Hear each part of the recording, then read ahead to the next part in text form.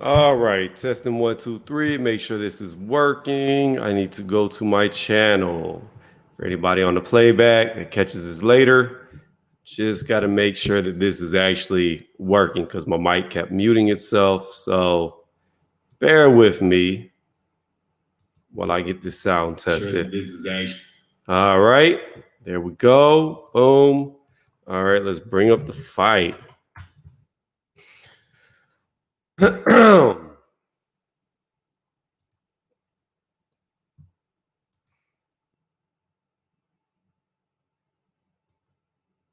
Here we go. Watching English. And it has not started yet. All right. Let's get my. Haven't had time to look up the fight template.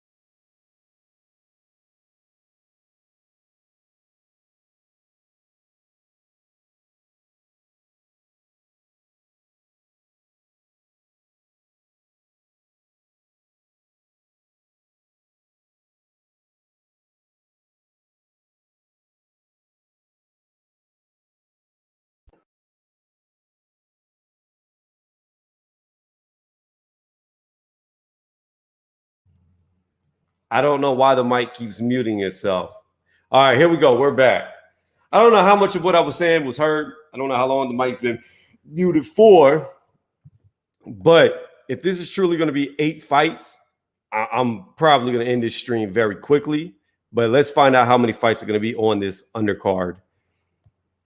Let me send out a text message in the meantime. And if you want to, just type to me and I'll respond to you in the chat while we wait for this fight to get underway. Because the fight card has not started yet on my end. Let me refresh the page. Yeah, it still hasn't started yet. So we're just waiting for it to get underway. No, let's put a banner on here.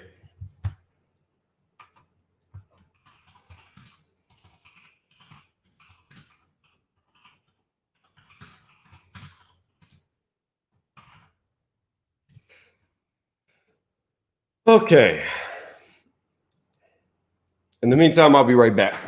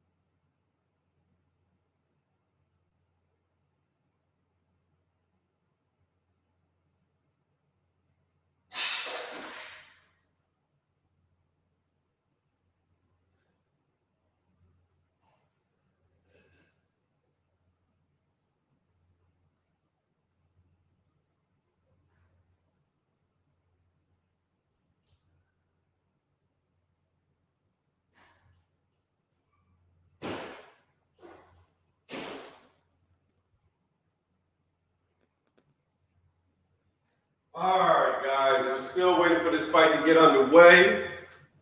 The fight card has not started yet, so we're still waiting. I don't know how long it's going to take. Yes, I have bedhead. Yes, I just got out the shower. But check this out. This is the real way that you eat an oatmeal cream pie. There we go. You put peanut butter on top of it first, and then you eat your oatmeal cream pie. That's how you get big. That's how they do it in jail. Joe.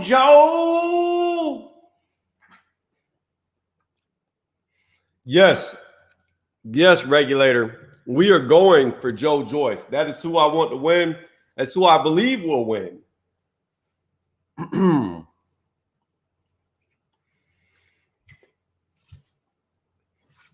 The one thing I don't like about Joy Joyce, though, is he came in extremely light for this fight. He came in at 258. He looked very trim and sleek. But the thing is, styles make fights, right? So when you're going in there against a heavy hitter like Daniel, you want all the weight you can get so you can absorb as much damage as you can absorb, especially against a guy who's going to hit you, because Joy Joyce gets hit a lot. So you want to come in bigger and tankier to be able to absorb more damage while you try to get your shots through.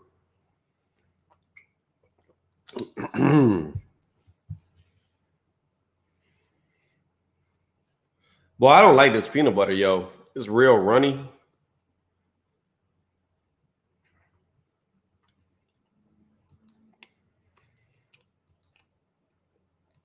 I don't know when the ESPN fight card is going to start, though. I keep refreshing it, and nothing's coming up.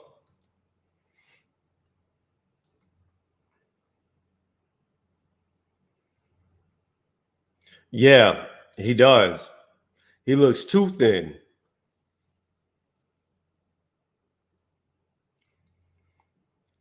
Instead, I think 2/3. What do you mean by 2/3? 66%.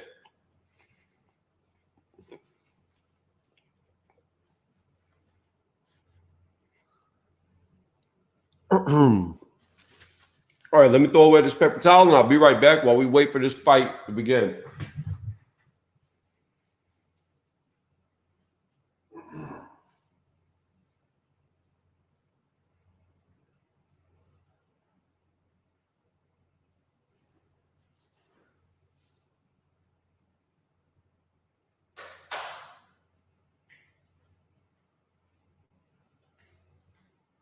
You know what I need to do, regulator?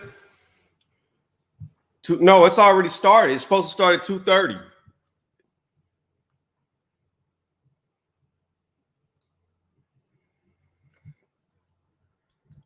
But well, 2:30 Eastern Standard Time.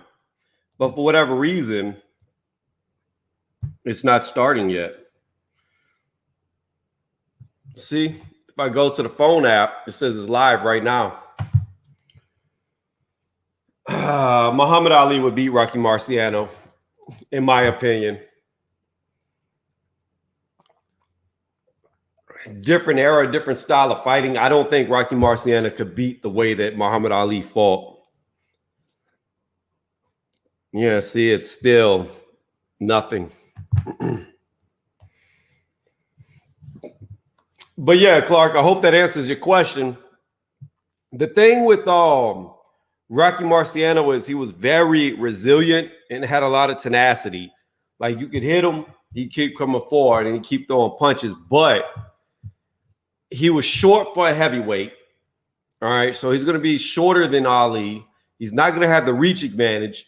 When he fought, people didn't move around the ring like they did when Ali fought. So I see him having a lot of difficulties with Ali circling him and jabbing him to death, especially with his wide guard and his wide stance. So, hold on 1 second. Show my bare foot real fast. Let me adjust this, Clark, if you can still hear me. Trying to. All right. So when I fight, right, I like to stand with my feet like this. Okay. Pretty much you can come straight back to here. The reason why is I'm on my toes a lot and I'm up, so I'm cocked and I'm ready to explode. All right. Rocky Marciano didn't stay on his toes and move around a lot like that. Rocky Marciano had what I call a toe to heel style to where he's more wide like this. So in other words, if you had a straight line, it would go from his toe to his heel. Now, a lot of European fighters like to fight like this, and what it does is it brings you inside the body so you can get counter shots off. I don't like that fighting style because the problem with it is when you stand like that, let me do the camera more up so you can't see my feet. So when you stand like I like to stand, right? Let me get closer to the camera because let me make my camera bigger so you can see what I'm talking about. I don't even know how to do it. Okay. So when you're here, right? When you're like I like to stand, you see the angle, right? So my stomach is sideways this way. So you got to come through my shoulder, my elbows to get in as I'm coming towards you, loaded, ready to throw, right? Rocky, like most European fighters, their stance is like this. You see my body starting to square off. So I'm here, right? Rocky Marciano's stance like this. You see how it squares off more? Now, it's better because you can get off with the left hooks on the counter punch, but it leaves you open more susceptible to be hit by jabs, especially like Muhammad Ali used to throw. So again, from the way that he stands, his movement speed, I just think it's a bad matchup for Rocky. I don't think he could beat Muhammad Ali. Let's go back here. I hope that answered your question, Clark. And if you don't agree, let me know why you don't agree. Still waiting for this fight card to begin. I don't understand what's going on. Oh, wait.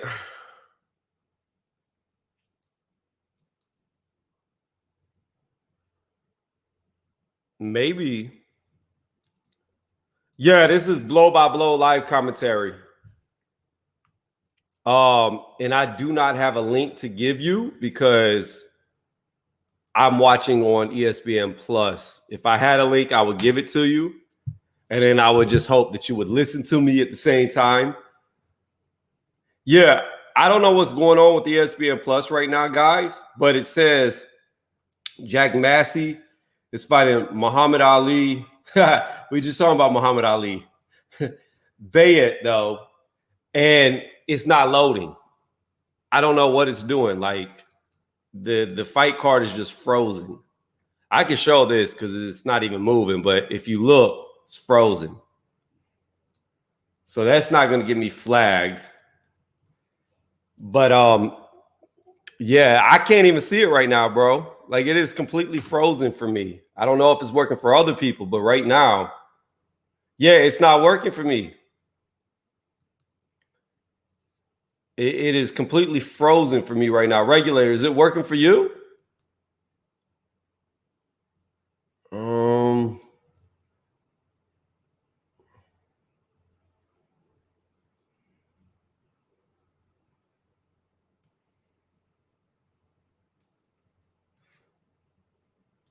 Let me come back to the chat. Hold on. You're watching it and it's working? What the hell? All right, let me close out ESPN. Yeah, I'm closing it out. I'm going to try to bring it back up because I do not understand why it is not working for me. Let me go back to ESPN Plus. All right, well, I'm not going to be able to do live commentary of this fight because I can't get it to load. Huh.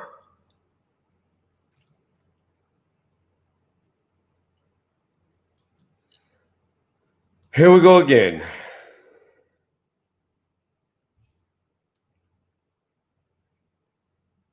Okay. Now we got it working. All right, we're good now.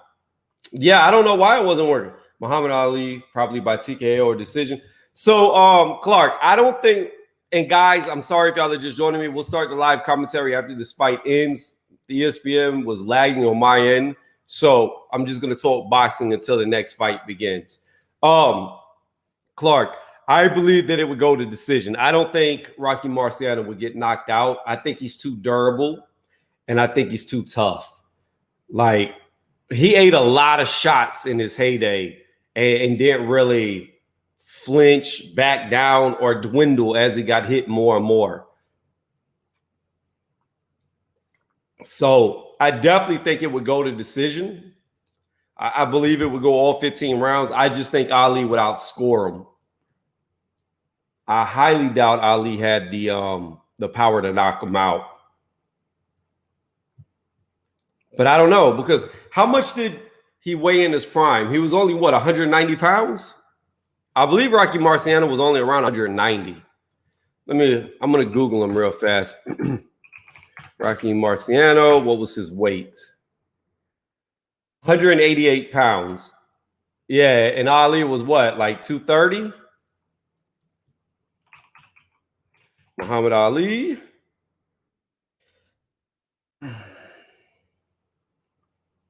I know he was in between 220, 230. That's 236 right here, but that'd have been later in his career. He was around like 230. So yeah, it'd have been a big size, because you got to understand, when Rocky Marciano boxed, he was pretty much a cruiserweight. The heavyweights back then were cruiserweights of today. So there's that aspect too that you got to understand, how much bigger Muhammad Ali is than Rocky Marciano.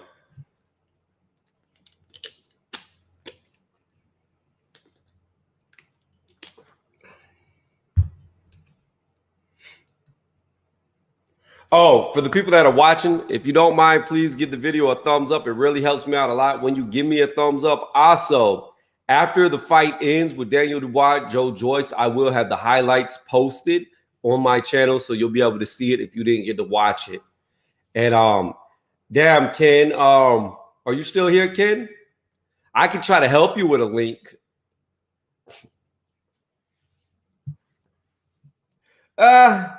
Yeah, but Clark, you can't really count that knockout of George Foreman with Muhammad Ali. Muhammad Ali didn't really TKO him.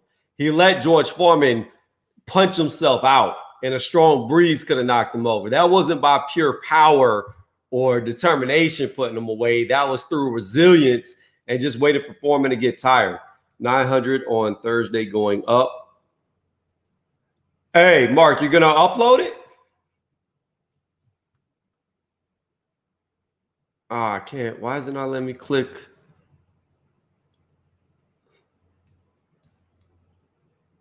Let me move this over here.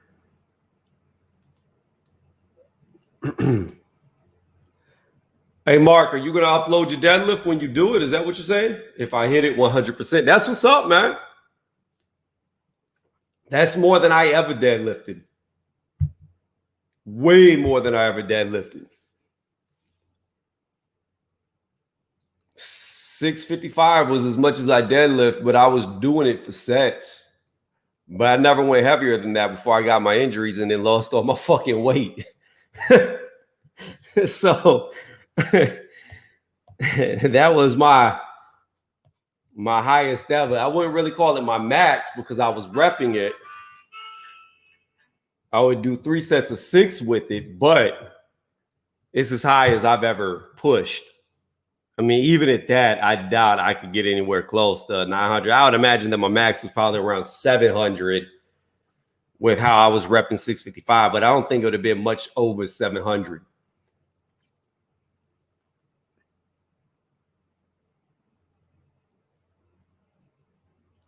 Hey, man, Mark, if you can do it, I believe that you're not that far off, bro. And you're young, too, at 27. Because you got to understand this, Mark, you know this, and I know this. We know this. You're not really going to come into your powerlifting strength until you hit to your mid to late 30s, even into your 40s. So You've got a lot of room for strength to grow, especially if you're there already at such a young age. Like a whole lot of room of growth. Again, guys, if you're joining me, my ESPN Plus was messing up. There is a fight going on right now, but the blow-by-blow live commentary won't start till the next fight because I missed a good portion of this current fight. But the next fight, I will definitely get back on the grind and do it for y'all. Also, if you like what you've been listening to, please give the video a thumbs up as it really helps me out a lot. What am I missing? Hold on one second. I'll look back at the chat in just a second. I'm missing something. I don't know what it is. That's done. That's done. That's done. I don't know. What the hell? That's done. That's done. That's done. And this is done. That's maxed. That's maxed. Ah, there it is. Okay, found it. All right. 35 is best age in my opinion. The day I hit 900, I'm going to upload my 9-year journey. Hey, that's what's up. You've never actually revealed what you look like, have you, Mark? So it'll be like a face reveal and a PR all at the same time.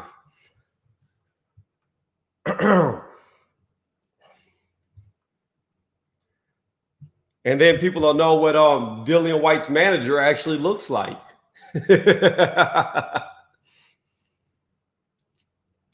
Oh, you said you have been on camera before. Oh, well then never mind. Fuck it. You just ruined it.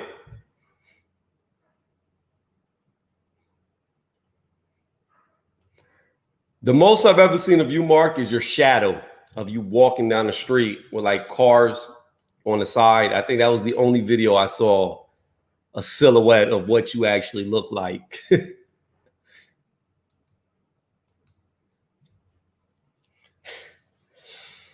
Oh, shit. I'm ready for the next fight to get underway so I can start this live commentary. Let me tell you something. I have learned this. I am sore. I am sore from sitting on my ass and doing nothing. I live streamed both fights last night. And because I did it, that's what, like 4 to 5 hours that I was on my ass between the two streams. And I'm feeling it. Like my hips are hurt, my legs are hurt. I'm not used to sitting down this long. But see, that's the thing, Mark. That's the thing about it. People, ESPN Plus is working now, Dr. Progress. It took me a minute to get it working. But for whatever reason, I was stuck on the blue screen of doom. And I had to close everything out and then bring everything back up to get it working. So you might want to do that. I'm going to start this commentary on the next fight because it's already midway through the current fight. They're going into the 4th round right now of an 8-round fight. So it's pretty pointless for me to do my live commentary because my scorecards will be off. But anyways, Mark, what I was saying is that's the thing about it that's so funny. People think that guys who are built like statues are menacing and strong, but they're not really the strong guys. The bodybuilders are not that strong. I've seen many of bodybuilders who look impressive, weak as hell in the gym. It's the big fat dudes that lift everything. I mean, like that guy I told you about, that Saul Harris that holds the record right now currently. That dude was a short, fat built guy. You would never think he was strong, but he could lift everything in the gym, every weight, no problem. But it's just, you know, you're not building muscle for aesthetics. You're building it for strength. And then it comes to a point to where, yeah, but also regulator, it comes to a point to where the fat is added weight. And the more weight you have on your body, the more weight you can lift. So the fat that they, like power lifters do carry on their body, increase their strength. It's not actually like a Andy Ruiz, I've been eating ever since I beat AJ type fat. You know what I mean? It's actually a performance type fat to where it fuels them. So, you know, weight moves weight.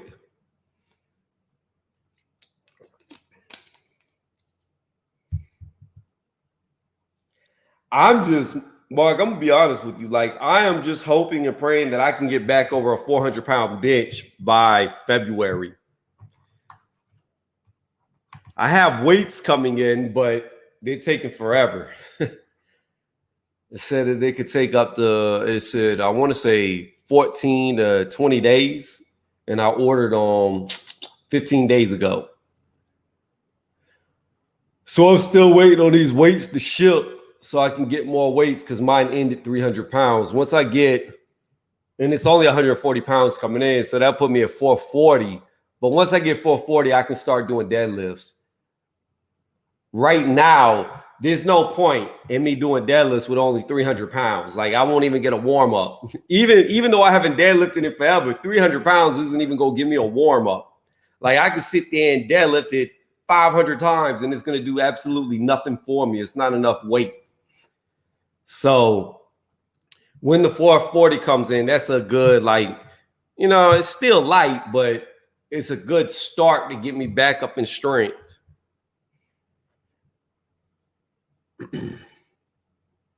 Yo, I answered your email. That sentence that I sent you was all fucked up. I don't know. I reread that sentence that I sent you in the email, Mark, and it sounded like I was Yoda. Like, the last half of my sentence should have been the first half of my sentence. I don't know. I was like half asleep and I saw it and I just responded. Like straight Yoda talking that damn thing. Like, I don't even know what the fuck I was saying. I looked back at it. I was like, what the hell did I write? And why did I write like that? Yo, I wrote the sentence like I learned Spanish first. Like, literally, I wrote it as if I learned Spanish as my first language. And for people who don't know, we're going to read this real fast while this fight gets underway because I'm just eating up airtime.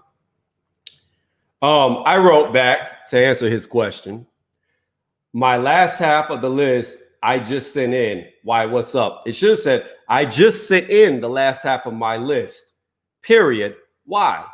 What's up? That would have made more sense. But literally, the last half should have been the first half of my sentence. And the first half should have been the last half. What time is the Joy Joyce fight? I have no idea, Gypsy boy.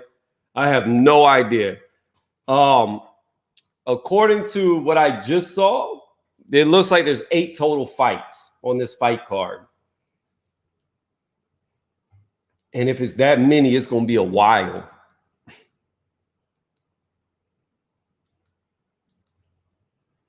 Yeah, Mark, I'm not going to lie. I confused myself when I read it back. I was like, yo, this sentence is so out of structure. Like, how the hell did I pass college writing like that? Like, yeah, no problem, Gypsy boy.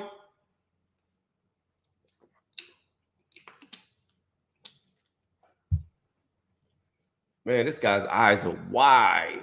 Look like he was just sniffing some cocaine or smoking some meth before the fight.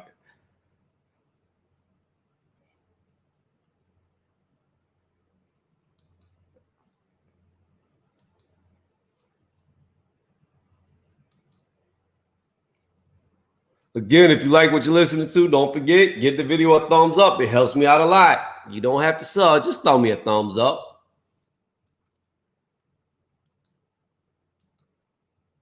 Oh, man, my hip is hurting right now from sitting.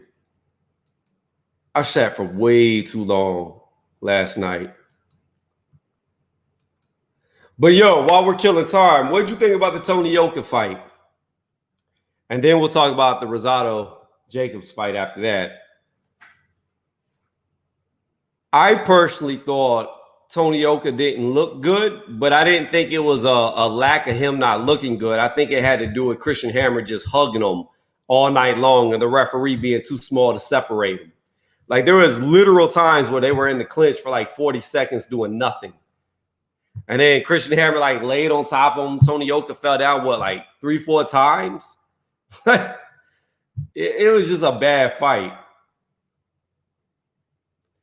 Yeah, but they were only boxing for like 5-second spurts before Christian Hammer would hold him and hug him and never let him go. So I think, again, it was more not so impressed. I have 15 minutes if you want to drop. Yeah, you could get on here while we're... Oh, wait. Let me find the link.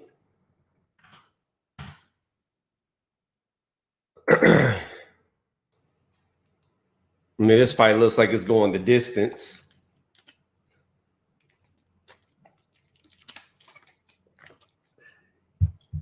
Yeah, I had Daniel Jacobs winning. I had it 115 to 113 on my live commentary, Clark, because I saw Gabe Rosado missing a lot of shots. I got to watch for when Mark gets here. That's why I gave it to Daniel Jacobs. I thought Gabe fought the wrong fight because Gabe Rosado normally goes to war with people. He's normally a warrior that'll get in there and fight with you. That's why his face gets so messed up. But he didn't have that type of fight. It was more of a boxing match between him and Jacobs. And I just thought Jacobs was avoiding enough of his shots to edge out some rounds. What's going on, Mark? How's it going? How are you doing? Hold on, there's somebody else in the background. Femi Progress OI? What the hell is that? Yo, whoever Femi is, you gotta plug in your mic and your webcam or it's not gonna work. It's probably somebody who thinks that the link to the actual live stream to watch the fight, mate. Oh, okay. You might be right. So you should probably remove that from the chat. All right. Because you have people clicking on that all night thinking that's a link. Yeah. Appreciate it. I normally don't do these when I was doing these, and I haven't done them in a while. I normally don't do them from StreamYard. I normally do them from XSplit, but that shit's not working right now for some reason. Oh, bro, I feel tired as hell. You didn't get no sleep? No, I got sleep, bro. It's carrying weight saps energy. Like body weight or actual weightlifting? Body weight, bro. I mean, you got to get big to lift big. Bro, I could only imagine if I set my eyes on that Raw record, bro. If I do set my eyes on that shit, how much weight I'll have to get to be able to lift it. Because right now it would be a no-go. Be a no-go. Can you hear me okay? Yeah. I'm listening to you. I'm just typing to this guy in the bot. Okay. But yeah, I could only imagine. I think I'd need at least 60 pounds more on my friend. What's your current weight? Well, when I started to want to go up to this, I put on 30, so I'm at 277. You want to be 277 or you're trying to get to 300? I'm happy. Like 280 was my goal. I can get to 300. Okay, so you're 3 pounds away from hitting your 30-pound goal is what you're saying. Yeah. Okay. So you started at like 250. Roughly. Thereabouts. Take a pound out of pound. I just wanted it to be in around 280. I didn't want to be exact 280. That doesn't matter. Yeah. So it's just if I add another 1,000 pounds, I'm gonna have to add another 50, 60 onto my front. That's gonna suck. How tall did you say you were? 6'5"? Somewhere. Yeah, I'm 6'5", bro. But like, my legs are naturally really fucking large anyway, and so is my chest. So all this extra weight's going into my lower back and around my fucking ribs. Yeah. It'll make it hard to breathe too. Yeah. AKA to get to where I need to go, I might need HGH, bro. I'm not even joking. Oh, yeah. Like, here's the thing. I'm gonna be honest. Like I told you, like I've said this 1,000 times. If I had access to clinical strength, HGH, steroids, whatever, I would take it without a doubt. I just don't trust the internet. That's why I've never done it. But if you're going for a goal like that, you're gonna have to take something because your body's gonna break down with that much weight. Yeah. I'm not gonna say, but I'm already on something. You know, I'm just saying that people. I'm already on something. I'm not saying what it is. You probably that's could. fine. You don't need. You could take 2 or 3 guesses and know immediately. One is something that's easy to get a hold of. I mean, if you're going for pure strength, I could probably guess. It's either going to be one of the 2 pills right off the bat. I could guess. If you want me to guess, I'll guess, but I'm not going to if you don't want me to. But I know 2. Huh? Don't. Yeah, you can email it to me. I'll tell you if you're right. Yeah. But I could think right now, if you're going for raw strength, there's 2 pills that stand out in my mind that'll get you strong real fast. Yeah. Oh, bro. I feel like shit, bro. But I'm gonna tell you though, like I never really knew what steroids does to people until I had a friend that got into a car wreck, right? Yeah. So when he got into the car wreck, he's about 6 foot tall, but when he got into the wreck, he only weighed about maybe 152, 150-ish. He was real skinny, right? Yeah. So he got into the car wreck. He was paralyzed from the waist down. They put him on steroids to try to get him to be able to walk again because he didn't have a severed spine. It was just bruised. So they were trying to do the steroids as a treatment to get him back to where the bruising would go down and his legs could take over. In the process of this dude, all he did was sit on his couch. It's not like he was out there rolling in a wheelchair, going places. He was literally at his house, right? They were injecting him with so much steroids. This dude went from like 152, maybe 150 on the low end, to about 205 pounds of just shredded muscle, doing nothing but sitting on a couch. That's why I laugh when people be like, "Oh, what the fuck was he on then, bro? That must have been some serious. He must have been on some serious tests and D-ball and shit, man. Fucking hell.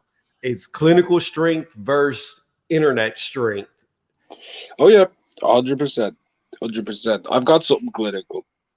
Yeah, I mean it's a whole different world when you get actual clinical stuff versus some guy thinking he's a chemist in his basement. There you go. That's the one thing that I've got clinical going on.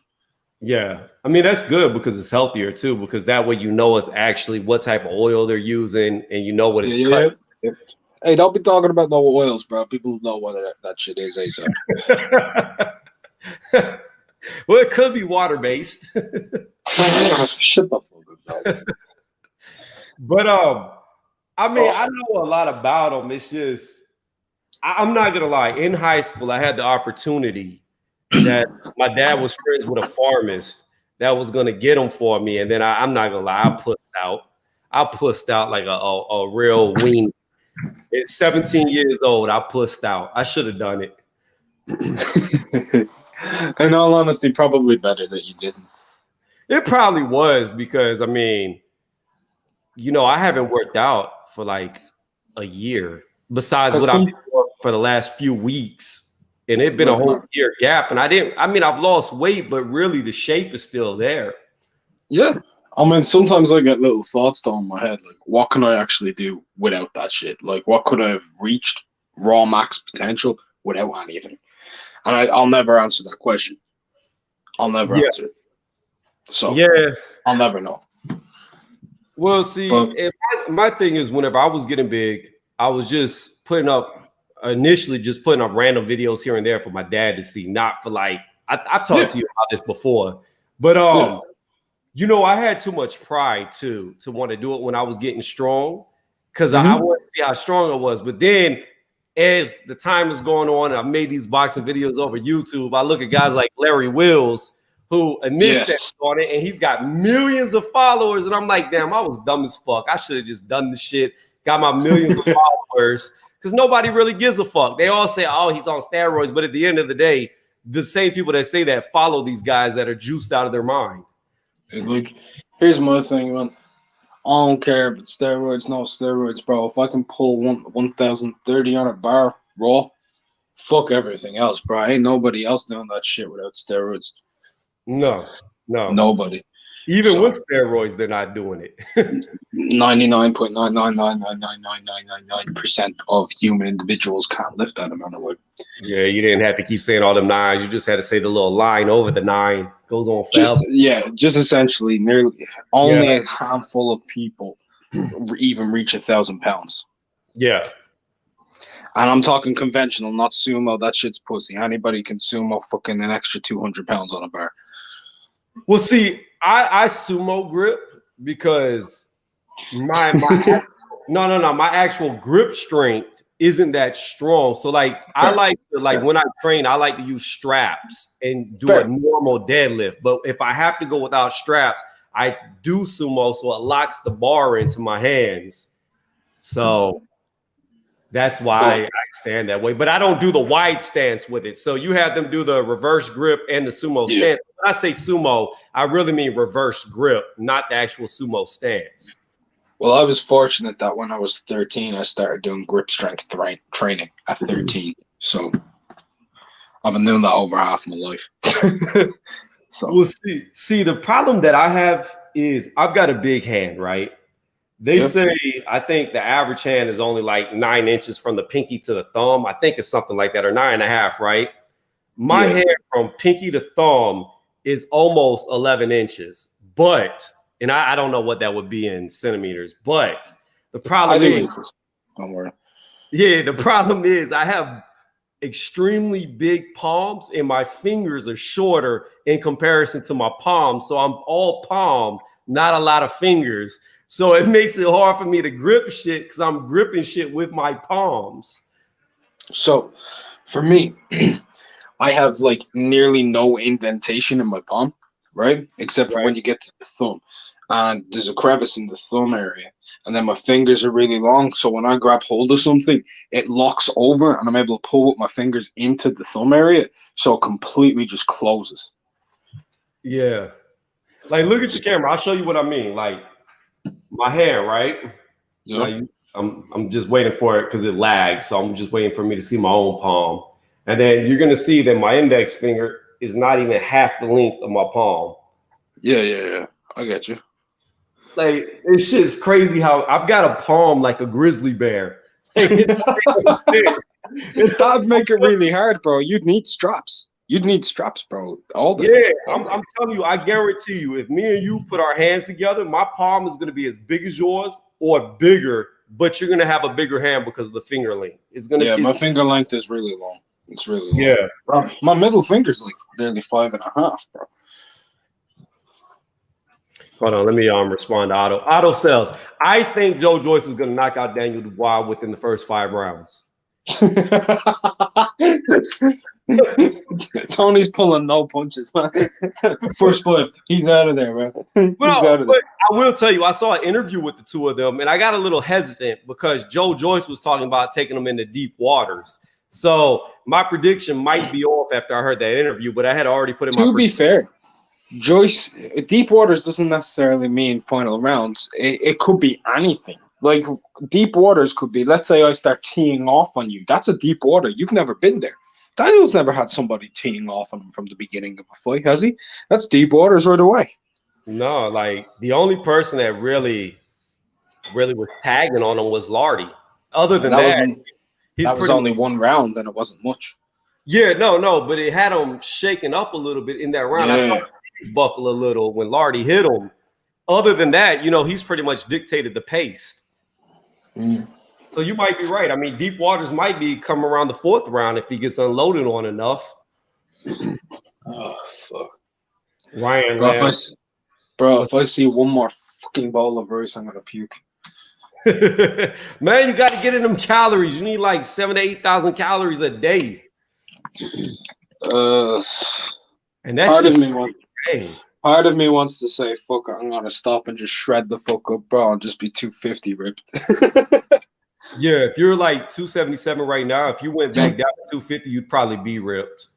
I couldn't. Someone was saying, could you make Bridger weight to me? I'm like, no, not unless I get cancer, man. That's the only way I could make Bridger weight. Even if you made that weight, you would be dead. You'd be like Kell Brook on the scale. I'd be worse.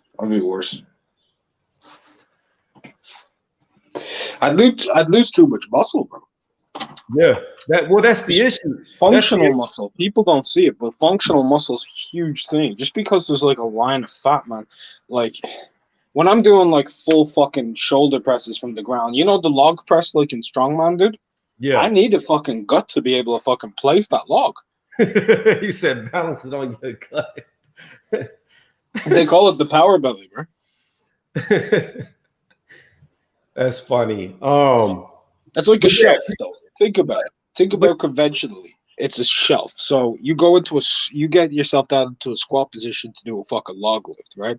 And you mhm. have to roll that shit up onto your gut to be able to like roll it up your chest and get it onto your shoulders. It's like having a shelf there. You get what I mean? Yeah, I can see that for sure. But you know, speaking about the strongmen, I don't like the strongmen competitions because I feel like they're biased to people that are my height, like 5'10", because them fucking Atlas stones is hell for people my height. Like, Yes. you Yes, gotta they get are. that shit over your damn head just to do what somebody your height has got it at their waist to do. Like, it don't make sense. Like, Well, no, I've done an Atlas Stone run, and I was the second tallest guy there, right? At yeah. this like little meet. And there was a dude who was 5'9", bro. And the smallest plinth was 5 foot, and the tallest one was 6'2", right?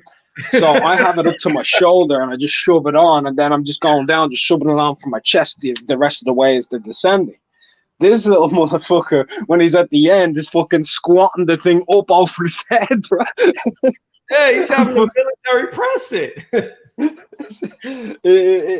I understand the Atlas Stone thing, but like the rest of the stuff is fine. There's actually some like things that help when you're shorter. Like for example, for me, if it wasn't for the fact that I have long arms, I'd be fucked on the deadlift. I'd much rather be 5'11" with short legs doing the deadlift, and you already know why.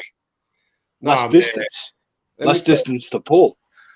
Yeah, but see, what sucks is when you're only 5'10", maybe I'll say 5'10", 5'10" like me, and you got arms that are the length of a 6'2" man. So your fucking legs are too short for your arms. So like it Yeah, takes me so long to lock my arms up to get the weight going.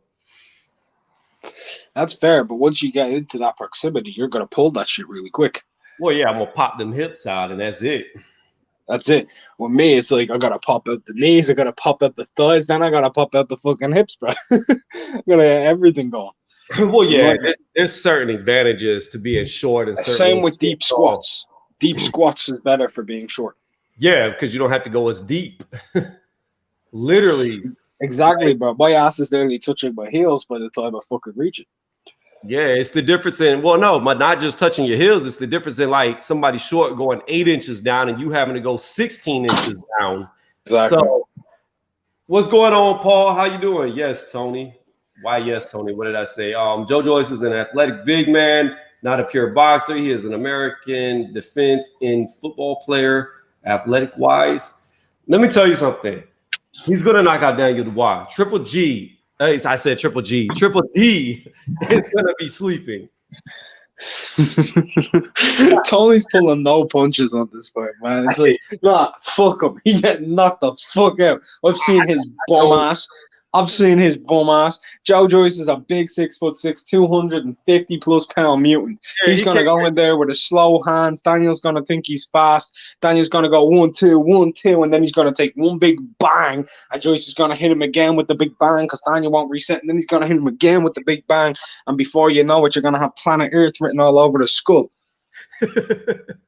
No, but I'm like all trolling aside, I just think it comes down to it's a grown man versus a boy who's not in his grown body yet. Like he's not ready. Like I think Frank Warren pulled the trigger way too fast on Daniel with this. Well, can I kind of explain it in like a powerlifting way? Right? Yeah, go ahead. I'm 27, right? But I'm when I was 26 and I was 250 and I was able to pull just over 8, just over 8. I met some of these powerlifters and strongmen, right? Now, one I met was Martin Leacy's. He's about 315 pounds. He's shorter than me. The difference in width and size, right? He's about 28, 29, 30 in around that age group, right? He's only a few years older than me. I felt like a fucking child.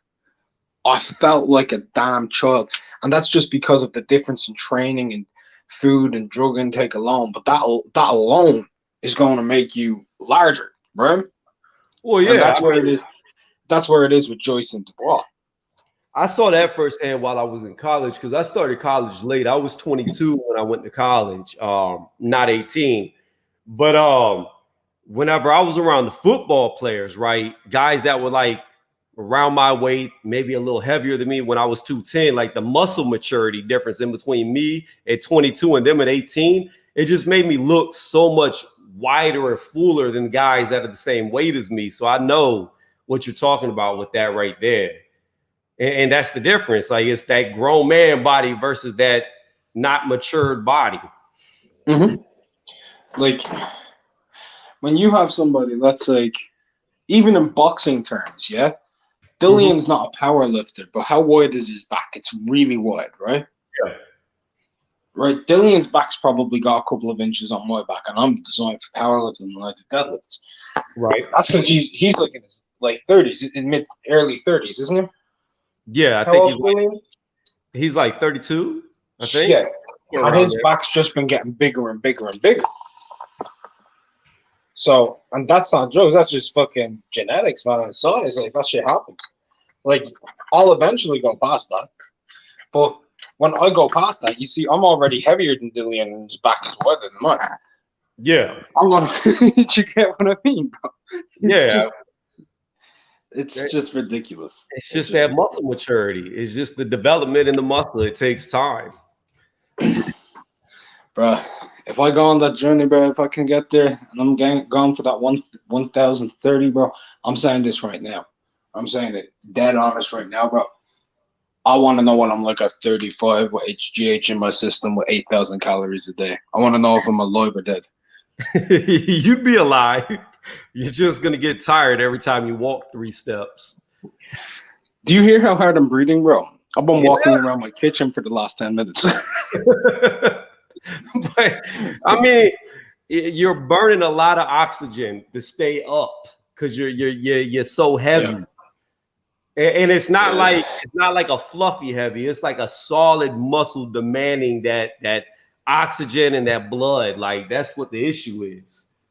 Autocell said, we talking boxing or powerlifting? Muscles don't win fights. That is the dumbest thing I've ever heard. Muscles don't win fights. Like, I mean, it depends, man. Like, no. Here's the thing. Every fighter who fights develops muscles regardless of the weight class from throwing punches. Like, you would have to get Gandhi and put him against Pacquiao and watch what happens. That's no muscles versus muscles. Look, if you have two people who both don't know how to fight, right? Neither of them know how to fight, Tony, yeah? Yeah. They don't know what they're doing. They're both equally shit at fighting. And one dude is way stronger than the other. Who's going to win the fight? The guy that's way stronger than the other. And why is that? Because he's just going to pummel him. Yeah, because even if he don't know what he's doing, he's just going to pummel him. Yeah, I mean, a big man who doesn't know how to fight is going to beat a small man who doesn't know how to fight. That's just the bottom line. Now, with Dubois and Joyce, they're both pro boxers. So what do we do to separate them? Is it the footwork, the hand speed? I mean, Daniel has more hand speed. Joyce has better footwork. He has better reaction time. He's physically stronger. He has a better gas tank. He's shown way more stamina. He has a higher level of pedigree. Yep. That pedigree, that experience right there is the real difference maker between the two. Both amateur and professional. Yeah, that's what I'm saying. So, I mean, it's not just Dubois actually had more fights, right? He's had 14 fights and Joyce has had 10, right? But the amount of no. That's what I'm saying. Like in Joyce's shorter career, he still had harder fights than Dubois has. So that level of competition. Yeah, he outdoes him in every aspect when it comes to actual knowledge of what to do in the ring. So I don't know. Like I just don't. And Joe Joyce, to me, he's 35. I couldn't remember his age. I know when we talked before, I was like 32, 33. I remember he was older, but he doesn't really look like the average 35-year-old to me. When you look at him, he looks younger than what he really is. So I don't think he's gonna be like a 35-year-old in the ring. He's going to be like a guy in his early 30s or maybe late 20s. So I don't think age is a factor at all. But he is at the peak of his physical man strength, and Daniel Dubois hasn't even reached man strength yet. Yeah, and the good thing for Joyce is with that, he's never had really speed. So he's never been reliant on fast twitch. So he knows how to fight slow, and he can play off that strength that he's gaining. Because, you know, like a guy like Roy Jones Jr., who was pure speed, started to slow down and got older. It didn't matter what type of punching power he had. He started getting hit, and he's never been hit. He couldn't take it, got knocked out. A guy like Joyce, who started off slow, it doesn't matter if he loses speed because he was slow from the beginning. Is there anything more frightening than that, by the way, than somebody who's always been the slowest dude in the ring, but always lands consistently and powerfully and doesn't have to rely on speed at all? It's just pure timing and strength. That's a frightening thing. It's very methodical. You know what I think it is? So I was watching like some UK stuff, right? Pop culture. And y'all had these things called Time Lords, right? And I think that's what Joy Joyce is. He gets in a little phone booth and he does like a time field, and people can't see him throwing the punch. That's why he connects. Did you just do a Doctor Who reference for this? I sure You got these things called Time Lords. Get the fuck out of here. Watch. I wasn't expecting that, bro. I was not expecting. Man, I've been trying to get up on my UK culture. Bruh, I shit you not, though. I don't know why, but if I look at my analytics, it varies, but on my analytics, I would say it goes between 37 to 43% of my viewers are all from the UK. And I don't even know how that happened. It just depends on who you cover. Well, see, I've covered UK fighters, but I've covered more Americans. But even when I cover American fighters, I still have that UK base that's like... I'll give you an honest answer to that. UK fans, they'll support their own in every capacity. Whereas with Americans, there's so much more to choose from, and not just fighters, but in terms of every sport. So the area for margin's lower. So that's all I'm saying. Right. Look, my largest viewer base is from the Philippines, bro. Hold on, say that again, Philippine? Yeah, Filipinos are my largest viewer base. So you got a bunch of me shoulders following you. Speaking of shoulders, hey, do you think that it's history repeating itself? Because remember when Manny Pacquiao lost to Floyd Mayweather, he said it was a shoulder that got injured, right? Now you have Teofimo Lopez that lost to Lomachenko, and he said it was because of his shoulder injury, and now he's not going to get the rematch. Do you mean Lomachenko lost to Teofimo Lopez? That's what I said. No, you said Teofimo lost to Loma. I mean, Teofimo Lopez beat Lomachenko, and he said his shoulder was injured, had the surgery, and now they're not having the rematch. Do you think that's history repeating itself? No. No? No, not at all. You don't see any overlays with that at all. I see similarities. I just don't think it's history repeating itself, because I see a lot of people. If that was the case, every 2 weeks in boxing, I'd be able to find a fighter history repeating itself with something. That happens all the time. I see fighters complaining about shoulder injuries after fights all the time.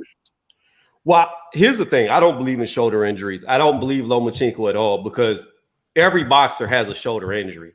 There's not a boxer who's been boxing for years that couldn't get surgery on their shoulders at any given time.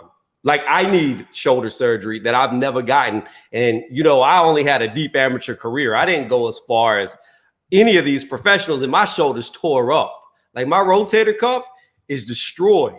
So I think that's an excuse that Lomachenko said it was because of his shoulder. Personally. Oh, yeah, but I see that with fighters all the time. Fighters complain about injuries like shoulder injuries, ankle injuries, toe injuries, neck injuries, all the time. Man. Look, man, we all know the only reason why David Haye lost was because he had a broke toe. Come on now. That was David Haye. That's why he got 1 2 in the face only. Yeah, it was the broke toe. He couldn't move. My ass, he couldn't move. That dude was on fucking roller skates, bro. Did you see him? He was on jet skis running around that ring. I swear, if my channel gets big enough, I'm just gonna make a T-shirt with his broke toe and just wear it and see who gets it. But yeah, he was running from Klitschko the entire fight. But yeah, when are these fights starting for you? Well, right now I have the undercard going, but I don't really care about these lesser fights that are only 6 rounds. That's fair. Who is this? I don't know what this guy's name is. His shorts say Big Dog. Yeah, I couldn't tell you, mate. Yeah, the real fight card probably is not going to start for another 30 minutes or so.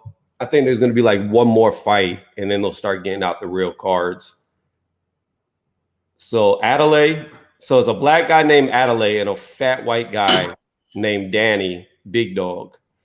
And David Adelaide. Yeah, watch that.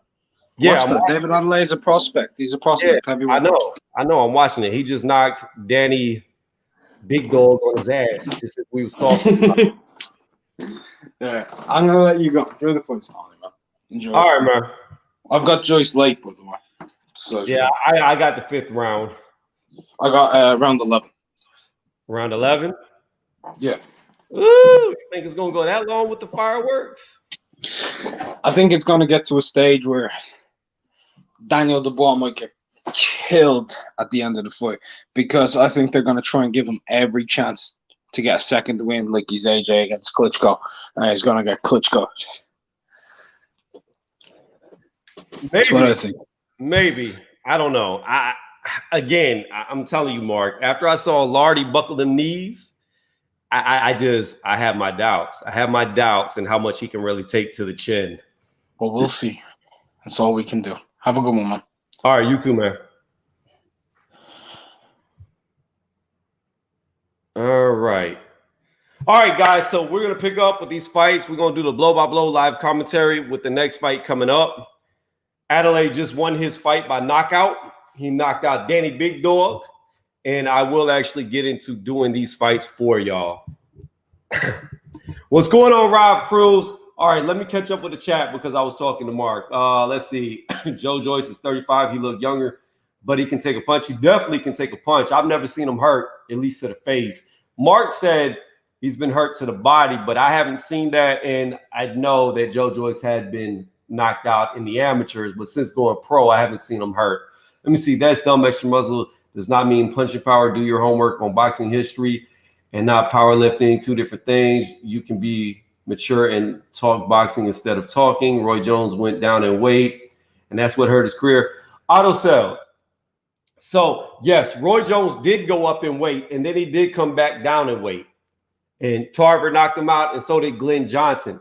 But that is not what was the beginning of the end of his career. What was the beginning and end of his career was the fact that Roy Jones did things that you're not supposed to do in boxing.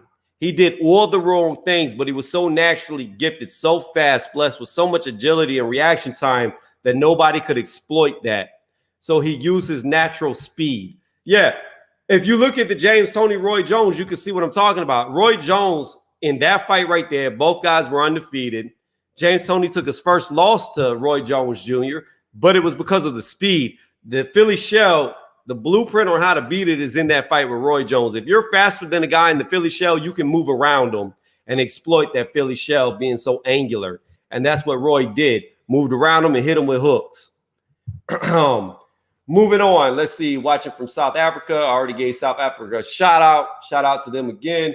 When the Joyce fight, when Joyce fight against Nike, it should be, I don't know, maybe in an hour and a half. I'm not sure. There's a lot of fights on this fight card.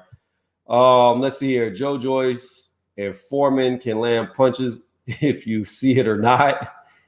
Yo, the thing is, 1-2 kid, Joy Joyce throws a punch so slow, it's like a slow ball. The brain can't comprehend it, and it still lands. It's like guys dodge, get out of the way of the punch, reset, and then the punch hits them. And I already said, what's going on, Rob? How you doing tonight? Other than that, I'll try to keep up with the chat better. We're going to get into the next fight as soon as they come out, and I will do the blow-by-blow live commentary for y'all. If you're liking what you're listening to, if you're liking the conversation, please give it a thumbs up because it does help me out a lot. And if you really like to subscribe to the channel, also after the fight ends, I will be putting up highlights of the Joyce versus Dubois fight so y'all can see what happened in the fight if you could not catch the fight. Other than that, hit up the chat. See, lives are so much easier when you have people to talk to, like me and Mark were just doing. But that's okay because there's going to be no dead time or dead air because we're going to be doing these fights from here on. So this right here that you're seeing on your screen is a live fight card that I do if this is your first time watching. Last night on both fight card events, I went 100. So I got every single one correct from the Tony Yoka fight card all the way to the Daniel Jacobs fight card. Got all my fights correct to be, well, they were all identical to the judges that time, but I'm normally within a point and I always have the right winners. By now, I've done 80 plus scorecards and only been wrong on 2. And those 2 could be argued as robberies. Let me come back. He didn't have fundamentals.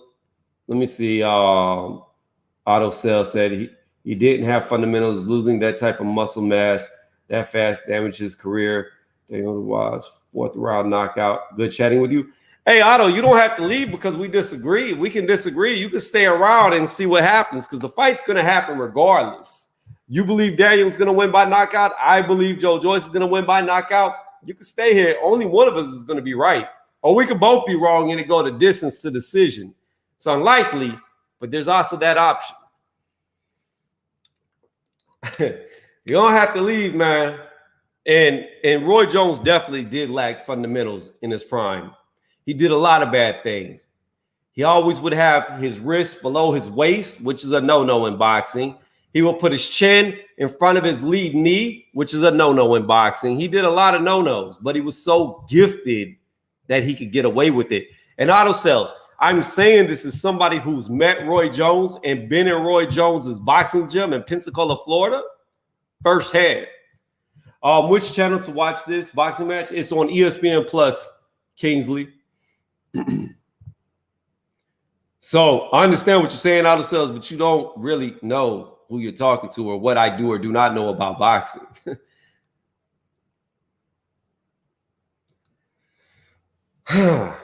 So we just had David Adelaide fight. He won his fight by knockout. I have to get back to my dealership. I will be back with you. All right, Auto Cells, just come on back through later on. Hopefully I'll still be here. Hopefully the event's still be going on, and then we can talk about who wins. If you're right, I'll let you know before the live stream ends that you're right, I was wrong. All right, Rob Cruz, let's see what you said. Tony, like I told you before, the only Dubois I know is Mr. Dubois. Is he fighting today? I don't know any Mr. Dubois.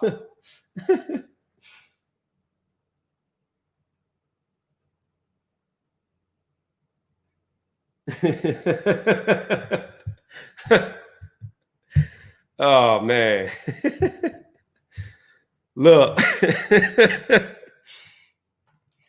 Rob, let me tell you something. I'm going to be honest with you. After this fight,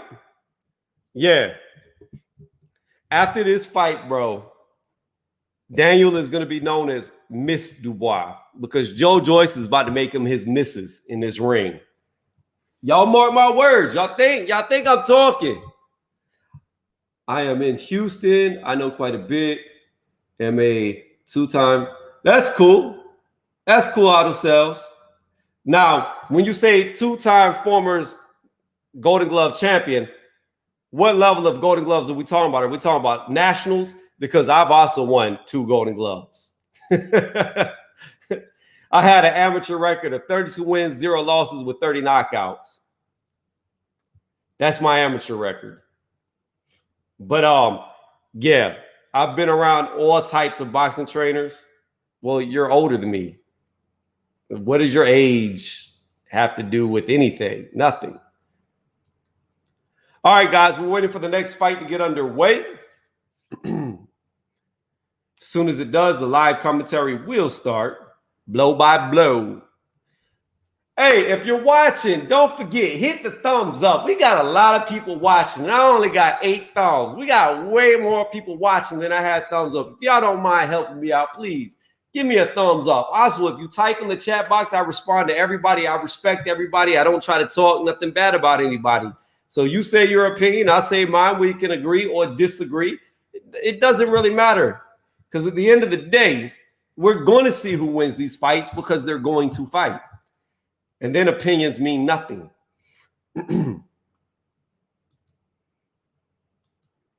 But yeah, auto sales, you're more than welcome to come back through. Just type in the chat when you do come back through. But I don't want you not to come back through if Dubois loses. Don't avoid coming back because of that. If you're going to come back, come back. But don't come back because Dubois wins. That's all I'm saying.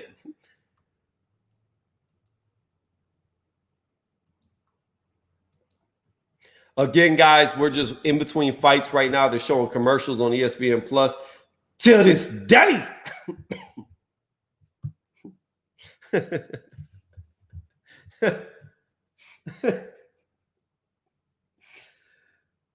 Bro, I'm going to let y'all know right now.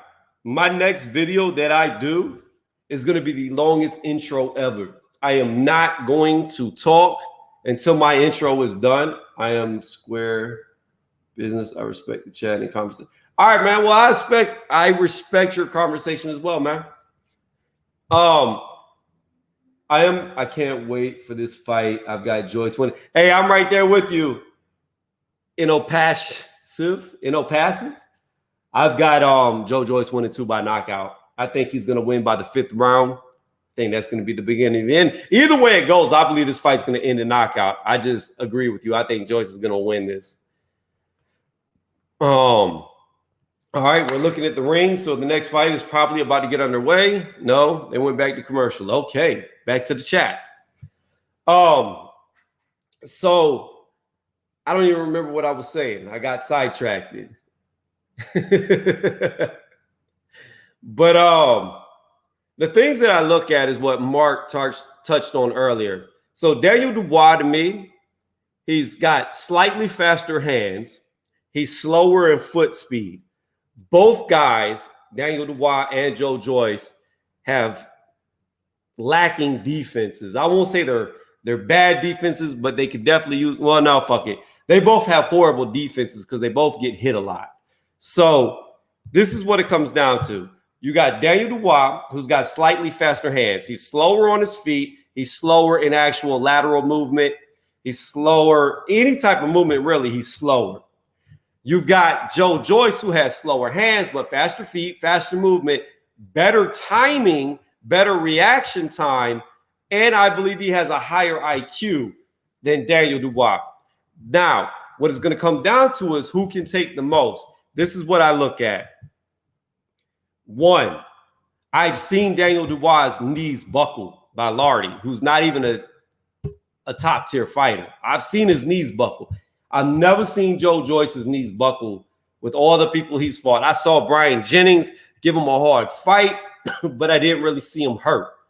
Now, with that being said, if I know it's going to come down to who can take the most damage, and I know both guys are knockout artists, and I know one guy's got a granite chin, or so it appears, and the other guy's been wobbled, I've got to go with the guy with the granite chin because I know they're both going to be hit, and I know they're both going to hit each other.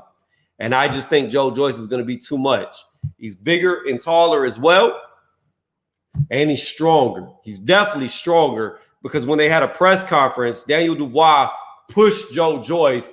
Joy Joyce may have moved 1 to 2 inches backwards, and Daniel Dubois flew backwards. He literally pushed himself off of Joy Joyce.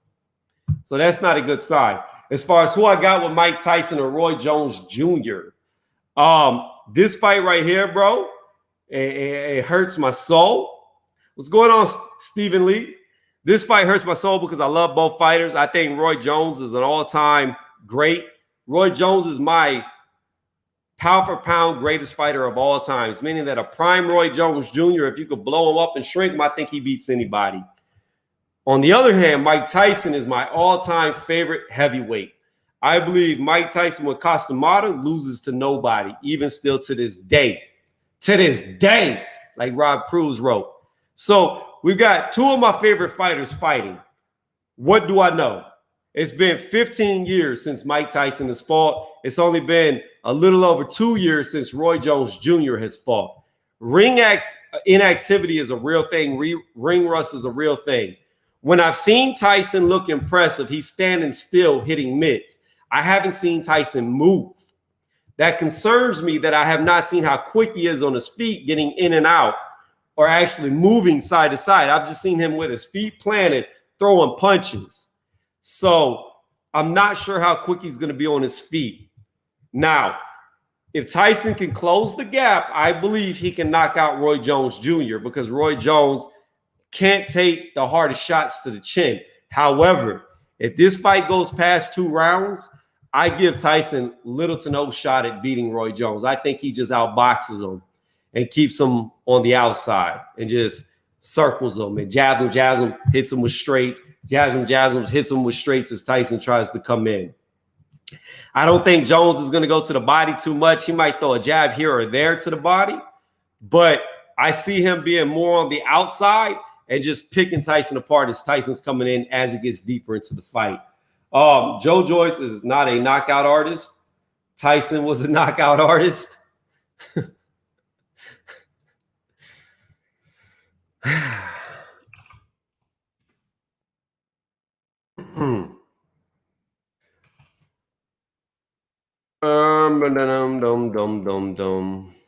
So here's the thing. Mike Tyson was definitely a knockout artist. Although when Mike Tyson knocked people out, they normally weren't sleeping. It was normally TKOs. Referee stopping it. Joy Joyce, same thing. It's mostly TKOs. However, when a guy is Joy Joyce had, I have to look. Has Joy Joyce has either had 10 or 11 fights, and he's knocked everybody out but one person. That's it. He's only not knocked out one person. So let me look up Joy Joyce's record real fast, and I'll tell you. Because I really don't remember. So he's had 11 total fights. I was wrong. I said 10 earlier. I was off by 1. And Daniel, I was off by 1. He's had 15 fights. I said 14 earlier. So I was wrong about one fight with both of them. But anyways, out of 11 fights, I was right here. Joy Joyce has knocked out 10 people. That's a knockout artist. That's a knockout artist. That's a 90% knockout ratio. That's a knockout artist. Like, even Mike Tyson had people he didn't knock out in his prime when he was destroying everybody.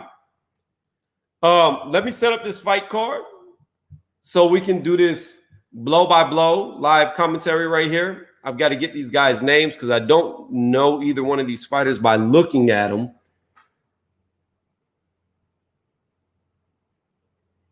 You know, you talking boxing. Your prediction for Roy Jones and Tyson is perfect. Oh, did I just get a compliment? Joy Joyce is not a knockout. Okay, I already talked about that. Let me get these guys' names. I'm not quite sure. They're not showing their names right now. And this guy doesn't have any type of markings on the shorts to let me know what his name is. So, can you please flash up these guys' names? This is like a local level fight, it looks like. A domestic fight from the UK, and I don't know all these domestic fighters in every weight class from the UK, being that I am in the States.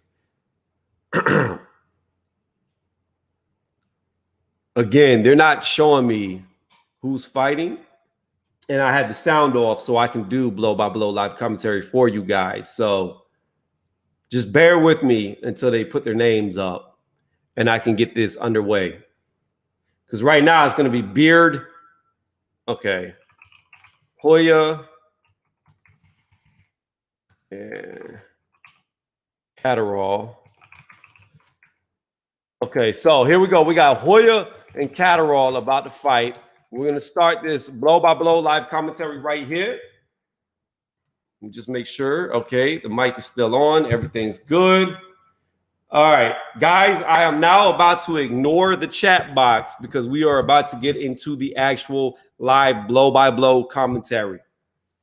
So when this fight gets underway, I will be adding up the score, and I will just be talking the fight right now, not talking boxing like I have been.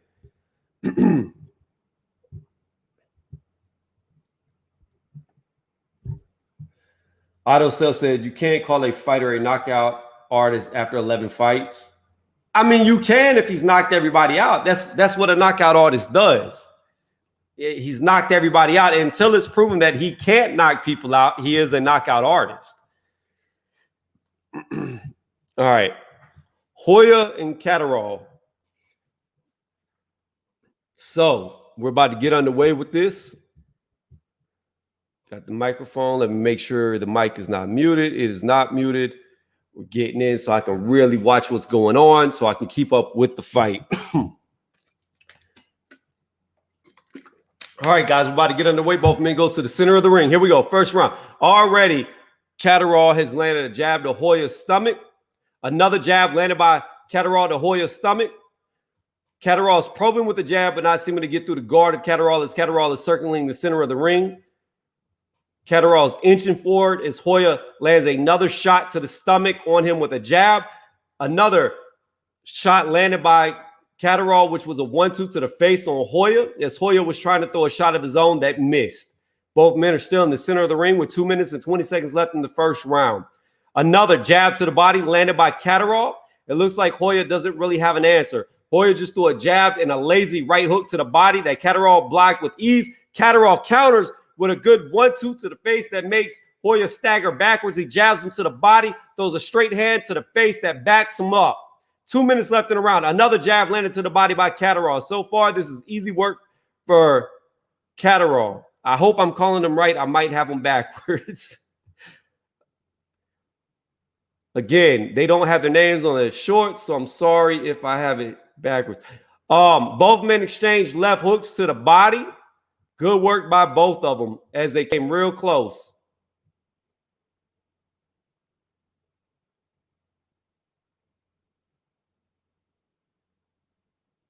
Catterall just gets hit by a jab and then a straight behind it by Hoya. And then he lands a jab of his own to the body on Hoya. He throws a 1-2 at Hoya that Hoya gets out of the way of. Catterall goes underneath a jab straight thrown by Hoya. Catterall lands another jab to the body on Hoya. We got a minute 10 left in the first round. Hoya's pushing forward. Catterall's backing up.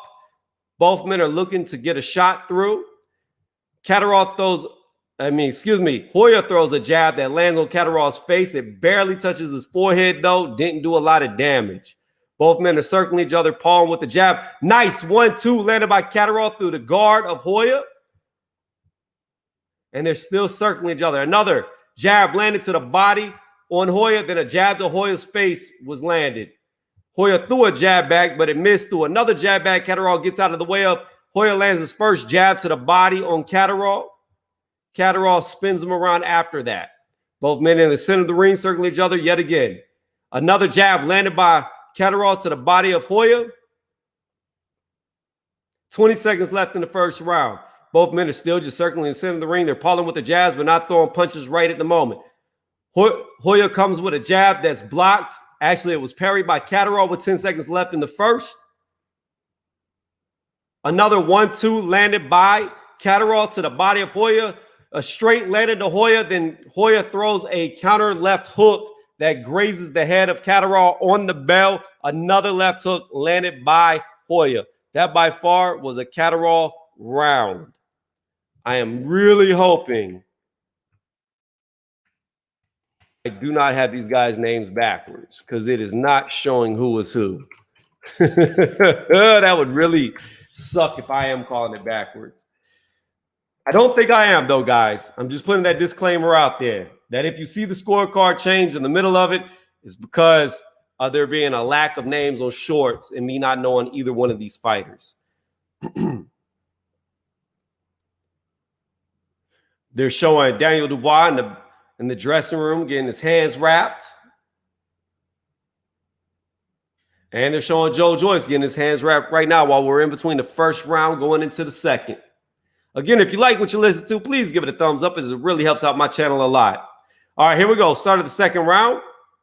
Referee brings them together. Catterall comes across the ring first. He's already pawing with a jab. Nothing's getting through, though. Nice counter right, landed by Catterall. Then a jab landed by Hoya.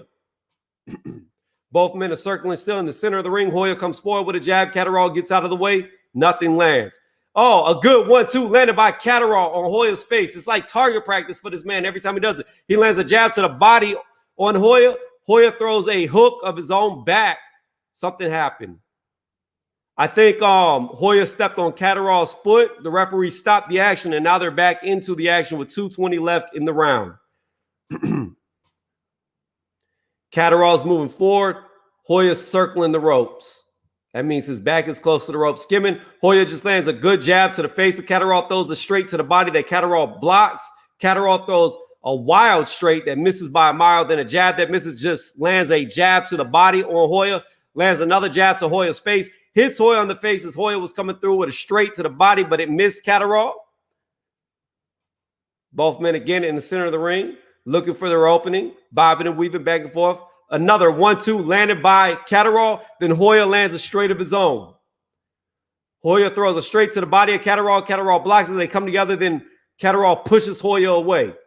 Hoya comes forward with a jab. Catterall throws a jab. Their jabs hit each other. Neither man lands. Both men land jabs at the same time. Catterall's was to the face. Hoya's was to the body. Now Catterall's teeing off on Hoya. Hoya counters that with a left hook that sends Catterall around. They come together in the clinch. They separate in the clinch with 1:20 left in the second round. Another 1-2 landed by Catterall to Hoya's face. Hoya tried to throw punches back. It was blocked. They got tied up. A right hook landed by Catterall. Then Hoya comes in with another punch that misses. They come together chest to chest. They separate themselves with 1 minute left in the second round. Hoya comes with a jab straight, a 1-2 that misses Catterall as Catterall backs up. Catterall's coming forward, pawing with the jab, throws a straight to Hoya's body, but it does not connect. Hoya throws a jab of his own to the body of Catterall that barely connects. It grazes him, so it counts. Catterall comes with a jab and a right hook that gets tied up behind the arm of Catterall. Nothing lands. They come together as they separate. Catterall nearly gets hit by a right hook by Hoya, but he does dodge it. 30 seconds left in the round. Right now, Catterall's pawing with the jab, looking for an opening. Just pawing with the jab, changing levels, going up and down, looking for an opening. Hoya's backing up. They're both just looking at each other. 10 seconds left in the second round. Still pawing with the jab, changing levels. Catterall lands a jab to Hoya's stomach, then throws a 1-2 to his face. The 1-2 was blocked, but the jab to the stomach did land. Another jab landed on Hoya's face on the bell. Another Catterall round.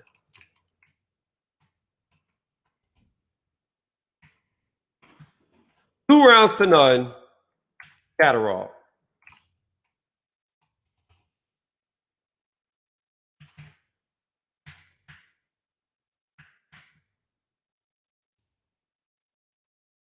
While we're in between rounds.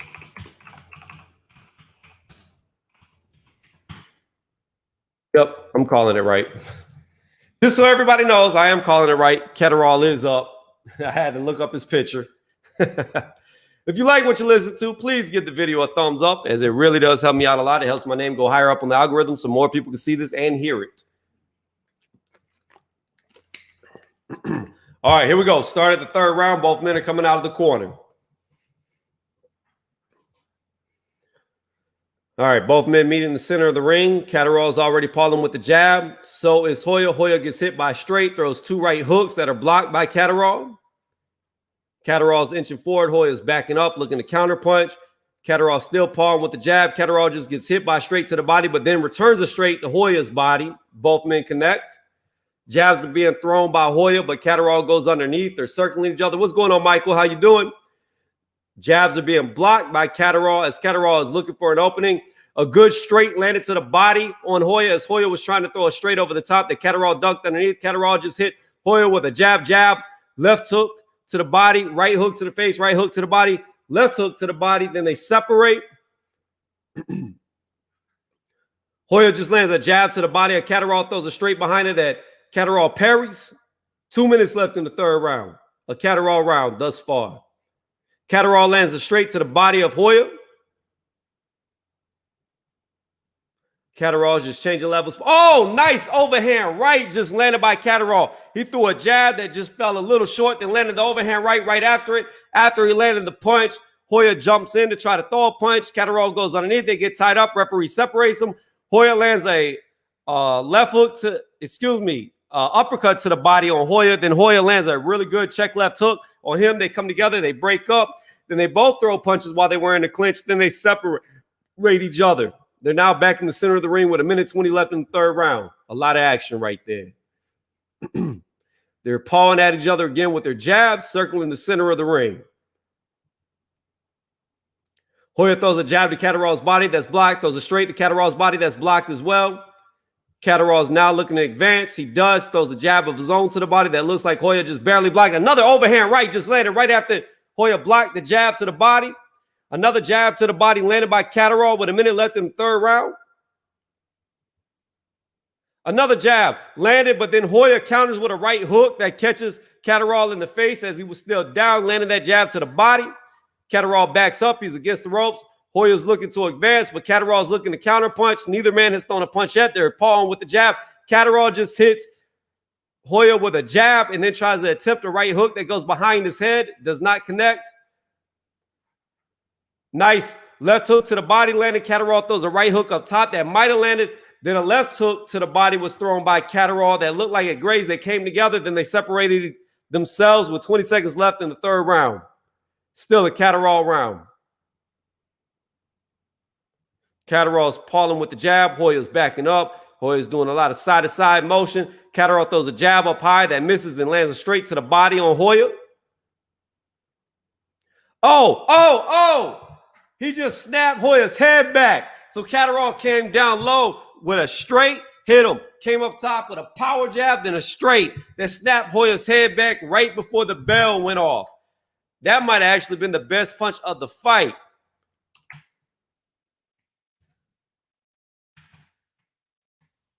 So far, I have Catterall up 3 rounds to none. If you want the boxing numbers, it's 27-30. We're in between the third and fourth round right now. If you're just joining me, if you like what you're listening to, please give me a thumbs up, as it really does help me out a lot. Really does. Just hit them thumbs up, please. That's all I ask. And if you really like it, subscribe to the channel. I do live commentaries all the time. Hey, Michael, what's going on with you, man? I'm trying to stay out the chat as much as possible while this fight's going on. When we get in between fights again, I'll start talking again. Now they're showing Joy Joyce again, getting his left hand wrapped. Now that his right hand is fully wrapped, here we go. Started the fourth round. Catterall versus Hoya. Both men meet in the center of the ring. Catterall's already pawing with the jab, but not landing. A left hook thrown by Catterall that misses. Hoya goes underneath with a straight that's blocked. Then Catterall throws a straight that's blocked. Then a 1-2 thrown by Hoya that Catterall gets out of the way of. Catterall hits Hoya with a jab. Then they come together, collide with a headbutt. They separate themselves from the clinch, but they did hit each other hard. Catterall went for a left hook to the body. They got tied up. The referee separated them. It looks like Catterall's eyebrow might be bleeding. I think it was his left eye that might be cut open from the headbutt. Hoya landed a jab to Catterall's body. Yep, there's definitely a cut over Catterall's left eye caused by a headbutt. A good jab landed by Hoya. Then he threw a straight that Catterall got out of the way of. They're circling in the center of the ring, pawing with the jabs. Hoya throws a jab to the body of Catterall. Catterall backs up, dodging it, flicking jabs at him. Oh, another overhand right that grazes the nose of Hoya. And then a jab to the body landed by Catterall on Hoya. 1:50 left in the fourth.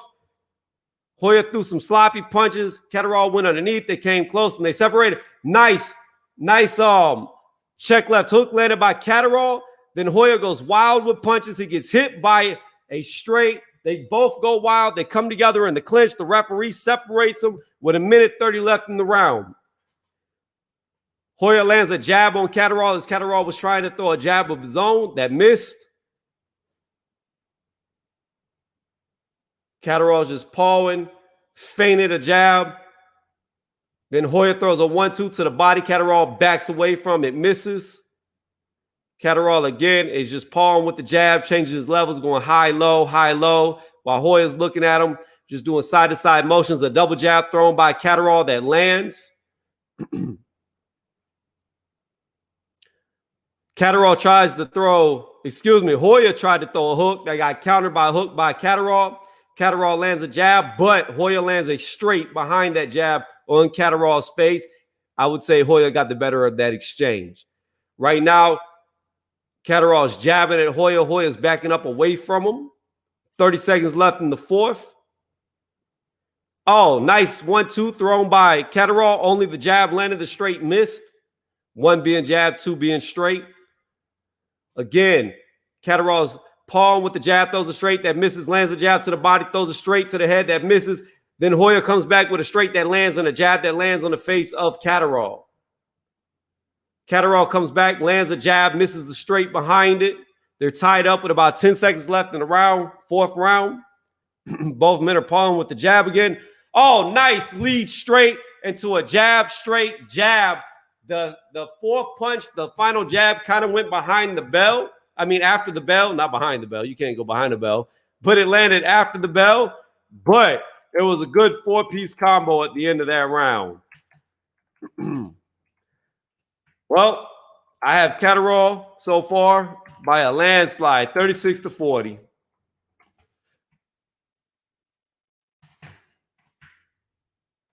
Again, if you like what you're listening to, please give the video a thumbs up as it helps me out a lot. Hey, it's a Ben Chode calling me.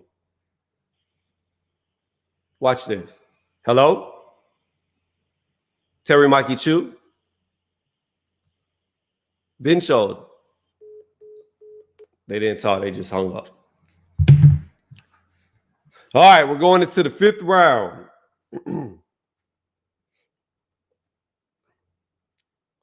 All right, both men are out of their corners. They're coming to the center of the ring. They meet in the center of the ring. They're pawing with the jabs. Neither man is throwing a punch of any significance right now. They're just pawing, filling each other out. We're at 250 in the fifth. Catterall just hits. Hoya coming forward. Hoya tried to throw a jab, but Catterall countered with a check right hook. Catterall comes with a double jab that Hoya goes underneath. They get clinched up. The referee separates them with 2:30 left in the fifth.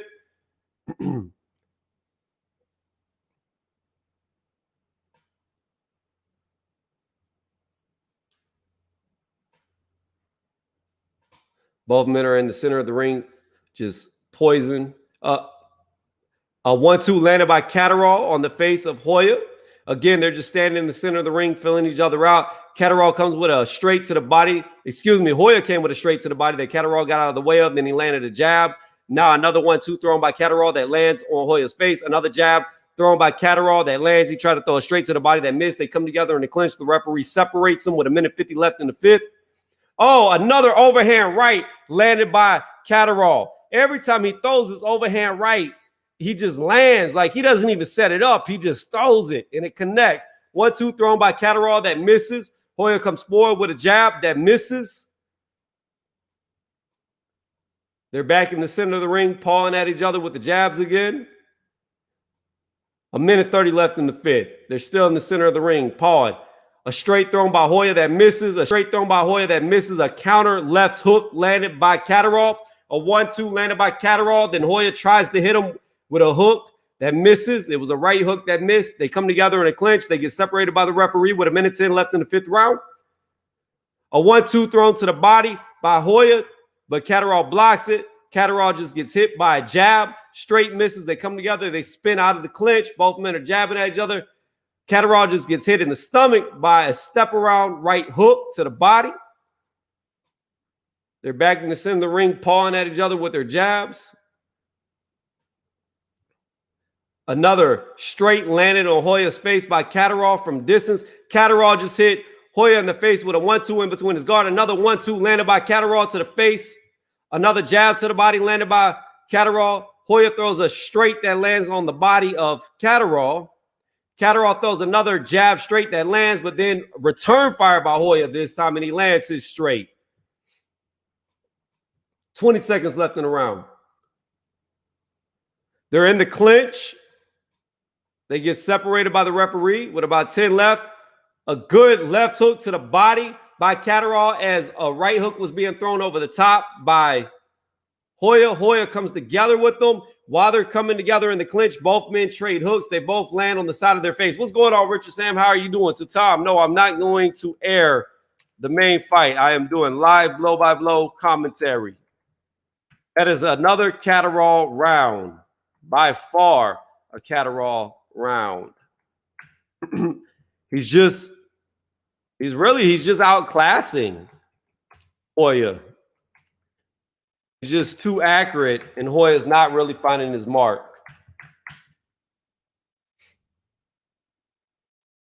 But yeah, Tom, this is only live commentary. Also, if you've been listening, if you like this blow-by-blow live commentary, please give the video a thumbs up. That's all I ask. Just hit the little thumbs up. It really helps me out a lot when you do that. If you really like it, subscribe to the channel. Also, after this fight card ends, I will be showing highlights of the main event between Joy Joyce and Daniel Dubois. So come back to my channel to see that once I take the stream down. All right, here we go. Start of the 6th round. Both men come out palm with the jab. Neither man has landed. Already, Catterall has tried to throw a jab to the body of Hoya that missed. Hoya lands a jab to the face of Catterall, but then Catterall returns a jab of his own that lands. Catterall's jab was much harder than Hoya's. Yes, I will be doing a live, just like I'm doing now for the main event, Tom. Hoya lands a jab to the body on Catterall. Excuse me. Catterall lands a jab to the body on Hoya. Sorry about that, guys. And they just went back to pawn in the center of the ring with 2:30 left in the 6th. Now Hoya's changing levels, flicking out the jab, looking for an opening, but nothing is being landed as they're filling each other out. Oh, another 1-2 landed by Catterall. Then Hoya throws it straight to the body that Catterall gets out of the way of. So far, with 2:10 left in the 6th, it is a Catterall round. Hoya's posing to come forward. Catterall's looking to counter. Catterall throws a double jab, misses. Hoya lands a straight, then Catterall comes back with a double jab that lands. Oh, good straight landed by Hoya as Catterall tried to throw a jab, then another straight behind that landed by Hoya to Catterall's face. Still a Catterall round. Catterall throws a jab at the body of Hoya that lands. Hoya throws a straight that grazes the head of Catterall. Catterall throws a jab back, but it misses. Hoya comes forward with look like a left hook. They get in the clinch. Catterall threw a straight before they got in the clinch. They clinch together. They get separated. So after that separation, you had Hoya throw a straight to the body of Catterall that missed. Catterall landed a straight to the body. They clinched. They got separated. Right now, they're circling each other, throwing punches. Neither man is landing. They're throwing wildly at each other. They're against the ropes. They're in the clinch. They're separated. Good right hook landed to the body of Hoya as they started to separate themselves, but then they got clinched up again. The referee separates them with a minute left in the 6th.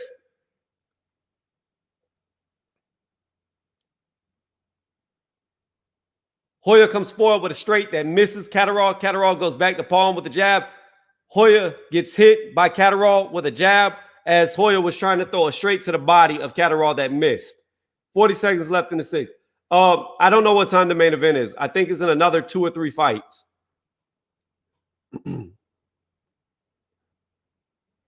A jab landed by... Oh! Catterall is down. He is down. A jab landed... I'm sorry, not Catterall. Hoya is down. A jab landed by Catterall. Then Hoya tried to throw a straight behind it. Catterall slipped it, hit Hoya in the face with a straight, knocked him on his butt. He looks like he's out of it. He did beat the count, but he is hurt. Catterall is going wild right now with the hooks. Hook to the body, hook to the face. He just pushed him back up. Hoya's trying to hold on for dear life. Catterall is just hitting him. The referee just... Oh, that's the bell.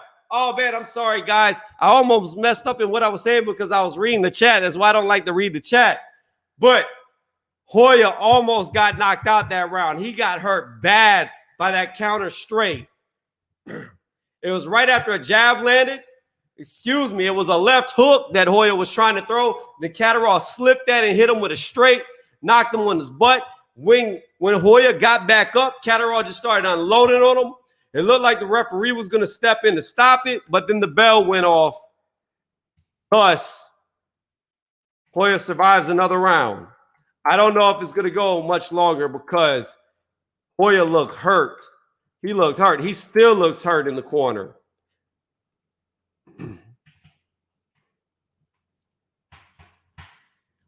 I don't think Hoya has much left if Catterall comes out strong.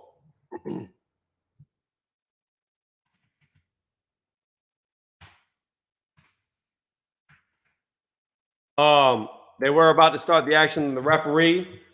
What's going on? Okay, the referee made Hoya's corner pull something out. Maybe it was a stool. Oh no, there was water on the floor. Okay, so the guys are fighting right now. Neither man has landed a shot. They were wiping water off the canvas. Hoya landed a jab on Catterall. Catterall threw a jab back that missed. A straight landed to the body by Catterall on Hoya's body. Hoya throws a straight back at Catterall as Catterall landed a jab to the body. Another hard jab caught Hoya's face that made him clinch up with him. The referee separated him immediately with 2:10 left in the seventh. Catterall is being very coy right now. I don't like how laid back he is. He should be going for the kill because I don't think, Catterall is being coy. He should go in for the kill because I don't think Hoya has his wits back yet. Again, they're both pawing in the center of the ring. Catterall is looking to be the counter puncher. Catterall comes with a jab overhand that misses by a mile, then lands a jab to the body on Hoya. Hoya's backing up. Another jab landed by Catterall. He's flicking the jab out there. Oh, strong jab landed by Hoya on Catterall's face. Hoya lands a jab, a straight to Catterall's body after Catterall landed a jab on his body. The better of that exchange was definitely Hoya. A minute 20 left in the seventh. They're both filling each other out with the jab. Catterall comes with a double jab and a straight. Only the straight gets through. Hoya backs up. Hoya is now circling the ring with his back close to the ropes. Another jab to the body landed by Catterall. Overhand right thrown by Catterall that misses, but then Catterall comes underneath with a left hook that lands to the body on Hoya. Hoya tried to throw a punch back, but it missed. Again, they're just pawing in the center of the ring at each other. A jab landed by Catterall to Hoya's face. Catterall comes with a double jab and a straight. The second jab landed and the straight landed. They come together in the clinch while they're against the ropes. A left-right hook landed to the body on Hoya. Hoya's throwing wildly, not really landing. It looked like one hook got through that landed on Catterall's face, but Catterall also hit Hoya in the face with a hook as well. Then the referee stepped in and separated them with 30 seconds left in the seventh round. What's going on, Singh? A jab to the body landed by Catterall, then a counter left hook as Hoya was trying to counter that jab to the body. A jab straight just landed by Catterall on Hoya's face. Hoya is backing up. Both men are throwing hooks at each other. Oh, Hoya looks hurt. He got hit by an uppercut when they came together. Catterall needs to jump on him. Only 10 seconds left in the round. Hoya lands a jab on Catterall. Catterall's not advancing even though he hurt him. Another straight landed by Catterall and a jab landed by Catterall. Hoya threw a wild jab that missed by a mile right at the bell. Again, I think that Catterall is letting Hoya get back into this fight. He should have pressed the action when he had him.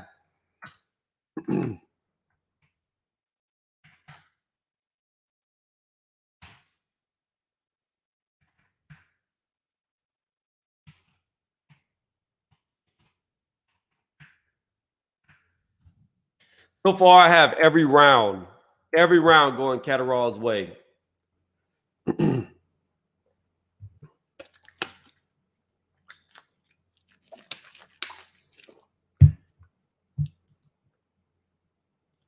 Don't forget, if you're watching, if you're listening, if you like what you're hearing, please give the video a thumbs up. It really does help me out a lot, more than you know. That's all I ask. Just please give it a thumbs up as you listen to this blow-by-blow live commentary.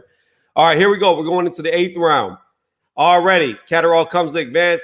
He lands a jab to Hoya's body. They both land jabs to each other's face. Catterall's coming out faster. Maybe he's going to press the action this time. I don't know, because he's dancing on the outside, not really advancing. Catterall's pawing with the jab again, changes levels, going up and down. Hoya's just watching, following Catterall. Both men are facing each other, pawing with the jab. Catterall throws a jab that's parried by Hoya. Hoya parries another jab. Now they're touching jabs. Catterall lands a jab to the body on Hoya. Hoya throws a straight, but it misses Catterall's face. Oh, Catterall just jumped into a straight. Catterall was trying to throw a jab, and he got countered by a straight by Hoya. Best punch Hoya's landed all fight. Hoya lands a right hook on Catterall's face, then Catterall lands a right hook of his own. Catterall throws a hook and a jab that, Hoya throws a hook and a jab that Catterall went underneath. Catterall lands a jab on Hoya's face, circles out, lands another jab on Hoya's body. They're looking at each other. Good little counter short uppercut landed by Catterall as Hoya landed a jab to the body. Catterall came up top with an uppercut that landed. It was very short, and then he landed a jab after that. 1:30 left in the 8th round. Both men threw a couple of more shots that did not land as they're circling each other. Another jab landed by Catterall to Hoya's face. Hoya comes with a 1-2 that Catterall ducks underneath. Catterall comes with a double jab to the body of Hoya that misses. Hoya throws a wild right hook that misses. Hoya throws a straight and a left hook that misses Catterall. Catterall comes with a jab straight to the body, landed, both jabs miss. Then Hoya comes back with a jab straight to the body that misses Catterall. Catterall just gets hit by a jab to the face, blocks a straight to the body. Oh! Hoya just got stumbled again as he was throwing a straight, and Catterall countered with a jab. Like, just a jab made him stumble. Like, he could finish this dude if he would just go in there with 30 seconds left in the round. But here comes Hoya back. Jabbing. Catterall goes underneath. He doesn't look to be the aggressor, so this is stretching out. Catterall comes with a jab straight that misses. Hoya steps around and lands a jab on the side of Catterall's face. Catterall throws a jab that's blocked. Hoya returns a jab that's blocked as well. They circle each other. 10 seconds left in the 8th. They're just pawing in the center of the ring, pawing, waiting for the bell. Both men are waiting for the bell. Neither man are throwing. They're just waiting for the bell. And the bell goes. I have to give that round to Catterall as well. It was a close round, but once Catterall staggered Hoya, that sealed the deal for me. So this is not a 12-round fight. I will adjust the scorecard right now. It is a 10-round fight.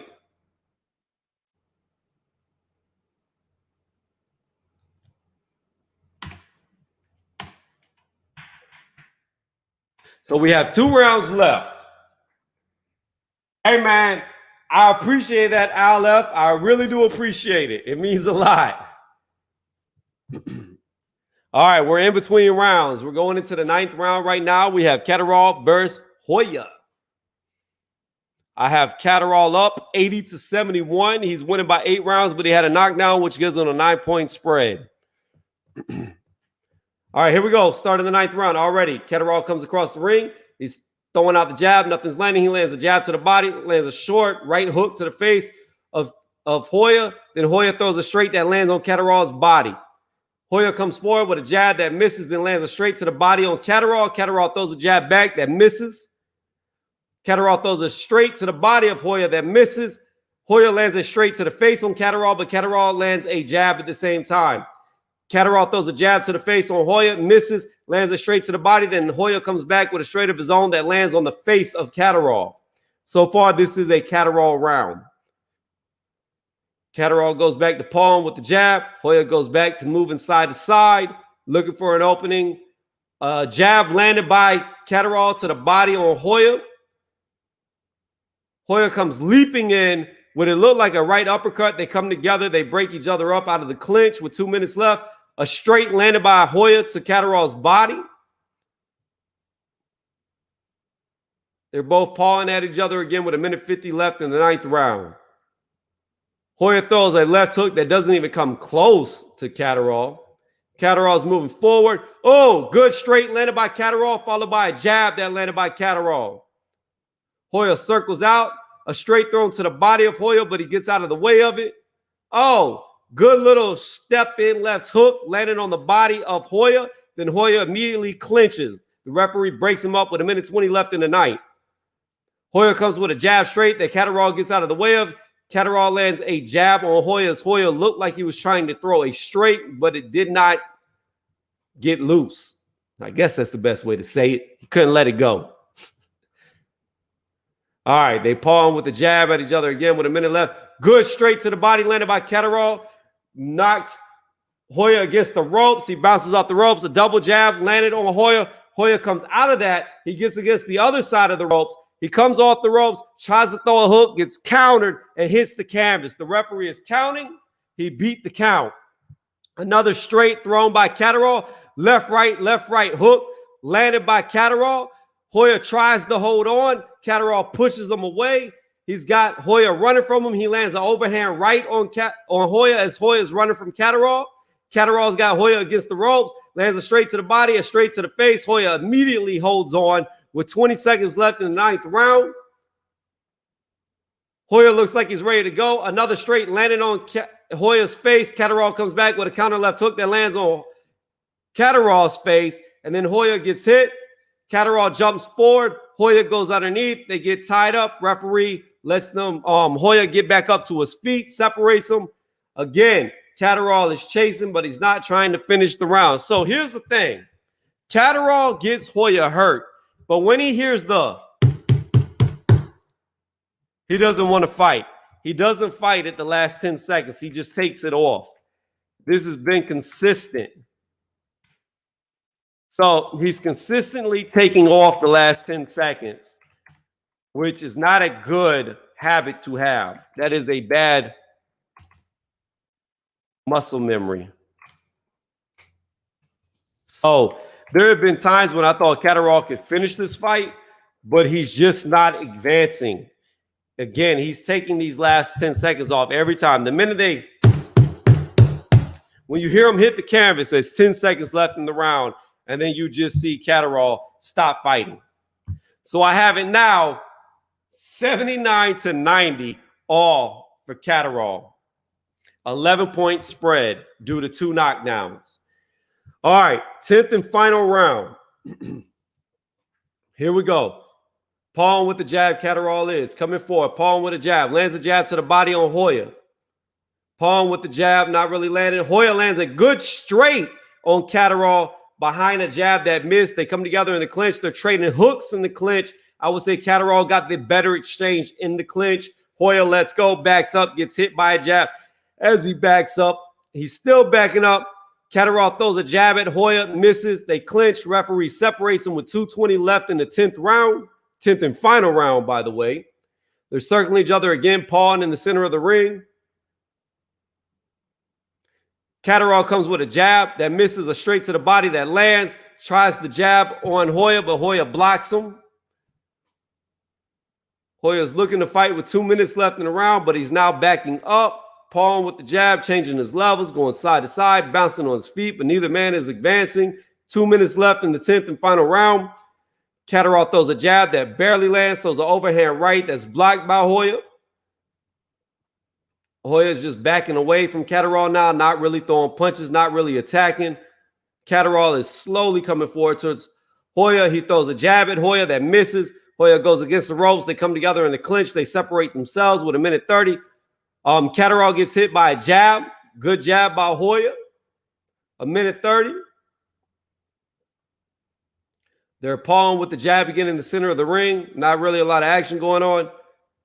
Catterall looked to advance. Hoya threw a straight that missed. Catterall threw a jab back that missed. Hoya landed a straight to the body. Then Catterall lands a jab to the body on Hoya. Hoya had the better of the exchange right there. Jab landed by Catterall. Hoya comes with a wild straight that just barely misses Catterall's face. 1 minute left in the 10th and final round. Hoya throws a wild straight that misses. Then Catterall jumps in with a 1-2 that lands. That's a jab straight to the face. They clinch up. Referee separates. 50 seconds left in the 10th. Hoya's on the back foot. Catterall's coming forward. Hoya throws a straight to the body, but Catterall gets out of the way. A jab thrown by Catterall that's blocked. A little glancing chop left hook landed by Hoya as Catterall tried to throw a jab that missed. Catterall comes forward with a 1-1-2. It looked to all miss. Then Hoya tried to throw a left uppercut that missed as well. A jab landed by Catterall on Hoya's face. A double jab thrown by Catterall that misses. It looked like Hoya's straight that he threw after that did land. They came together in the clinch. They got separated. We're within the 10 seconds. A jab straight thrown by Hoya. Catterall comes forward with a double jab. They get together in the clinch. Hoya tries to hit him with a right hook in the clinch. Then the buzzer goes off. The bell rings. The end of the fight. I have it a landslide for Catterall. I actually gave Catterall every single round in this fight. Every single round. So my final score is 88 to 100.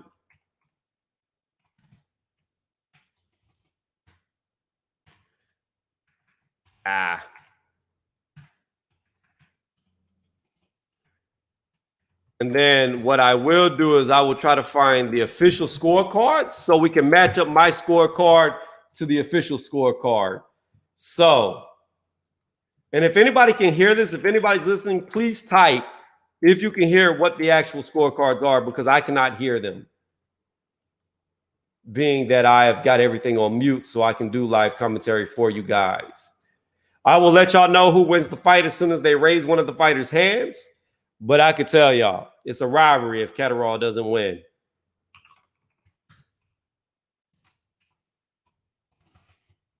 Verse Joy Joyce live.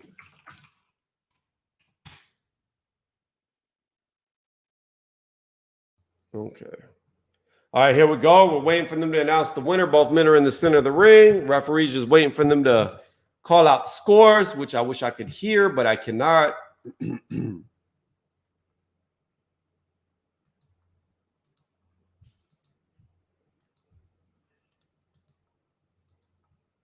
And Jack Catterall is the winner.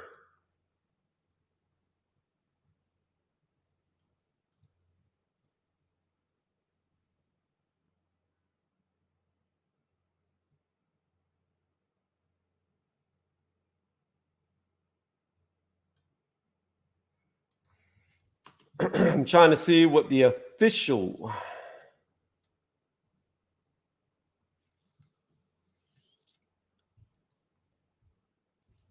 All right, guys, if you like what you're listening to, please give the video a thumbs up. That's all I ask. Just give it a thumbs up. We're doing blow by blow live commentary for you.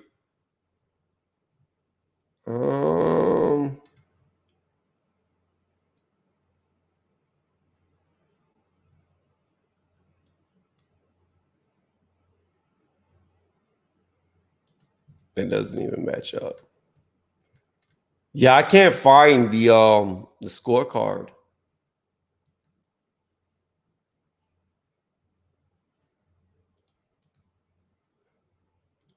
Maybe this one's doing it.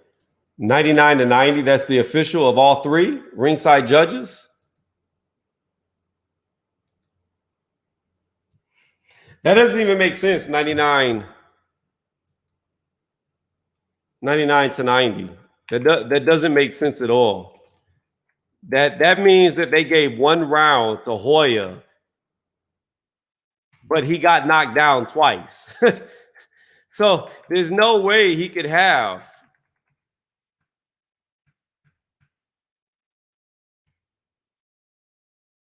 He only named Guy. What do you mean he only named Guy? I'm confused.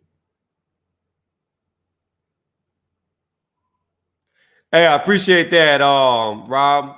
Really could use the thumbs ups, the likes.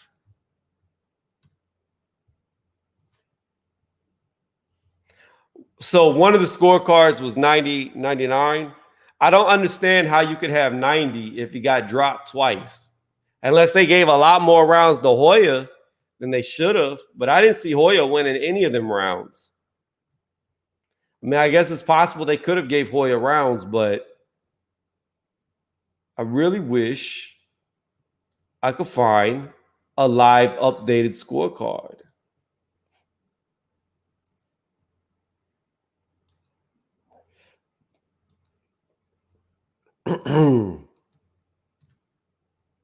I mean, I picked the right winner. Even this is close to my scorecard.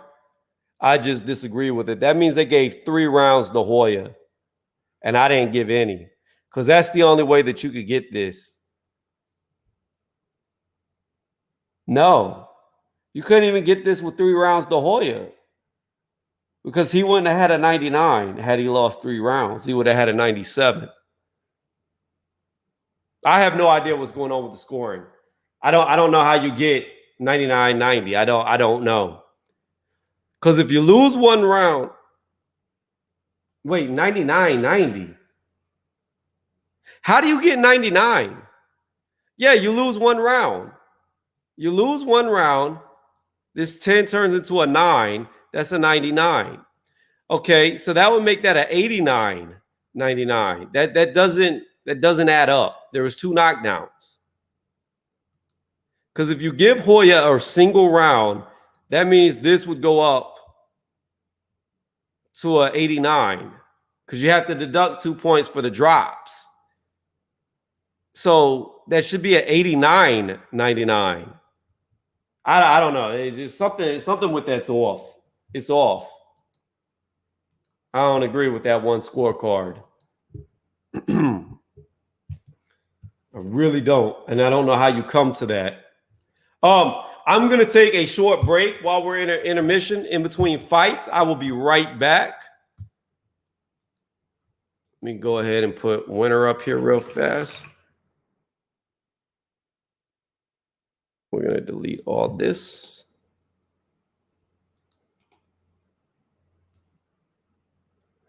Hey, regulator, what the heck is it with YouTube not giving? I don't know, Antonio. You're not the only person that tells me that. A lot of my subs tell me that it doesn't notify them when I go live. I've been live for a while now. A while. I don't even know how long. I'm probably been live for like at least 2 hours, at least.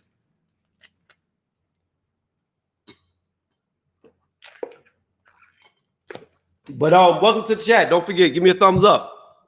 Really could use them thumbs ups.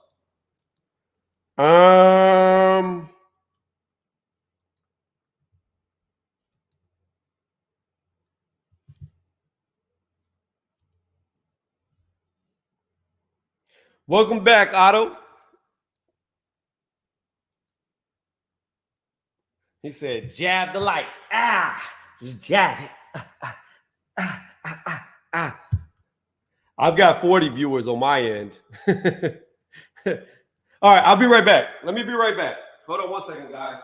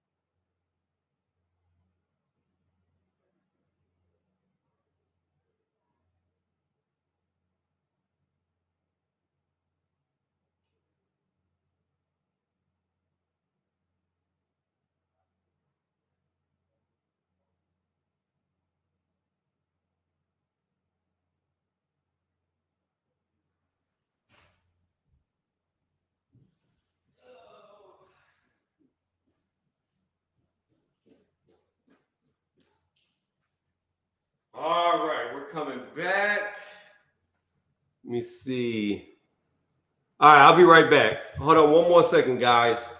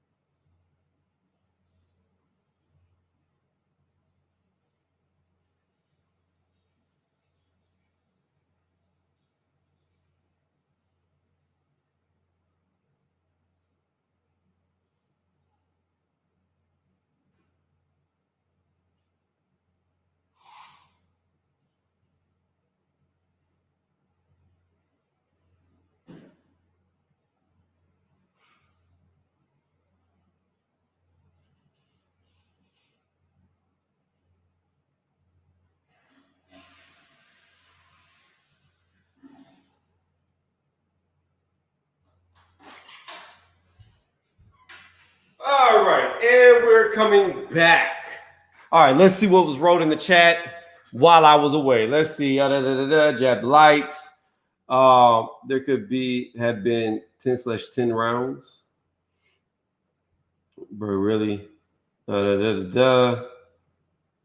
Subscription box. Yeah, man, it sucks. I don't know why it does that. Danny Garcia, hook it. See, yeah, you called that earlier, bro. You ain't calling it now. You called it earlier. That was already a prediction you already did. And you got to stand by that 4th round knockout, because I'm standing by my 5th round knockout by Joy Joyce. I am standing by it. I think we are going to see for the first time Daniel Dubois start to back up.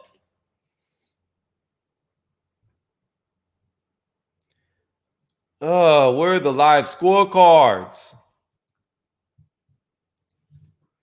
This is making me mad because I cannot find a live scorecard. It doesn't make any sense.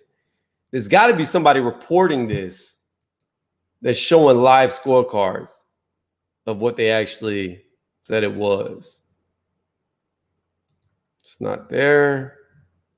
It's not here. It's not here. I can't find any site doing live scorecards for this. Not even ESPN. Let's go to ESPN. And again, if you're just joining us, we're in between fights right now. Let's go to boxing. No, it just says watch live on ESPN, but it doesn't have an actual update with all the scorecards. You know what I can do? I know what I can do. Let's go to Boxing Rec. Boxing Rec should have updated this. So let's do Shaq, Adderall. Go here. Let's go to bout. Where's the judges' scorecards? Yeah, they only showed one. Even on that doesn't even make sense. How do you get a 99-90 with 2 knockdowns?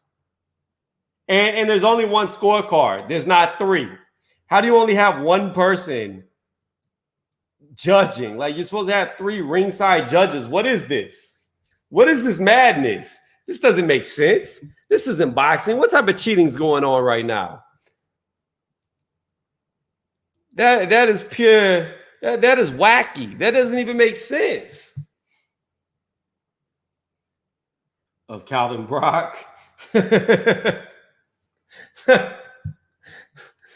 Like, yo, where's the live scorecards? Where? I don't even know how many fights are going to be before the main event, guys. I wish I could tell y'all how many are left, but I don't even know because I can't find anything on here on the internet that's even telling me. I saw on Boxing 24, they had a list of the undercard, and it wasn't even the right undercard. like what? So I don't know.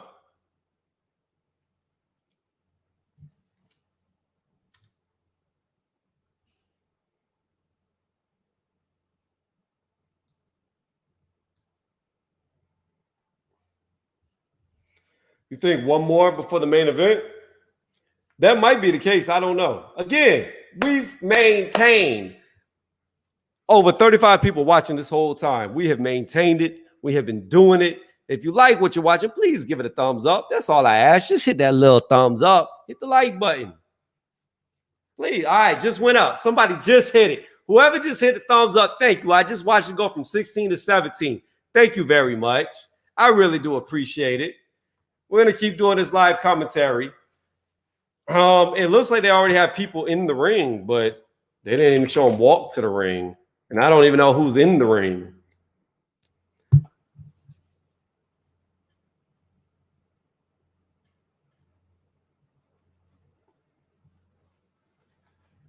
Well, I'm not talking, Antonio, I'm not talking about in the entire history of boxing, there's been 3 judges. I'm talking about now, sanctioned boxing matches is not the referee deciding who wins the fight.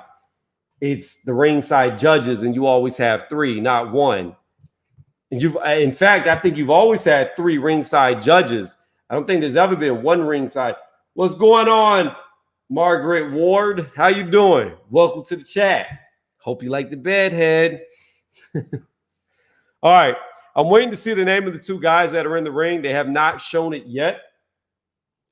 So it's going to be hard for me to call this fight if they don't actually show their names. These are like really little itty-bitty guys. Just a little itty-bitty guy. Look at you. All right. Pito versus Shaz. Pito versus Shaz. I have no idea who these people are. No idea.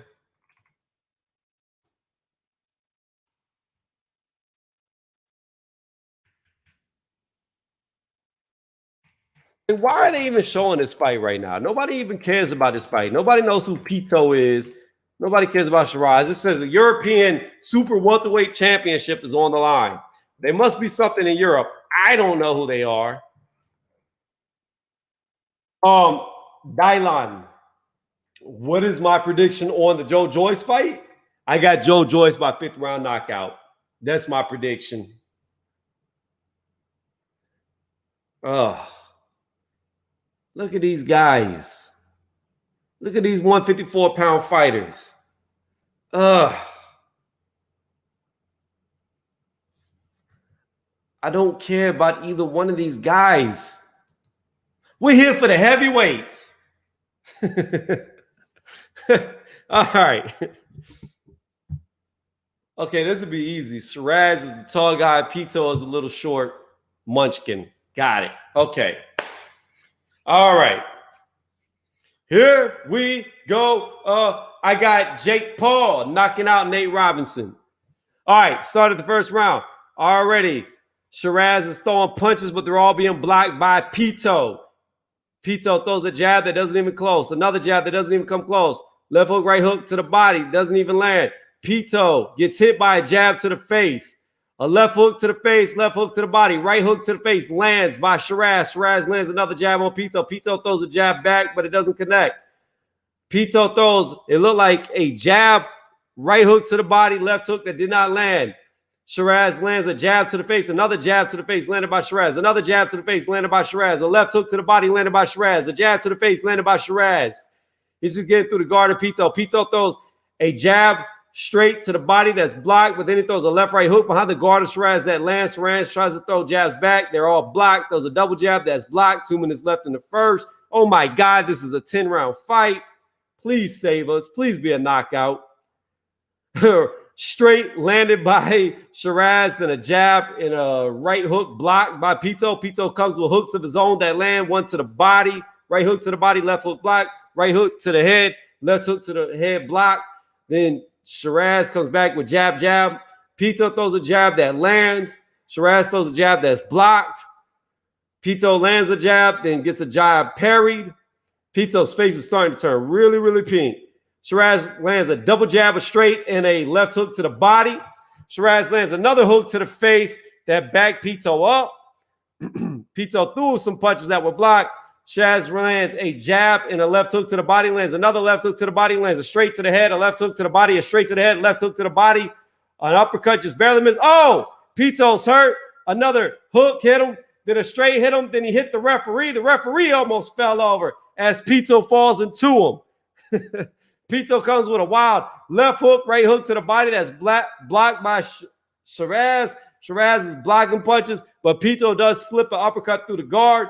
Another left hook landed to the body by Shaz. Pito is noticeably turning pink. Pito's throwing jabs that are missing Shaz. Shaz is looking for an opening now. Shaz just needs to advance because he's got Pito hurt.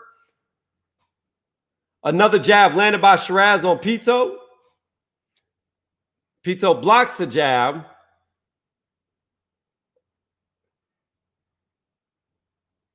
Oh, good straight landed by Shaz in between the guard of Pito. Pito comes forward, lands a good jab of his own. Another jab landed by Shaz in between the guard of Pito. Another jab landed by Shaz as Pito tried to throw a jab. Overhand right thrown by Pito that misses. Then a counter left hook landed by Shaz. Pito throws a jab that misses by a mile. Not even close. Little short guy. All right. That was a Shaz round. Now, I will tell y'all this. Looking at my scorecards, so far, everyone I've done, the guy on the right has won. Okay? The guy on the right. Shaz is really dominating Pito right now. Look at where Daniel Dubois is. He's on the right. Look at where Joy Joyce is. On the left of my scorecard. Over here, Catterall won. He's on the right. Right now, Shaz is winning. He's on the right. Could this be foreshadowing for the future? Could this be foreshadowing? Yeah, Nate Robinson looked very bad to me whenever he was training that hole-in-the-wall gym. I don't know why he went there. He's an ex-NBA player. I know he has money. He should have got somebody in Texas that could have trained him. You have a lot of champions in Texas right now. Earl Spence, the Charlos, etc. You got Garcia there. There's a lot of people there. All right, here we go. Start the second round. Already Shaz has landed a jab to the face of Pito. He just lit a Pito. Pito throws a jab that misses by a mile. Shaz is just looking for a spacing. Shaz lands another jab on Pito's face.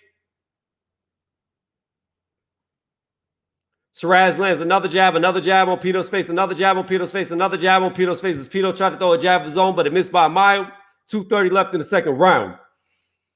Oh, good 1-2 landed by Shaz that backs Pito up. Pito throws a jab that misses. Pito throws a jab that lands for once. Shaz tries to throw a jab back, but it misses. A double jab just landing in between the guard of Pito by Shaz. Shaz is just looking to hit Pito as he's coming forward, so he's not really punching. Pito threw a wild straight jab that missed, and Shaz lands a straight in between the guard of Pito to the face. Another jab landed by Shaz to Pito's face. Pito throws a jab, misses, lands a jab, misses a jab, lands a jab. Shaz lands a jab, lands another jab, and another jab. Oh, good 1-2 landed by Shaz as Pito tried to throw a jab that missed.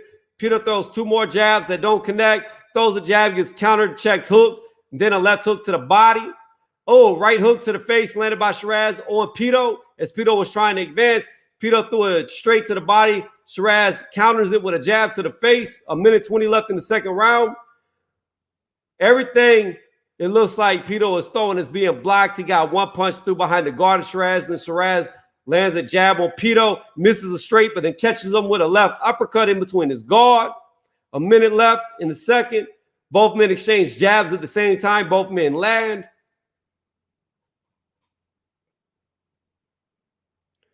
Shaz throws a jab that misses. Another jab that misses. Pito threw a jab before that missed. Shaz lands another jab on Pito. Oh, good straight landed by Shaz as Pito was trying to come forward. Pito comes with a 1-2, hook. Everything looked to be blocked. Shaz lands another jab on Pito as Pito was backing up. Lands another jab on Pito. Pito throws a jab that misses by a mile. Oh, good left hook, right hook landed behind the guard of Pito, as Shaz was the one that connected those. Sorry about that. Got tongue-tied. Wrong person.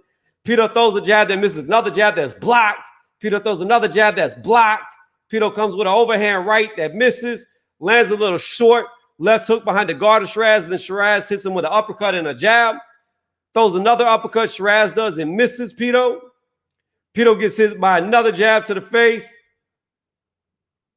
Oh, strong left hook on the bell landed by Shaz as Pito tried to throw a jab to the body on Shaz. By far, another Shaz round. This is what I don't understand, guys. I don't understand these little itty-bitty short guys like Pito who try to fight tall guys from the outside.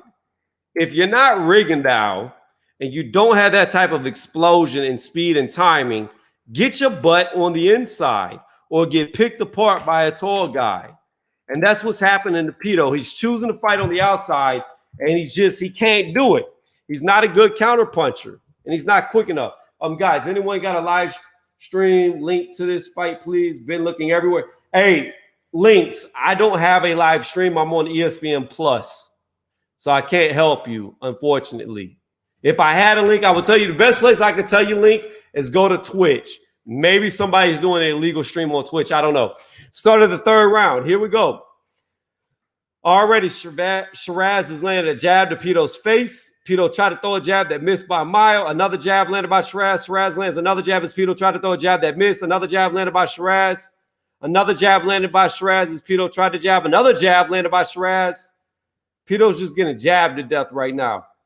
Oh, 1-2 landed by Shiraz as Pito tried to throw a jab that missed. 2:30 left. A nice little counter straight landed by Shiraz as Pito was coming in to jab. He threw 2 jabs up high. Pito did that. We're all blocked. Good left hook to the body landed by Shiraz. Shiraz landed another jab on Pito's face. Pito landed a jab. Then Shiraz landed a jab. Pito threw a jab that missed. Pito just lands 2 jabs on Shiraz. Those are 1-2 that misses Shiraz. Pito gets hit in the face again. You know who Pito looks like? He looks like that dude from Nickelodeon with the slime. Double Dare. That was the name of the show. He looks like the host of Double Dare with a shaved head. Oh, while I'm saying that, he got Double Dare power. So Pito came through and landed a left-right hook to the head of Shiraz behind his guard, a left-right hook to the body. But then Pito got hit by a super hard uppercut that kind of hurt him. Oh, man. Pito got his head snapped back by a jab as he was trying to jab himself. Good counter jab by Shiraz. Shiraz threw an uppercut that missed, but then caught him with a right hook behind the guard. Excuse me, a straight right behind the guard of Pito. Throws another uppercut that misses Pito, but then hits him with a left hook to the body. It looked like a left hook landed by Pito behind the guard of Shiraz. Shiraz comes with a double jab that lands. Pito throws a jab back that lands. Shiraz is filling with the jab, but not landing. Pito's throwing jabs, not landing. Threw a straight to the body that was blocked, but then landed a left hook behind the guard of Shiraz. Shiraz comes back, lands a left hook of his own to the body, then a hard jab to Pito's body as he was coming forward. The jab that Pito was throwing was missing. Pito's thrown 3 more jabs that are all missing. Threw a 1-2 that really didn't connect. Landed a jab to the body on Shiraz. Shiraz comes back with a good jab and a straight that pops his head back. Another jab and a straight that pops his head back. Oh, another straight that makes Pito stumble, lands a jab on Pito that makes him stumble. Pito comes back forward, though, with a 1-2-1-2. Didn't look like anything got through. Shiraz hits him with a 1-2 of his own, then snaps his head back again. 30 seconds left in the third. I don't see Pito going the full distance getting hit this much. Oh, a lead straight, then a jab landed on Pito's face. Pito throws a jab that's blocked by Shiraz, throws a straight that's blocked by Shiraz. Shiraz is throwing little touching punches, but then lands a straight and a left hook to the body. Good left hook landed by Pito, though, after the exchange of Shiraz. Shiraz is looking for an opening. Pito is looking for an opening. We're within the 10 seconds. Both men land jabs at the same time. Shiraz keeps changing stances. It's hard to call jabs and state for Shiraz as he keeps changing stances, but I have to give him that round. But yeah, if you look up the host of Double Dare, that's who Pito looks like in the face. I couldn't figure it out. And as soon as I said it, he started getting a second wind energy. It was coming back like, you're not going to slime me. Just throwing them hands.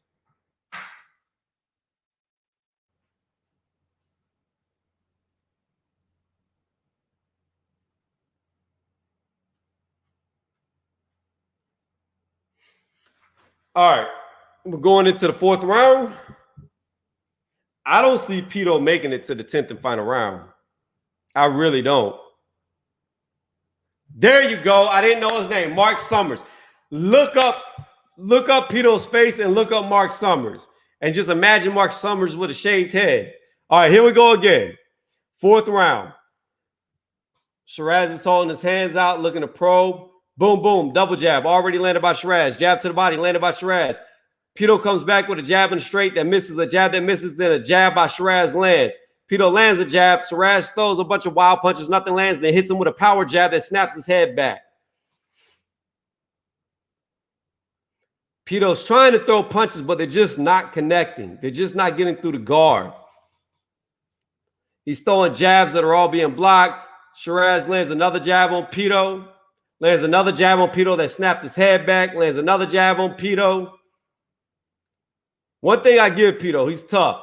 A 1-2 landed on Pito's head. Another 1-2 landed on Pito. Another jab landed on Pito as Pito was coming with an overhand right. Pito throws another overhand right that lands on the chest of Shaz. Shaz hits him with a jab that snaps his head back again. Left right hook landed by Pito to Shiraz's body, then hits him with a 1-2 to the face. Then Shaz comes back with a 1-2 of his own. Another 1-2 landed by Shaz in between the guard of Pito. Another jab landed by Shaz as Pito was trying to jab. Pito lands a jab now. Oh, good left right hook landed behind the guard of Shaz by Pito. Pito throws a jab that misses. A straight lands by Shaz. A jab lands by Shaz and a straight. Pito comes with a left right hook to the body that lands. Oh, Shaz hits Pito hard with a jab. Pito was jumping forward to throw his hooks. Pito just throws more hooks. They all miss. Shaz is moving forward. Pito is tough. I give him that. He is tough. Both men are throwing jabs. Neither man is landing right now. They're waiting. Shaz is waiting for Pito to move. Pito comes in. He catches him with the right. Oh, man. Pito just came back with a little flurry of his own, though. Right hook to the head. Left hook to the body. Right hook to the body. Left hook to the body. Then he got out. Now he's back in. He comes with a left hook, but then Shaz hits him with a hard straight that snaps his head back. This is a very close round. Oh, another good straight landed by Shaz on Pito. Pito throws a jab that's blocked by Shaz. Throws another jab that's blocked by... Oh, good uppercut by Shaz. Counter uppercut as Pito was throwing a jab. Oh, how is he still up? 30 seconds left in the fourth.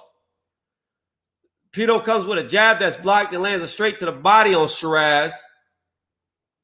Both men are pawing with the jabs. A straight landed to the body by Pito. Shaz lands another jab on Pito's face. Another jab landed by Shaz. Pito throws a jab that misses. Pito throws another jab that misses Shaz. We're within the 10 seconds. Shaz is just trying to ride out to the bell. And there's the bell. Woo! Pito had some flurries, but I still think he got outlanded.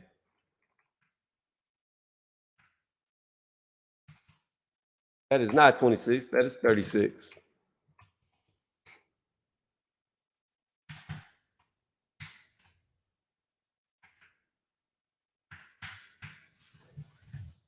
All right, let's read the chat while we're in between rounds. Joyce will get smashed in 7 rounds.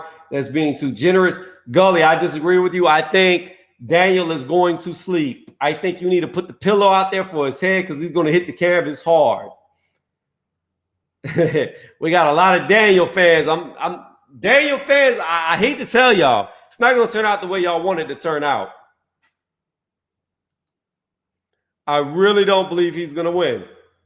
I don't know. I don't know when the Daniel fight is. I have no idea.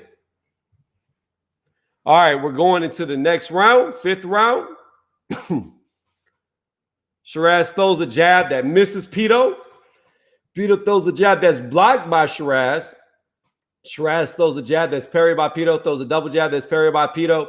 Pito throws a jab back that's parried by Shaz. Oh, good lead straight landed by Pito. Then a left hook to the head, right hook to the body, left hook to the body, right hook to the body, landed by Pito. Shaz lands a good straight on Pito. Pito's throwing jabs. Oh, man, he just got clocked. Pito just got hit hard by a jab straight. Another jab landed by Shaz. Pito's throwing jabs. It's not really getting through the guard of Shaz. Throwing another jab, not getting through.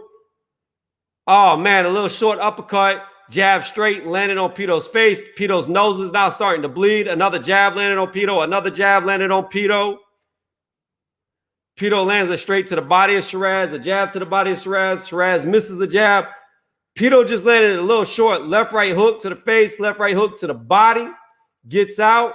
Then Shaz comes back with hooks and an uppercut of his own that's blocked. Pito's coming with more hooks. Left-right hook to the body, left-right hook to the head, left-right hook to the head. The last 2 did not land, but the other 4 did. This is a Pito round, in my opinion. 1:30 left in the 5th. Pito lands a jab.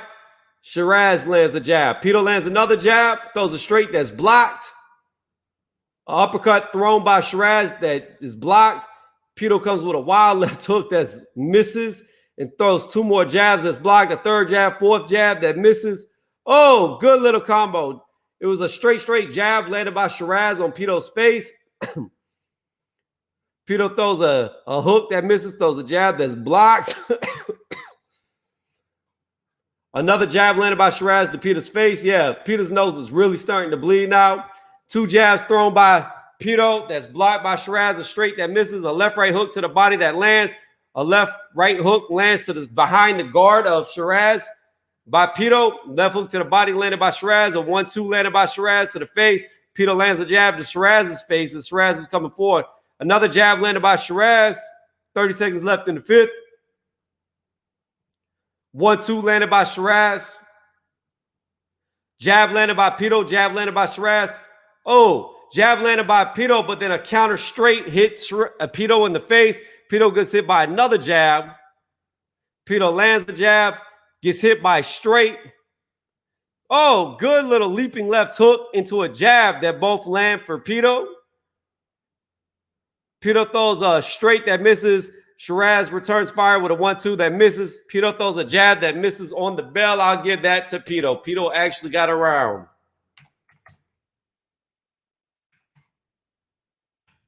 Look at little Pito Bear. He's doing good that round.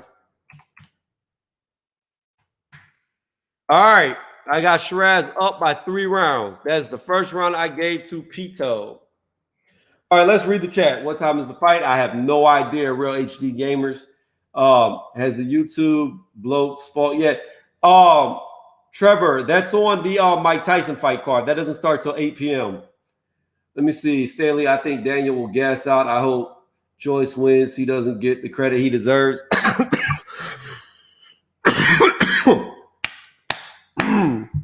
I'm out of water. I need something to drink. My throat's getting dry. Woo! I don't know if Daniel's going to gas. I don't think it's going to go long enough for him to gas. I think he's going to get knocked out. All right, we're going into the 6th round. Shaz has already landed a jab on Pito. Pito comes with a 1-2-1 that misses. Shaz lands 2 jabs behind it. Pito comes with a jab straight left hook that misses. Shaz lands a jab as Pito tried to jab that misses. Pito throws a straight that goes behind the back of Pito. Pito throws a jab that goes behind Shaz. Shaz hits him with a 1-2, a 1-2, and a jab. Another jab landed by Shaz. Pito's throwing 1-2s that miss. Then Shaz hits him with a jab. Pito comes with wild hooks that are blocked. He actually lands a straight on Shaz's face, and Shaz comes back with a jab straight that lands himself. Jab thrown by Shaz that's blocked.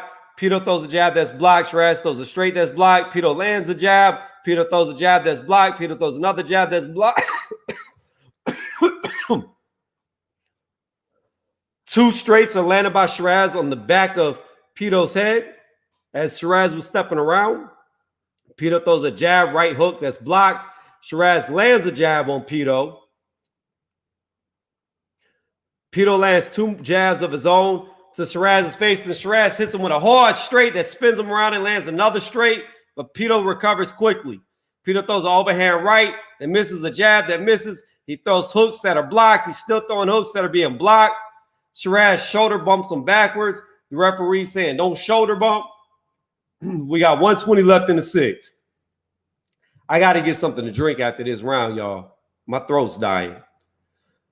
Shaz throws a jab that misses, throws a straight that misses. Pito threw a jab that missed as well. Then Shaz lands a jab. Pito comes with a jab that missed. Shaz misses his jab. Pito comes with an overhand right that misses. Shaz comes back with a 1-2 of his own that lands.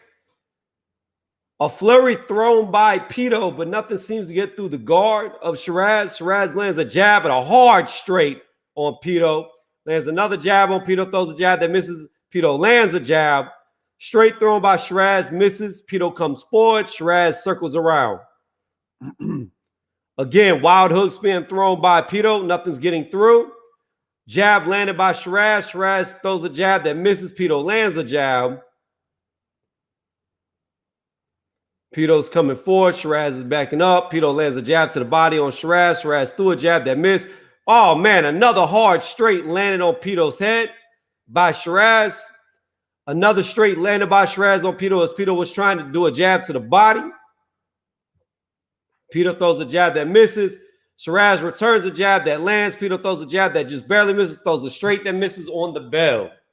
I'll give that round to Shaz.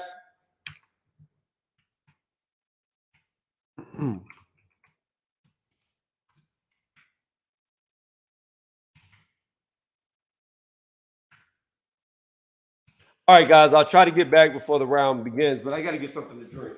Ugh.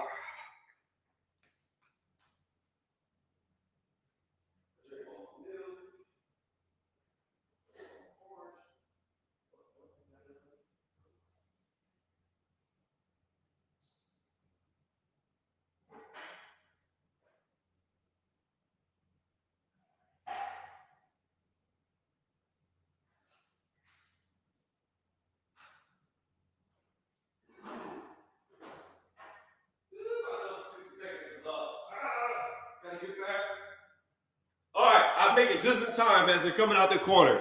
Here we go. 7th round. And we got milk to coat the throat. Ooh, that feels good. Jab already landed by Shaz. Then Pito comes with 2 jabs of his own that miss. Shaz lands a jab on Pito's head. Pito throws a jab that's blocked, throws a hook that's blocked, and then return fire by Shaz that hits him with a 1-2.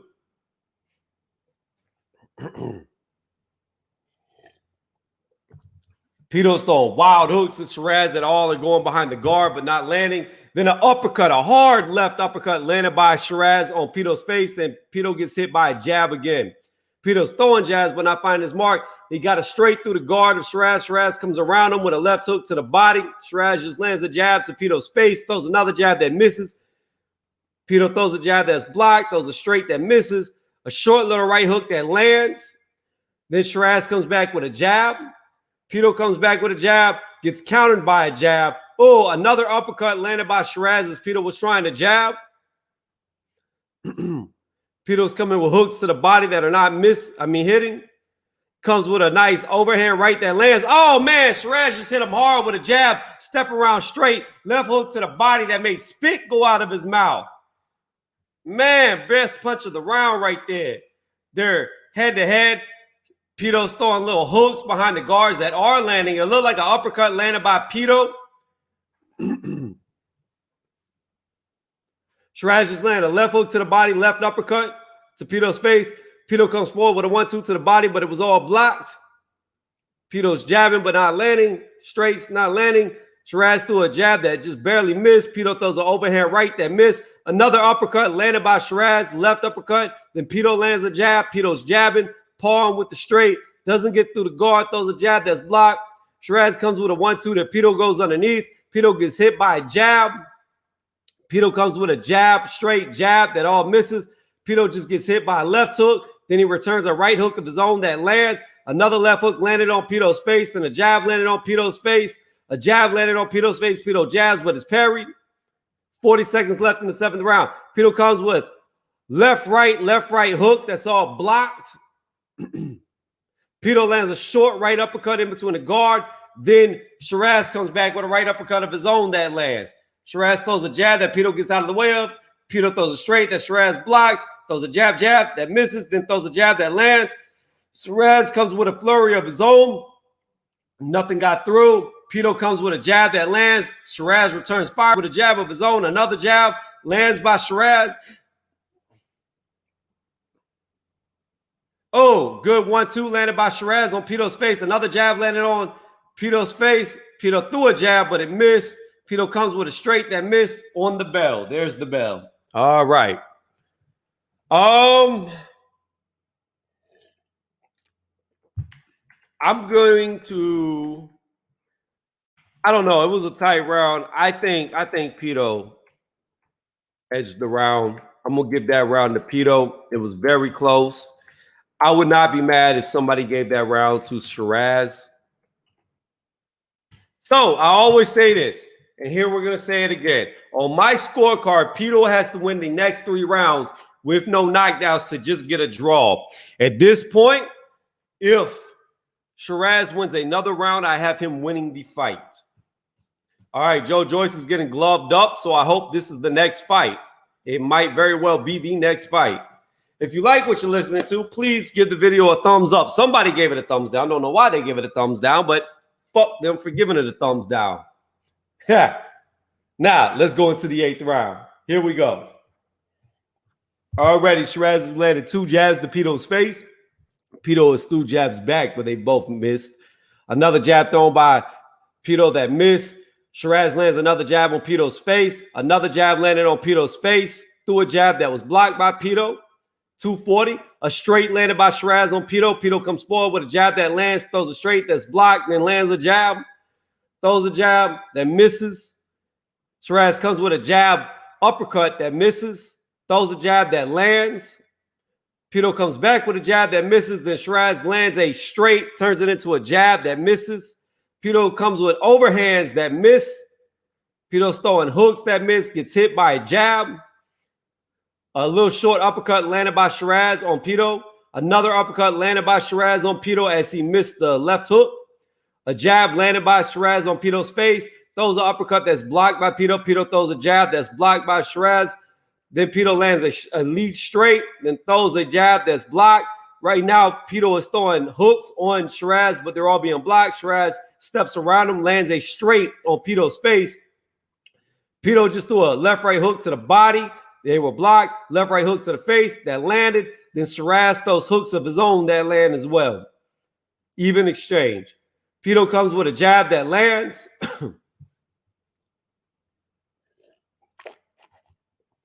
Oh, that might have been a low blow. So Pito threw a jab. Shaz went underneath with an uppercut, but it looked like it hit him in the cup. Then he lands another uppercut on the jaw of Pito. Lands a straight on Pito's face, another straight on Pito's face. Shaz is backing up as Pito's inching forward. Pito's throwing jabs that missed, threw an overhand that missed. A minute left in the 8th round. Shaz is in his guard. Pito's throwing, but not getting through his guard. Another short uppercut landed by Shaz and a straight landed by Shaz. Pito's throwing 2 jabs, 3 jabs. They all miss. Shaz throws 1 jab, 2 jabs. They land. A 3rd jab that lands. A straight that lands. A jab that's blocked. Pito comes back with a jab, another jab that misses. Both miss. Oh, Shaz just throws a double jab. Both land. 30 seconds left in the 8th round. Pito's throwing jab, jab, straight. That all missed. Then he gets hit by a jab. Shaz hits Pito with a straight, then a left hook to the body that lands. Now they're circling each other. Pito comes back with a jab straight to the body that's blocked by Shaz. Shaz and Pito are fighting, to answer your question. Shaz comes with a double jab that is sidestepped by Shaz. Shaz lands a jab of his own. Another jab landed by Shaz within the 10 seconds. And that's the bell. All right. I give that round to Shaz, which means at this point, the only way Pito can win is to have knockdowns or a knockout. The fight is out of his reach on the scorecards, according to my scorecard. So, at the moment, I have Shaz too far ahead on the scorecards for Pito to win on points if he doesn't get knockdowns.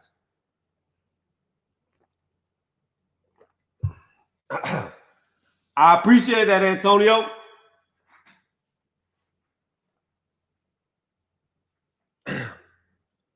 All right, guys. Don't forget, hit that thumbs up if you like what you're listening to. We're 50 plus. Please hit the thumbs up. It helps me out a lot. All right, we're going into the 9th round. That's right, the 9th round. All right, here we go. Shaz and Pito. Both men in the center of the ring. Already, Shaz is throwing jabs, but they're not landing. Ooh, Pito lands a nice 1-2 in between the guard of Shaz. Pito comes with a left-right hook that lands, throws another left hook that misses, but then he gets countered by a straight by Shaz. Shaz lands a jab in between his guard. Pito comes and lands a jab, but then he misses the jab, and a straight counter was landed by Shaz. Shaz lands another jab to the face, a jab to the body, a straight to the body, and then a jab to Pito's face. Pito comes back with a jab of his own to the body that lands. Then he throws a 1-2 to the body of Shaz that's blocked. Shaz comes back with an uppercut that lands. It's a left uppercut. Then a 1-2 landed by Shaz on Pito's face. Pito's nose is starting to bleed again. 2:10 left in the 9th round. A double jab landed by Shaz just now. Pito's inch 4. Shaz is backing up. Shaz throws a straight that misses Pito. Oh, Pito comes in with a jab and gets rocked by a straight. Then hit by another straight as he circles out. Pito goes in for a jab and gets hit by a jab. 1:50 left in the 9th. Both men exchange punches. Both men land.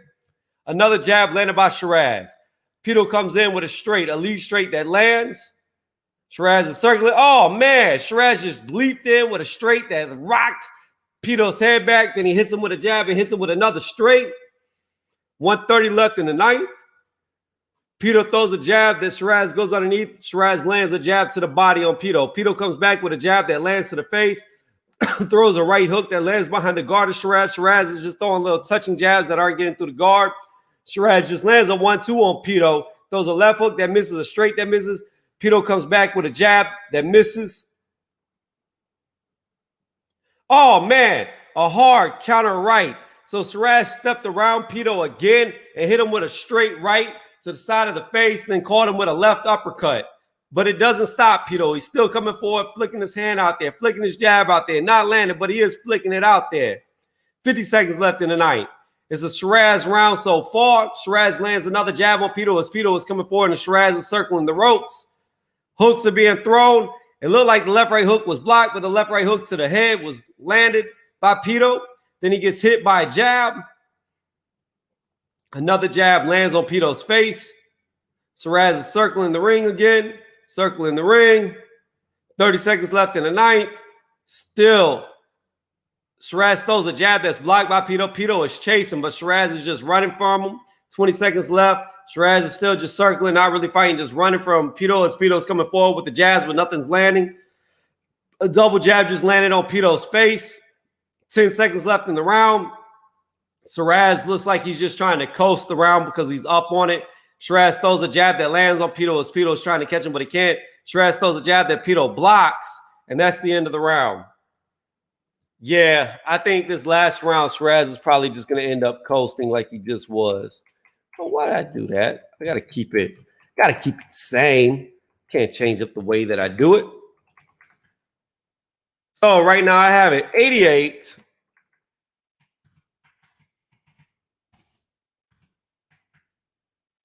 283. 5 rounds up, I have Shaz.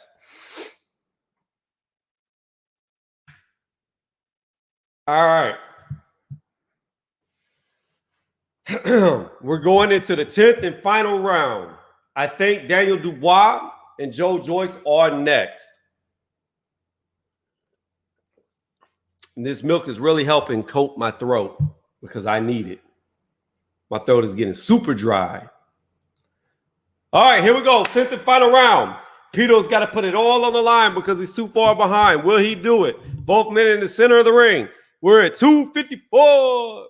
Pito is just filling him out. He's not really advancing. He needs to do something. He's already been hit by jabs. Shaz is just maintaining the distance. Shaz lands another jab to the body of Pito. Pito is not really doing anything.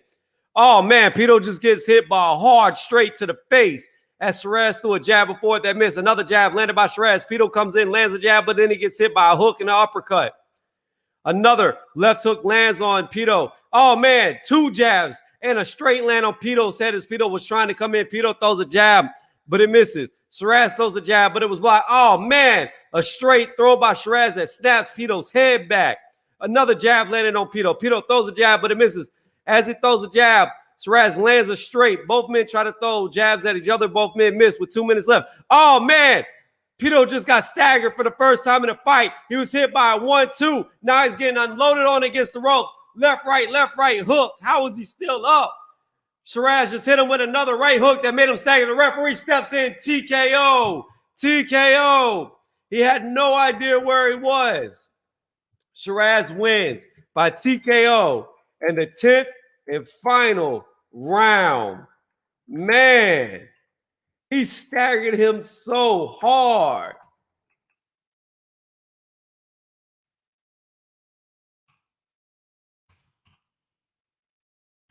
Oh, we don't get to go to the scorecards on a knockout. I honestly, I cannot hold that against. I cannot hold that against the referee for stopping this, even though it was the 10th and final round. There was a lot of time left in that 10th round, and Pito got staggered towards the end by a shot that he blocked. When you block a hook and you're staggered, there's an issue. There's an issue. So it was a good stoppage. I mean, maybe the referee could have gave Pito a standing 8 count, being that it was the 10th and final round, but I won't argue with the stoppage. I won't argue with it. He was getting unloaded on. I must break you.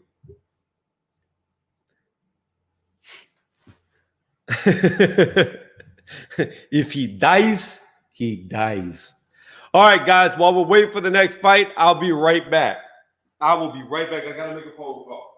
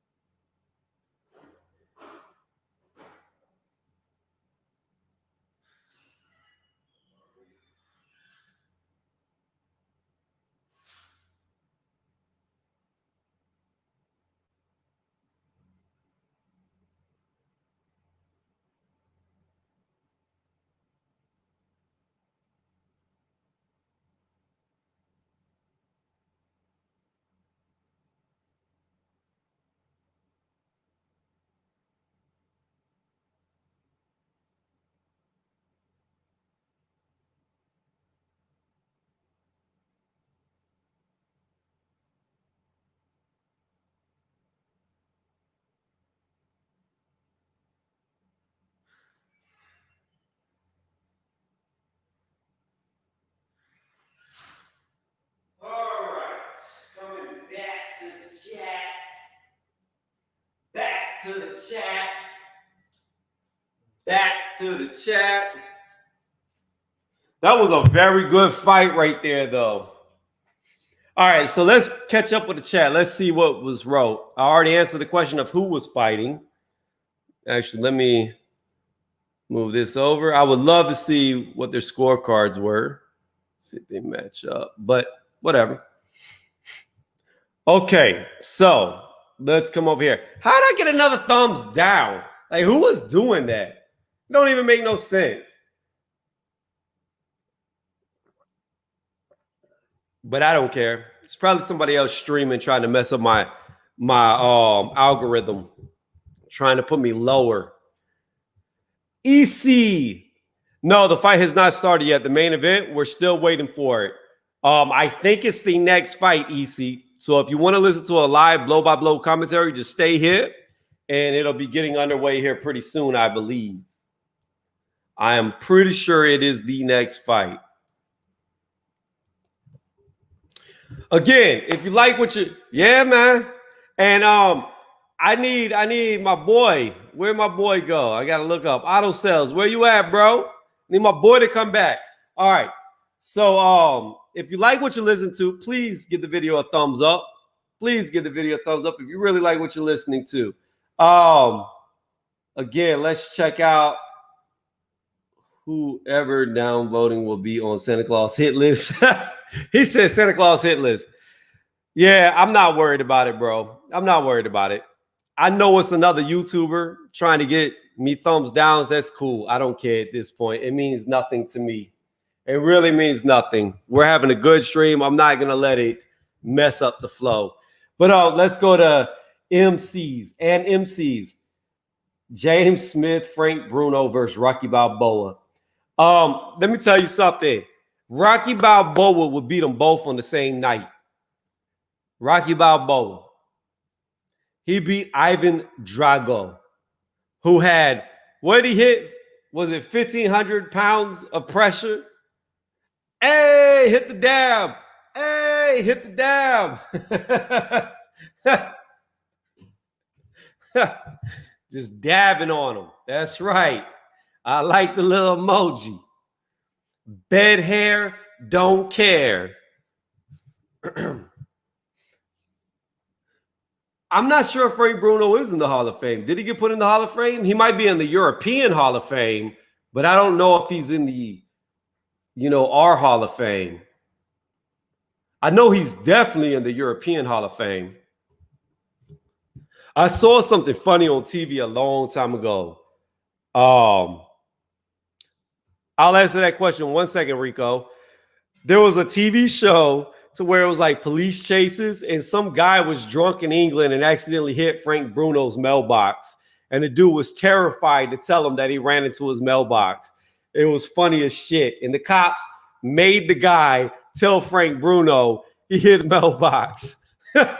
You gotta love that. That's awesome. To answer your question, Babbitt or Usyk, that's a hard fight, Rico, because here's the thing. I'm not convinced that Usyk is a true heavyweight. I thought he looked bad against Chaz Witherspoon, and he was looking really bad against Derek Chisora until Chisora gassed out. When he was taking punches, he was getting knocked around the ring. And Babbitt is a lot of power. He's a lot of power, but he's very inexperienced, whereas Usyk has a lot of experience. So I don't know. And Babbitt hasn't had any late water fights. So we do know that Usyk has a gas tank. He can last. If Usyk could survive the wave, then he could definitely surf on out with the victory and probably knock Babbitt out late. But I don't know if Babbitt is experience-wise ready for Usyk, because I think if it goes into the late waters, he'll end up being beat by exhaustion. As far as Usyk will get knocked out by any of the top 10 heavyweights. Well, auto sales, Derek Chisora was a top 10 heavyweight. He actually was. He's actually maintained his top 10 rank for like years. Even with his losses, he's always found his way back into the top 10. I think he was ranked 10th when Usyk fought him, like world ranking, and he was ranked second with the WBA. I believe that's what Usyk's in line to fight for, right? The WBA belt. So he made his way up to second in the WBA, was fighting Usyk for the #1 spot, which is the mandatory. And yeah. And then you got to understand, not just that, but Derek Chisora has always been ranked in the WBC as well. I mean, he had some good fights, some good wins. He lost to Usyk. He blew out his load. Let me see. He told them, fix the fence, and they fixed. Check the story when travelers piped into Bruno's water supply on his mansion. Yo, I like Frank Bruno, though, man. That man's got a super deep voice. He said Purple Aki versus Audley Harrison. Audley Harrison is the biggest hype job that ever came out of the UK. I don't know if anybody else was hyped more than Audley Harrison and flopped so hard. Like, I can never put nothing on Audley Harrison. Audley Harrison had all the makings and then just flopped. At least David Price made it to the top before he started getting knocked out. And at least David Price had some real legitimate wins. Audley is just a joke.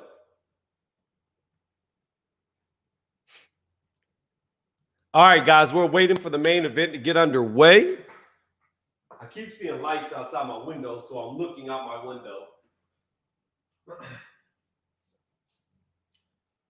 Hey, though, a gust of wind could KO Price. And you know what, man? That's the sad thing. That's the sad thing about David Price. On paper, David Price should be a very good boxer. If he had a chin, he would be a very good boxer because he's got a lot of power.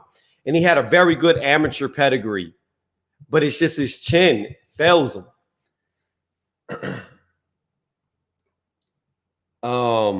We're waiting for the main event. I don't know what's going on and why they're delaying so much. I'm seeing the blue screen of doom. And yeah. But if you're listening, if you're liking, please give it a thumbs up. James Smith, I believe we're about to go into the main event right now. We're just waiting for them to come to the ring. Price is made of wood. Nah, I think Price is made of porcelain. To be honest with you, at least his jaw. His jaw is made of porcelain. Plywood. Particle board. Usyk versus Wilder is a very interesting fight. Is a very interesting fight. And I say that because Wilder is a very small heavyweight, okay? But it's got a lot of punching power. Usyk is also a very small heavyweight. So I don't know. Deontay Wilder has technically is not skilled, but he has that equalizer with his right hand. Whereas Usyk doesn't have a lot of power. I call Usyk death by 1,000 pillows because that's what he hits you with. He hits you with 1,000 pillow punches before you could take no more. You're just so exhausted, he breaks you down. So you got a guy with not a lot of power that would be outboxing Deontay Wilder, but I don't know how much he would hurt Deontay Wilder. And if he couldn't hurt Deontay Wilder, would he eventually get clipped by Deontay Wilder? If he got clipped by Deontay Wilder, could he take the punch? That's the big it factor with that, or if factor with that.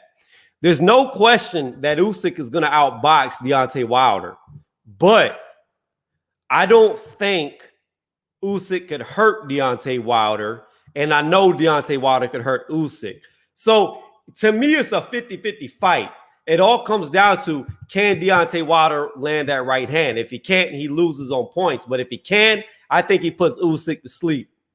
Ifeanyi Ajagba, the Nigerian warrior, versus Usyk. Now, see, I give Usyk the favor in that fight. Ifeanyi, his last couple of fights, he hasn't been looking as hot, as good as he once did.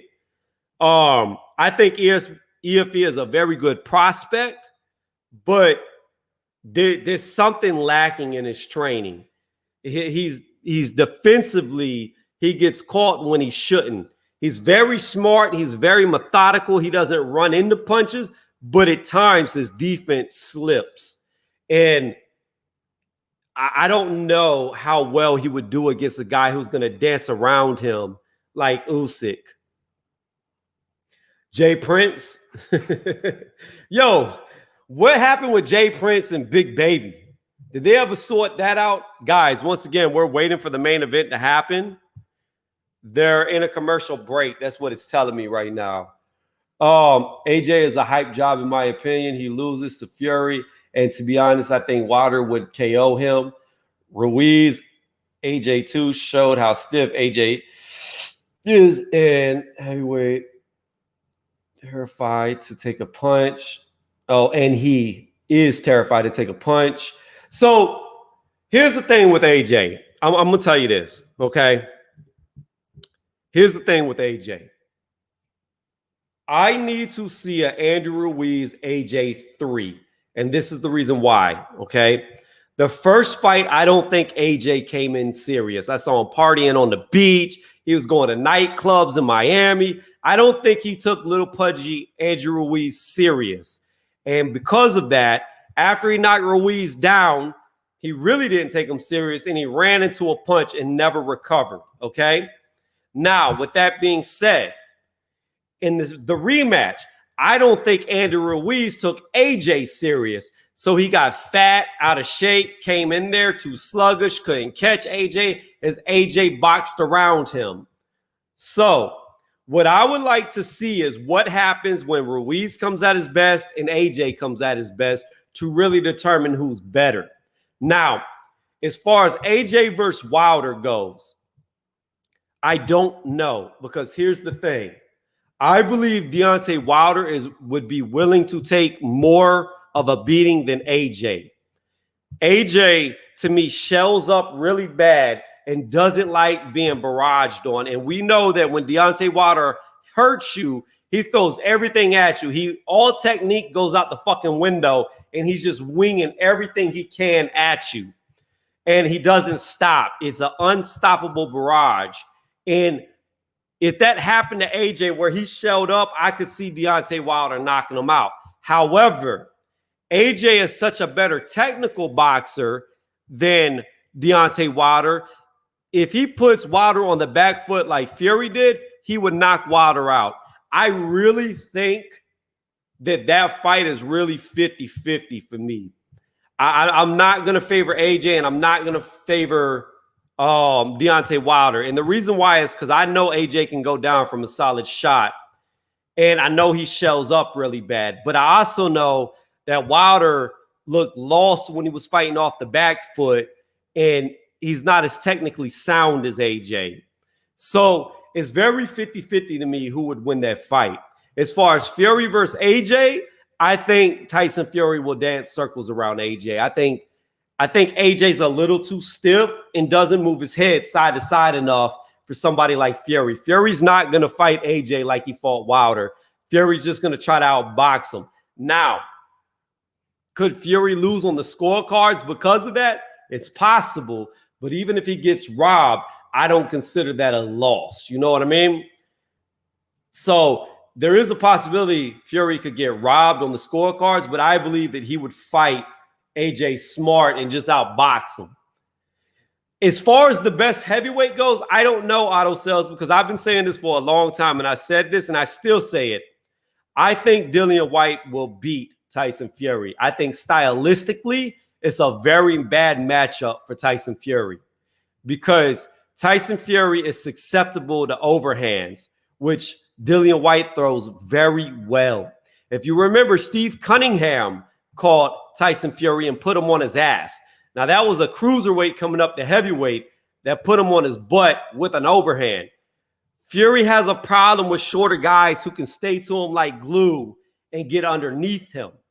That's where his chink in his armor is. And I feel that Dillian Whyte is good enough at cutting off the ring that he could stay on top of Fury. So I think it goes like this. I mean, you could say that, Richard, but I don't believe it. I think Dillian Whyte will beat Tyson Fury. Even after the loss to Povetkin, I still believe, and I said this, I said that I believe that Povetkin could beat Dillian Whyte, and I even called the uppercut before the fight. I did a pre-fight prediction on that fight, and I called it. I called it. Okay, I'm leaving. Whyte will get fucked up by Fury. No question. See what I find funny about people like Roscoe is you say one thing they don't agree with, then they shut everything off, but they don't listen to the reasoning. They don't listen to what's being said. That's what I find funny about it. But again, when Povetkin fought Dillian Whyte, y'all know I was pushing for Dillian Whyte to fight Deontay Wilder for all 3 years, and I was pushing for him to fight Tyson Fury. Before that fight, even though I said that I believe Dillian Whyte would beat Tyson Fury, I said Povetkin is very dangerous for him because of how he is susceptible to the uppercut, and Povetkin is very good at counterpunching and getting in. So it all comes down to styles. I don't think styles make fights like some people say, but I think if you cannot rise above your style, it will dictate the outcome of your fight. Somebody say like Floyd Mayweather Jr. could rise above his style. Thus, he stayed undefeated. Now, we could get into like, everything was in his pocket. He had everything, weight clauses, all that. I don't want to get into that argument, but I'm just saying that if you cannot rise above your style, you will lose to a style that's better than yours. Right now, Joy Joyce is walking to the ring. So we got the main event about to happen. The main event. My boy, I'm the juggernaut, bitch. That's right. It's about to go in there. All right, let's see here. Hey, I'm back. What did I miss? And what's up next? The main event's up next. We got Joy Joyce walking to the ring right now. I do not like how much weight Joy Joyce lost for this fight. I think that was a mistake. I think when you fight somebody who hits hard, especially at heavyweight, you come in big because Joy Joyce can fight big. He fought well at 270. I think he should have came in at 270 for this fight, not 258 where he weighed in at. Use your size and your strength. Mayweather is a perfect example, just like Fury. They were never believed in till the end. I've always said Tyson Fury was good, Richard. I knew about Tyson Fury way back whenever he was calling out Cain Velasquez and the UFC. Like, I've been watching Tyson Fury for a while. And that's why I'm telling you that through all my observation of Tyson Fury, I just think Dillian Whyte is a bad matchup for him. A very bad matchup. He would smash Dillian Whyte anytime, I'm anywhere. Time, I'm any place, anywhere. All right, let's see. Hey, I'm back. We have plenty of people leaving here just because of a difference of. Yeah, I mean, I don't care. It is what it is. I'm gonna say what I say. Joe Calzaghe beats Carl Froch in their prime. I'm sorry. Joe Calzaghe never gets talked about. He finished undefeated. He beat Roy Jones Jr. He beat Bernard Hopkins. He made Jeff Lacey look like a bum when Jeff Lacey was blown up to be the next star. Left hook Lacey, lights out. Come on. He made him look like pure trash. Calzaghe was a very good boxer.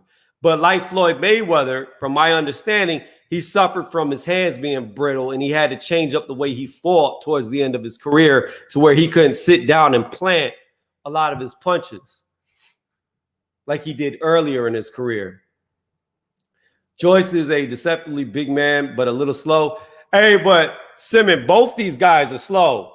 You got to understand, Daniel Dubois is no Usain Bolt. He's no Manny Pacquiao with the hands. But we about to get it underway right now. We about to see how it's going to go down right now. They're both in the ring, y'all. This is going to be very, very exciting for me. They are both in the ring, ready to go. Ready to go. Oh, man, I don't know who's on that Commonwealth title, but that dude kind of looked like a chimpanzee with some eyebrows. I don't know who that was. Well, I'm going to look up a better picture of the Commonwealth title. I've never actually looked at who's on there, whose face that is.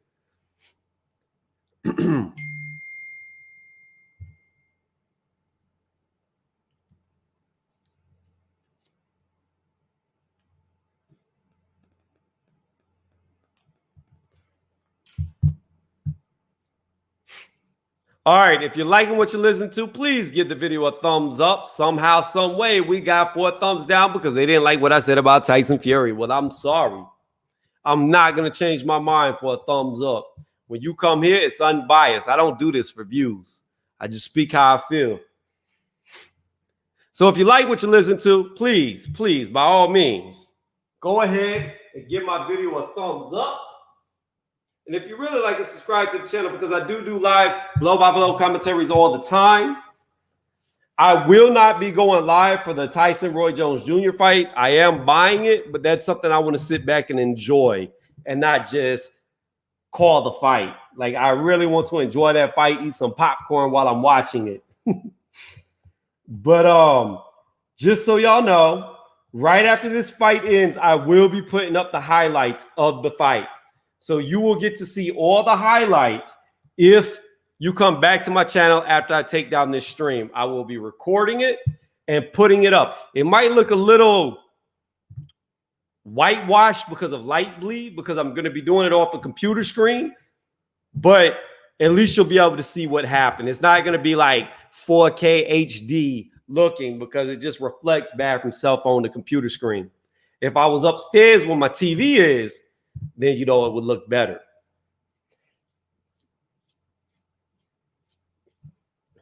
But yeah, Simmons, that's how I feel. I feel like everybody's entitled to their own opinion. You don't have to agree with me. I don't have to agree with you.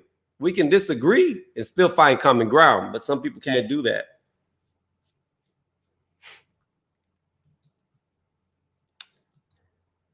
Hey, though, but I'm telling y'all right now, y'all see how the thumbs down keep coming?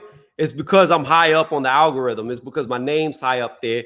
So how y'all saw me with 70, 80 people, people don't like that. So they're trying to do live streams and they're giving me thumbs down while I'm not even worried about them. Because here's the thing. At the end of the day, when people discover you, if they like you, they're going to watch you. If you got a thumbs down other people's videos to try to get views yourself, you're already losing your fan base. So it'll sort itself out at the end of the day. All right, we got both men in the center of the ring. They're looking eye to eye. Oh, man. Joy Joyce looks like he put on weight. He looks a lot more filled out than he did at the weigh-ins. I would say right now, fight night, Joe Joyce looks like he's about 265. I'm not sure what that is in stones, but he looks to be about 265 in my opinion, visually looking at him. All right, here we go. We about to get it underway. Blow by blow, live commentary. Both men in the center ring. Already Joe Joyce is laying a jab to Dubois. Oh, Dubois already been staggered by a jab to the face. Joe Joyce landed a jab to the body. Dubois tried to throw a jab up top. Joyce hit him with a jab to the face. His knees buckled a little. Joe Joyce already landed another jab on Dubois. Dubois is fighting on the back foot now as Joe Joyce is coming forward. Daniel Dubois throws a jab at Joe Joyce. I couldn't tell if it grazed Joyce or not. Daniel Dubois just landed a jab on Joe Joyce that had no effect. Joe Joyce is coming forward. Dubois is backing up. Joe Joyce extends to a jab to the body, but it doesn't connect. Oh, good left hook landed by Joe Joyce. Then a straight right landed by Daniel Dubois. Both men land jabs at the same time on each other. Both men land jabs at the same time again on each other. Both men land jabs at the same time on each other again. Joe Joyce is throwing a wild hook that missed by a mile. Daniel Dubois is bouncing really good. Both men again exchange jabs at the same time. Joe Joyce throws a straight right that Daniel Dubois goes underneath. Daniel Dubois gets hit by a jab coming forward. 150 left. Joyce is throwing jabs that aren't landing. Joyce lands a jab to the body on Dubois. Dubois lands a jab to the face on Joyce. Dubois comes with a 1-2 that's blocked by Joe Joyce. Joe Joyce comes with a double jab that Dubois circles out of. Joe Joyce and both Daniel Dubois throw jabs. They both miss. It looked like Joe Joyce connected and Daniel Dubois missed his jab.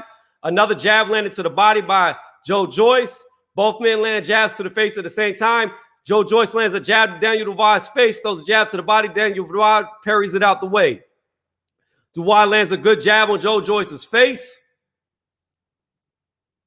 Joe Joyce just lands a jab on Daniel Dubois' face. Neither man is hit with a hard shot yet. Dubois lands a jab. Joyce lands a jab. Joyce lands another jab. A minute left. Double jab landed by Joyce. Dubois throws a jab back. It's blocked. And then Joyce lands a jab on Dubois. Dubois gets hit by another jab. A jab to the body landed by Joe Joyce. Dubois right now is getting out jabbed. Joyce throws a jab that's parried that misses. Oh, good left hook landed by Daniel Dubois. Then Joe Joyce lands a left hook to the body on Daniel Dubois. Both men are throwing wildly at each other. I didn't see either man really land. Joe Joyce is coming forward with the jab, connects with the jab. Dubois throws a jab back that missed, throws a jab to the chest of Joyce that misses. They're both jabbing. Joyce lands his. Dubois misses. Joyce lands two more jabs. Lands a jab to the body on Dubois. 17 seconds left in the round. Dubois throws a jab that misses, throws another jab that misses. Joyce throws a jab that's parried. Joyce throws another jab that misses. Dubois goes underneath with a straight right to the stomach. Joe Joyce hits Daniel Dubois with a jab and a grazing straight. Both men land jabs at the same time. On the buzzer, on the bell, Joe Joyce lands a straight to the body of Daniel Dubois. I give the first round to Joe, the Juggernaut Joyce. I will tell y'all, when Joe Joyce landed cleanly at the start of that round, I saw Daniel Dubois' knees shake a little. I seen him shake a little. This is what I was talking about. I saw him shake a little. He was over there doing the stanky leg, the throwback. I seen him shake. Ooh, they were shaking. Them knees were knocking like he was cold. He was outside in the cold. It's snowing. Oh, them knees were knocking. But Daniel Dubois came back good. I'll give him that. It was a very close round. I just thought Joe Joyce landed the better shots. All right, here we go. Going into the second round. All right, started the second round. Both men in the center ring. Already Dubois comes out throwing wild punches. Oh, he staggered Joe Joyce with a straight. Lands a jab on Joyce. Joyce throws a jab back that lands. Joyce lands a straight and a jab. Dubois lands a jab. Dubois is getting aggressive with it. Not really landing cleanly, but he's starting to throw. A good jab landed by Daniel Dubois. Joyce throws a hook that misses. They come together in the clinch. In the clinch, they both land hooks to the body. So far, this is a Daniel Dubois round. Daniel Dubois comes forward with a jab, misses. Joy Joyce lands a jab. Joy Joyce lands a jab to the body. Oh, my goodness, a good 1-2 landed by Daniel Dubois. Left hook landed by Daniel Dubois. Joy Joyce ate it, though. He ate it, but he got hit hard. He got hit real hard. Joy Joyce landed 2 jabs. Daniel Dubois landed a jab. Joy Joyce has got to start getting some respect. Daniel Dubois comes in with some hooks that land on Joy Joyce. Lands a jab on Joy Joyce's face. Lands another jab on Joy Joyce's face. Joy Joyce lands a jab on Daniel Dubois. Daniel Dubois throws a jab back that misses. Then Joyce lands a jab. Joyce is looking for Dubois landed. Joy Joyce is still looking for a shot to get in. Daniel Dubois lands a jab to the chest of Joy Joyce. Then Joy Joyce throws a jab that misses. Throws another jab that misses.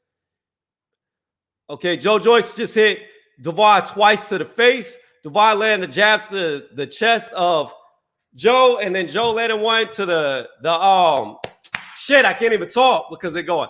Oh man, what's going on? Daniel Dubois is rocking Joy Joyce. They were in the clinch. The referee stepped in to separate. Then left, right, hook landed by Daniel Dubois. Finally, the referee steps in and separates them. But those were a bunch of shots that should not have been landed that landed. Now, Joy Joyce is coming forward with some jabs. Daniel Dubois landed jabs. I don't know. Daniel Dubois might be the harder puncher. I don't know. They're both missing jabs right now. So far, it's a Daniel Dubois round by far. Another jab landed by Joy Joyce. Another jab landed by Joy Joyce. Dubois lands a jab to the chest on Joyce. Dubois lands another jab, a double jab, a triple jab on Joy Joyce's face. Joy Joyce lands a jab on Dubois. Dubois comes back with a hook. Joy Joyce misses a hook by a mile. Dubois comes and jabs Joyce in the stomach, hits him with a straight right that sent his head backwards. Dubois is getting aggressive now. He's coming forward with leaping hooks. They miss. Joyce is throwing jabs that are landing, but the better shots are being landed by Daniel Dubois so far. They both exchange jabs at the same time. 15 seconds left in the second. 10 seconds left in the second. Oh, man. Clean straight hand landed in Joy Joyce's face. Oh. Joy Joyce lands a double jab on Daniel Dubois on the bell. By far, that was a Daniel Dubois round. Oh, man. Woo! That referee let Daniel Dubois unload some shots when it looked like he was coming in to separate. Yeah, protect yourself at all times. That's what they say. All right, we're going into the third. Oh, man. I did not expect this. I'm about to lose some points to the prediction league, maybe. Oh, I take that back. Daniel Dubois in the corner breathing heavy. He is breathing heavy right now. He is breathing real heavy. His eyes are turning red. Oh, I don't think he can last. Oh, I'm seeing a lot of deep breaths, y'all. We're going into the third round. Here we go. Start of the third round. All right. Dubois comes forward with jabs. He already gets a jab to land. Joyce is throwing jabs. They're missing. Joyce throws a jab and a straight to the body that misses. Oh, good 1-2 landed by Daniel. A hook. Oh, an uppercut landed by Daniel. A straight landed by Daniel. Now Joy Joyce is swinging wildly. Now he's getting unloaded on by Daniel. Daniel is swinging for the fence. He's hitting him with hook after hook. Joy Joyce, though, is still up. He's jabbing back now. Daniel Dubois is backing up with 2:30 left in the third. Daniel Dubois lands a jab. Joy Joyce lands a jab. Daniel Dubois lands a jab. Joy Joyce lands a jab to the body on Daniel Dubois. Lands another jab to the face on Daniel Dubois. Dubois throwing a jab, but now he's not got as much energy. He gets hit by another jab to the face. Another jab to the face is landed by Joy Joyce. Another jab to the face. Another jab to the face landed by Joy Joyce. Another jab to the face. Another jab to the face landed by Joy Joyce. I think Dubois slowed down. Dubois lands a jab, but then gets hit by a counter left hook by Joy Joyce. Joy Joyce lands another jab. Another jab. Joy Joyce is inching forward. Joy Joyce lands another jab as Daniel Dubois throws a 1-2 that misses. Joy Joyce lands a jab, misses a jab. Dubois throws a jab that misses. Joy Joyce lands another jab. Joy Joyce lands another jab and gets out of the way of Daniel Dubois' jab. Dubois looks really slowed down now. Dubois throws a jab that misses. Joy Joyce throws a jab to the body that misses. Joy Joyce lands 2 more jabs to the face on Daniel Dubois. This is now a Joy Joyce round. Joy Joyce lands another jab. Another jab landed by Joy Joyce.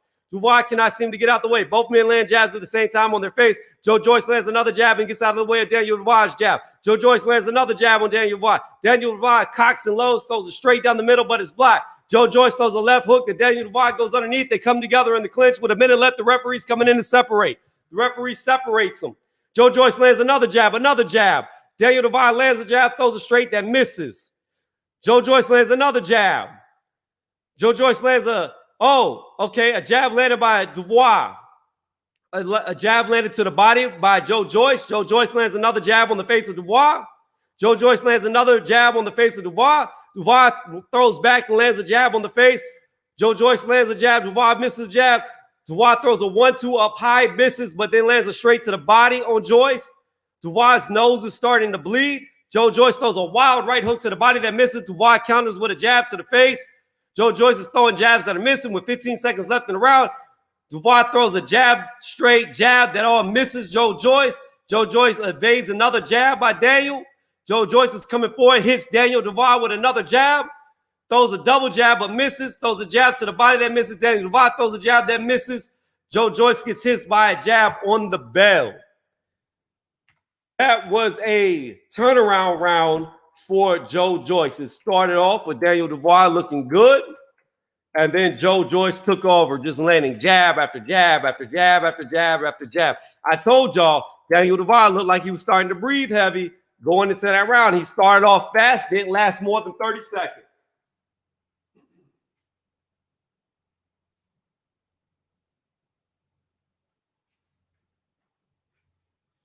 All right.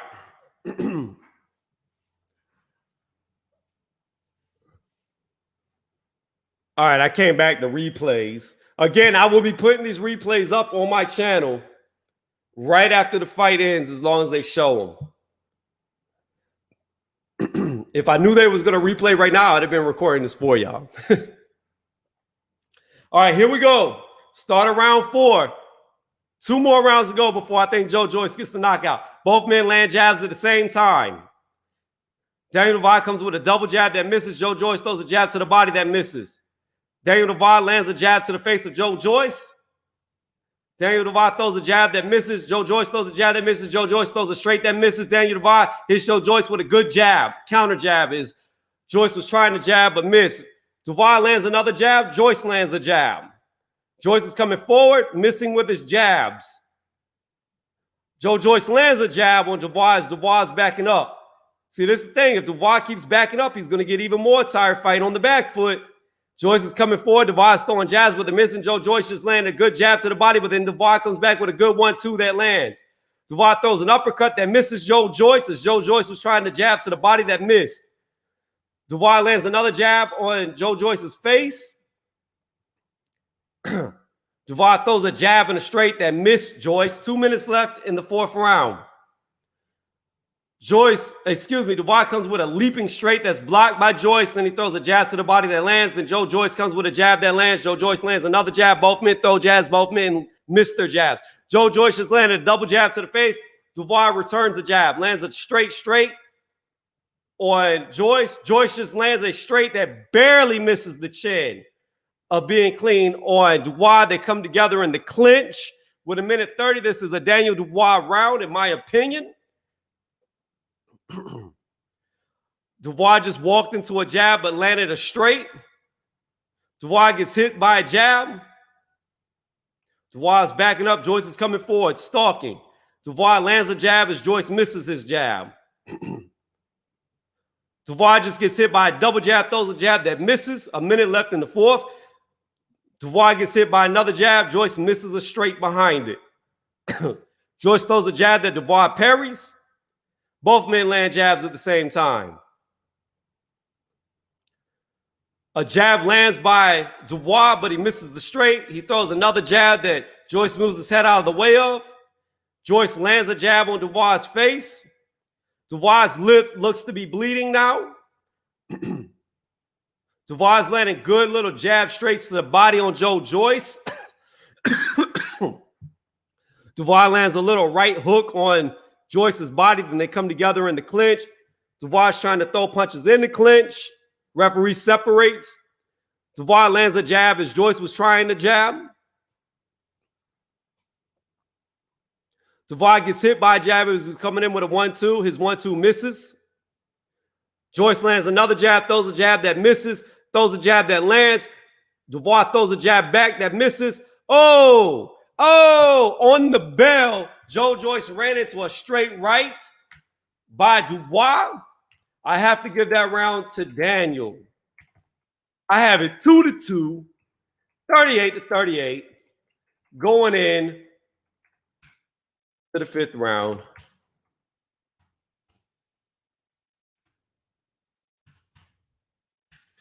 So right now, looking at their faces though, Daniel Dubois' nose is bleeding and his lip is bleeding. Joy Joyce has no blood on him, unless it's Daniel Dubois' blood. And he's breathing extremely heavy now. This is the round that I picked Joy Joyce to knock him out in. I hope Joy Joyce comes out with the fury of Thor's hammer and just pop so I can get these extra points in this prediction league. Oh, I take that back. Joy Joyce's nose looks to be bleeding, his left nostril. All right, here we go. Started the 5th round. Here we go. Both men come to the center of the ring. Daniel throws a jab that misses. Joyce throws a jab that misses. Dubois throws a double jab that misses. Joyce throws a jab that was pushed out that missed. A jab landed to the body. The referee called timeout. There's water in the ring. From Dubois' corner, there's a bunch of water in the ring, which gives Dubois a good break that he needs. All right, here they go. Started the 5th round again, 2:40 left in it. Joyce lands a jab to Dubois' body, lands a jab to his head. Daniel comes with a jab, straight that lands on Joyce.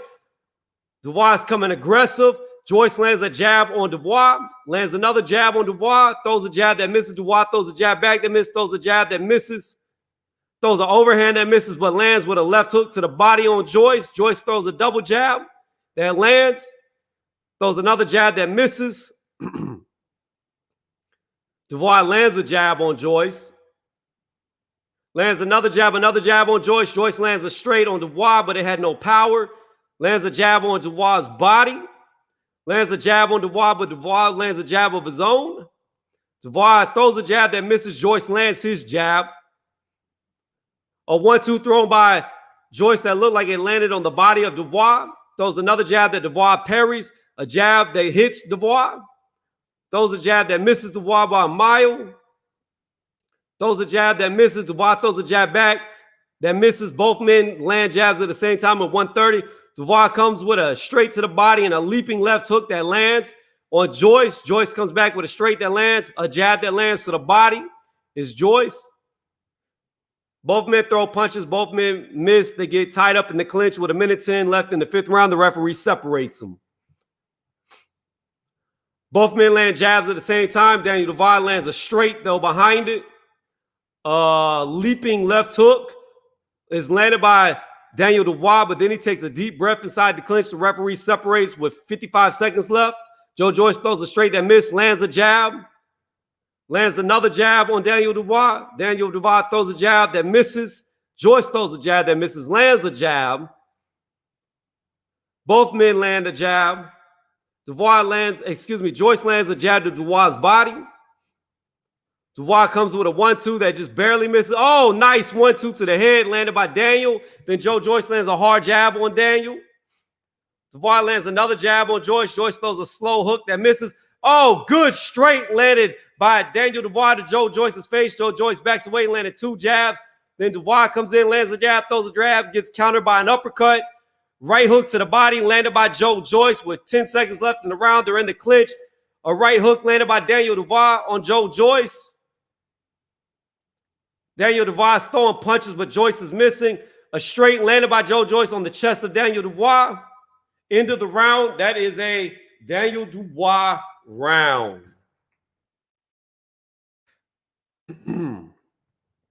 Y'all see, I call it fair. I call it straight down the line. I don't show favoritism. I said Daniel Dubois was getting knocked out in the 5th, and he survived and even won the round. I stay unbiased.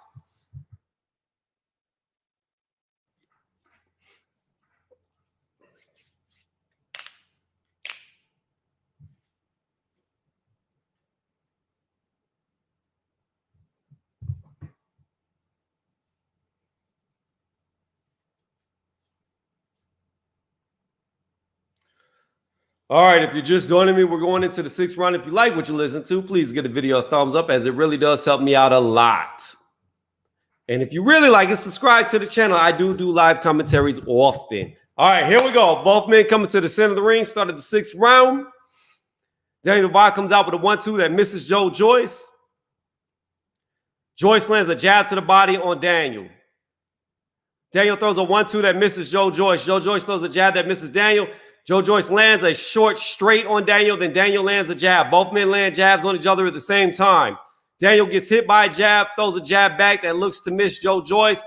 Daniel throws a wild straight that Joy Joyce ducks underneath. They come together in the clinch. They're clinched up. Joy Joyce just needs to go to the body of Daniel, and he could wear him out. Joy Joyce throws a straight, as I say that, to the body on Daniel that grazes his side. Daniel throws a jab to the chest that lands. Joy Joyce lands a short left-right hook on Daniel Dubois' face. Joy Joyce throws a jab that Daniel dodges. Joy Joyce lands a jab to Daniel's body, lands a jab to Daniel's face, another jab to Daniel's face. Joe gets hit by a 1-2, gets hit by an overhand left hook. Then they come together in the clinch. The referee comes forward to separate. Very close round. I'm edging it to Joe right now, but it's super close. They're still in the clinch. Joyce tried to throw an uppercut that missed, landed a jab. They come back into the clinch immediately as Daniel's trying to hold on. Daniel is really gasping for air in these clinches. Joyce comes with a wild hook that misses, pushes Daniel's head down. Referee warns him, don't do it. Both men land jabs at the same time. Joy Joyce lands a jab. Daniel misses his. Joy Joyce lands a jab to the body of Daniel. Joyce lands a straight to the face of Daniel. Joyce throwing jabs that are missing. Lands a jab on Daniel. Daniel lands a jab on Joyce. Both men throw jabs. Both men miss. Joy Joyce put Daniel Dubois in a headlock. Referee immediately separates him. Daniel Dubois' left eye looks like it's closing. Oh, Dubois gets hit by a hard jab that snapped his head back. A hard jab. Joy Joyce is coming forward, lands a jab to Dubois' body. Dubois throws a double jab. Only one connects. Dubois lands a jab on Joyce's face, throws a wild hook. Then they come together in the clinch. The referee's coming to separate with about 20 seconds left in the 6th round. I had this a Joy Joyce round. They separate. Joyce lands a straight on Daniel Dubois' chin, but it didn't do a lot of damage. Then Dubois lands a jab. Joyce lands a jab. Dubois lands like a slapping jab on Joyce.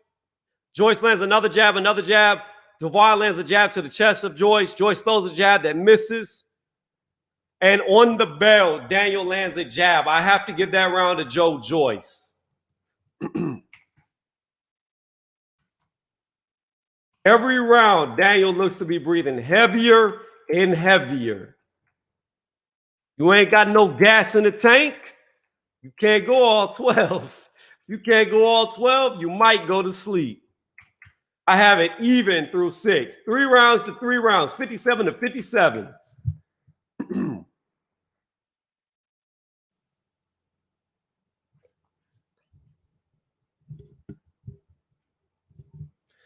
It's even on my scorecard, Dan. But again, I could see Joy Joyce losing on the scorecards. Daniel is the young star. So if it stays close, I could see them giving it to Daniel. All right, here we go. Started the 7th round. Both men come out jabbing. Both men come out missing. Daniel lands a jab. Joe lands a jab. Joe lands a jab. Daniel misses a jab.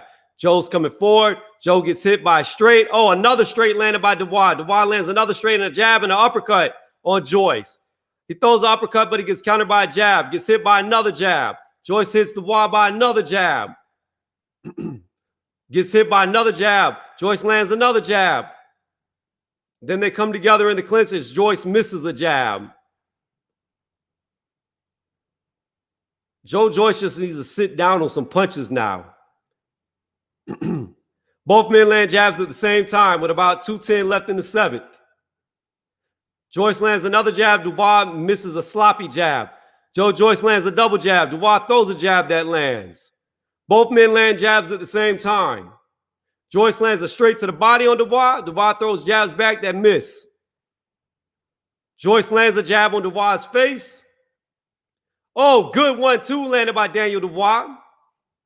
Joyce lands another jab. Dubois lands a jab. Dubois gets hit by another jab. They're circling each other. Another jab landed by Joy Joyce. Daniel Dubois throws a jab that Joy Joyce gets out of the way of. Joy Joyce looks to be the fresher man in there. A jab landed by Joy Joyce. Dubois threw a jab that missed. Oh!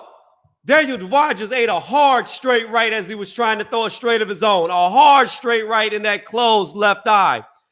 Another jab landed by Joy Joyce.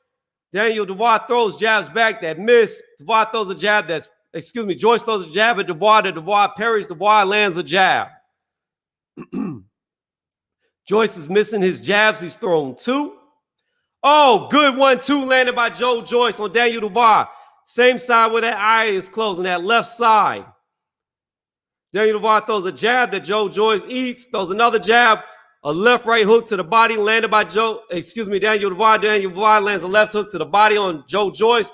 Joy Joyce lands a jab, misses an uppercut, gets hit by a straight. Joy Joyce misses a jab, gets hit by a jab. Joy Joyce lands a jab. Joy Joyce flicks a jab out there. Daniel Dubois throws a straight that misses, then immediately clinches with 20 seconds left in the 7th round. I think Daniel Dubois is edging out this round. I'm going to give it to him unless something dramatic happens here. Both men land jabs at the same time. 10 seconds. Daniel Dubois comes with a 1-2 that misses, come with a left hook and another left hook that misses. They get in the clinch. In the clinch, a right hook is landed by Joy Joyce. Then Dubois lands a jab on the bell. I have to give that round to Daniel Dubois.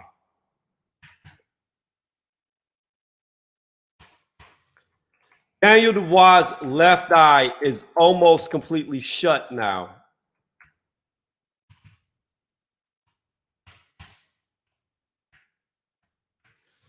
Now, I will tell y'all this. Joy Joyce has not been throwing punches with authority like I thought he would.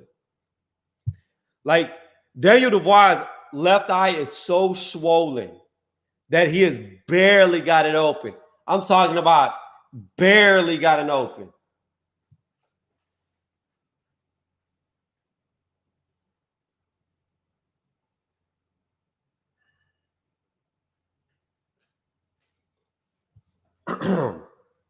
All right. Well, Daniel Dubois is the first one off his stool. Joy Joyce was still sitting.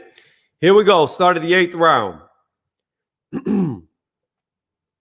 Double jab already landed by Daniel Dubois. Then Joy Joyce comes and lands a jab of his own. Daniel Dubois is backing up. Joy Joyce is coming forward. Joy Joyce lands another jab on Daniel Dubois. Daniel Dubois lands a jab of his own. Daniel Dubois throws 2 wild shots that don't land. They come together in the clinch. A right hook to the body and a right hook to the body lands, and then a jab to the body to the face lands by Joy Joyce that made blood spit out of Daniel Dubois' mouth. Another jab landed by Joy Joyce on Daniel Dubois. Another jab landed by Joy Joyce on Daniel Dubois. Daniel Dubois did land a jab of his own just now. They come together in the clinch, and it looked like a left hook was landed by Dubois on Joy Joyce's head. Joy Joyce just landed straight to the body on Daniel Dubois and a short left hook on Daniel Dubois. Daniel Dubois comes in and lands a straight to the body of Joy Joyce, lands a jab to the body of Joy Joyce. Joy Joyce is pushing forward, landed a jab on Daniel Dubois. Landed another jab on Daniel Dubois. Landed another jab on Daniel Dubois. Landed another jab and a straight on Daniel Dubois. Landed a jab on Daniel Dubois. Daniel Dubois tried to throw a jab back, but he missed. Then they come together in the clinch. They push apart. Daniel Dubois lands a jab on Joe Joyce. Joe Joyce lands 2 jabs on Daniel, 3 jabs on Daniel Dubois' face. Another jab on Daniel Dubois' face as Daniel Dubois throws a jab back that Joe Joyce gets out of the way of. Joe Joyce lands another jab and evades Dubois' jab back. Joe Joyce lands a jab to Daniel Dubois' stomach. Daniel Dubois throws a right hook that looks like it lands on the outside side of Joe Joyce. They come together and they separate themselves. Joe Joyce lands a short jab. Then they come together in the clinch. Daniel Dubois is sucking up air big time now with a minute left in the 8th round. Joe Joyce throws a jab that Daniel Dubois gets out of the way of. Daniel Dubois lands a jab on Joe Joyce. Joe Joyce lands a jab to the chest on Daniel Dubois. Daniel Dubois throws a jab that misses, lands a straight. Joe Joyce throws a jab that misses. Daniel Dubois throws an overhand right that lands and a jab that lands. I still have this slightly a Joe Joyce round. 40 seconds left in the 8th. Daniel Dubois lands a jab on Joe Joyce. Throws a jab, high, low, high, misses. Joe Joyce lands 2 jabs of his own. Throws a jab that misses. Throws another jab that misses as Daniel Dubois barely backs out of the way. Both men land jabs at the same time. Joe Joyce is inching forward while Dubois is backing up. Dubois lands a jab. Joyce lands a jab. And Joyce lands a glancing straight. Joyce goes underneath Dubois' jab and lands a jab to the body. Then Dubois lands a straight on Joyce's face. 10 seconds left in the 8th. A 1-2 jab landed by Joe Joyce. Then Dubois lands a jab. Another jab landed by Joe Joyce. Another jab landed by Joe Joyce. A straight landed by Daniel Dubois. Daniel Dubois comes leaping in. Lands a short little right uppercut to the stomach of Joe Joyce on the bell. But I think Joe Joyce took that round. I think he landed more shots. Daniel Dubois did have a couple flashy moments, but throughout the whole round, I really believe that Joe Joyce did the better work. So I have it even going into 9, 4 rounds to 4 rounds. I don't know if they're going to show replays at the end of this, guys, because they keep showing replays after every round. And because I'm talking, I can't really record them for y'all. I can try, but I just have to wait till the end and hope that they do the replays, because I really like putting up the highlights so people who couldn't see the fight can actually see the fight. If you're listening and you're liking this live commentary, please give me a thumbs up. It helps me out a lot. It really does help my channel grow. And if you really like it, subscribe to the channel, because that helps me out the most. All right, here we go. Starting the 9th round. I have it even going into 9. Joe Joyce comes out jabbing, misses the first, lands the second, lands it straight to the body on Daniel Dubois. Daniel Dubois throws a jab back that lands, throws a jab that missed, and Joe Joyce lands a jab. Joe Joyce lands 2 more jabs. Dubois misses a jab. Joe Joyce is pushing forward. Daniel Dubois throws a jab to the stomach of Joe Joyce that misses. Daniel Dubois throws a jab that misses, then Joe Joyce lands a jab. Joe Joyce lands another jab to the body of Daniel Dubois. Daniel Dubois tried to throw a straight that missed, and Joe Joyce lands another jab on Daniel Dubois. Both men land jabs at the same time. Dubois was to the chest. Joyce's was to the face. They throw 1-2s. They come together in the clinch. Neither man lands. Inside the clinch, they're throwing little short hooks. Neither man's getting the advantage that they both landed hooks. The referee separates them. Dubois throws a jab that Joe Joyce blocks. Joe Joyce comes with a short left hook that lands and a straight that lands. Joe Joyce lands another jab, another jab, another jab, and a glancing straight on Daniel Dubois. Throws a jab that's parried by Daniel Dubois. Throws a jab that misses Daniel Dubois. Daniel Dubois comes with a jab that hits and then misses the straight. Then Joe Joyce lands a jab of his own. Joe Joyce throws a jab that misses. Throws a jab that misses. Daniel Dubois is breathing out of his mouth now. Mouth wide open. He jumps in with a 1-2. Maybe the 2 connected Joe Joyce. I could not tell. Joe Joyce lands another jab on Daniel Dubois' face. Throws 2 jabs. Only lands the second one on Daniel Dubois. Daniel Dubois throws a jab of his own that misses. Joe Joyce lands a jab. Then they come together in the clinch. The referee's coming to separate them. They're separated. Daniel Dubois throws a jab that misses. Daniel throws a jab that misses, a straight that misses, and almost lost his mouthpiece as he's breathing out the mouth. Then he gets hit by a 1-2 by Joe Joyce. Joe Joyce lands another jab on Daniel Dubois' face. Another jab landed by Joe Joyce on Daniel Dubois' face. A jab to the body landed by Joe Joyce. Both men land jabs at the same time to the face. Joy Joyce's look to be the weaker jab.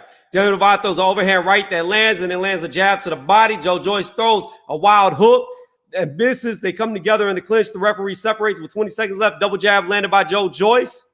After the separation, a jab landed by Joy Joyce. Another jab landed by Joy Joyce.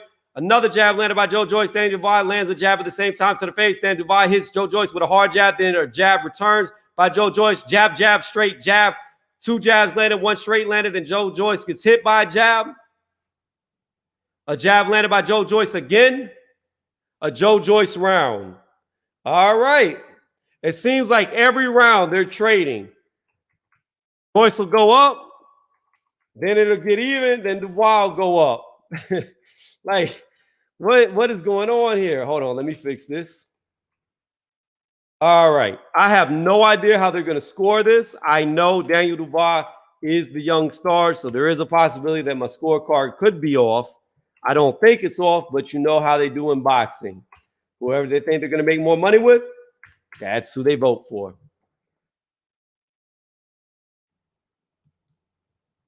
It's not a shit fight. It's actually a pretty good fight. It's not a bad fight at all.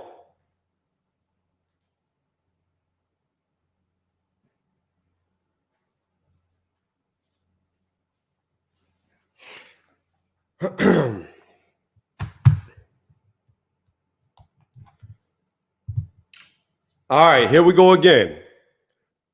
Round 10. Joyce is coming forward. It's already landed a double, triple jab on Daniel Dubois' face. Daniel Dubois got a mountain of Vaseline on his eye. Don't know how he got away with that. He throws an overhand right that lands, but Daniel gets hit by a jab at the same time. Daniel just gets hit by a 1-2, then a jab as he was trying to jab. Oh, Daniel Dubois landed a good jab, and then he got hit in the eye? What happened? Dubois went down. I couldn't tell if it was from a punch or Vaseline. Yeah, he's down from a punch. He took a knee. The fight's over. The referee called off the fight, TKO in the 10th round. Daniel Dubois, I didn't really think that jab would have put him down. I thought maybe it was Vaseline in the eye, but he gets knocked out in the 10th round. All right, I'm going to try to do these replays for y'all, so give me 1 second. It's just from accumulation of shots. I disagree. I do not think Daniel Dubois is a bum. I just think he was too young. It was just a grown man versus a kid. All right, I'm going to try to get the replays for y'all if they show them. Give me 1 second. I'll come back to the chat. Let me make this full screen, and then I'll talk to the chat. I just want to show the replays. Again, showing the knockout right now. All it was by a jab, but the way that Daniel Dubois started pawing at his eye, I really thought Vaseline went in his eye. He took a knee after the jab, and that was the end of the fight. Dang, man, I wish Daniel would not have taken a knee like this because it was a very close fight, very competitive.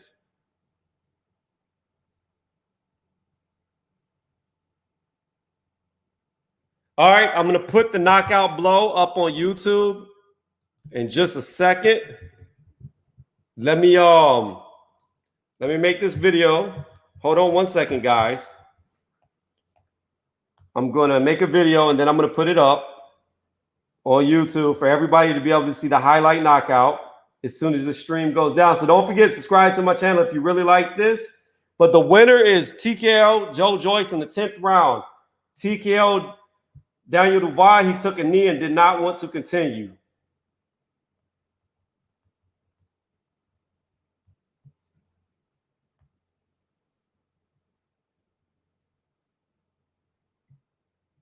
All right, I'm just making my real quick video. Let's go here, photos recently added here, boom. We'll add the video footage now. Video here. All right, let me Mute the sound. Oops. Mute the sound. All right, give me 1 second. I'll come back to the chat. I'm just making the video right here.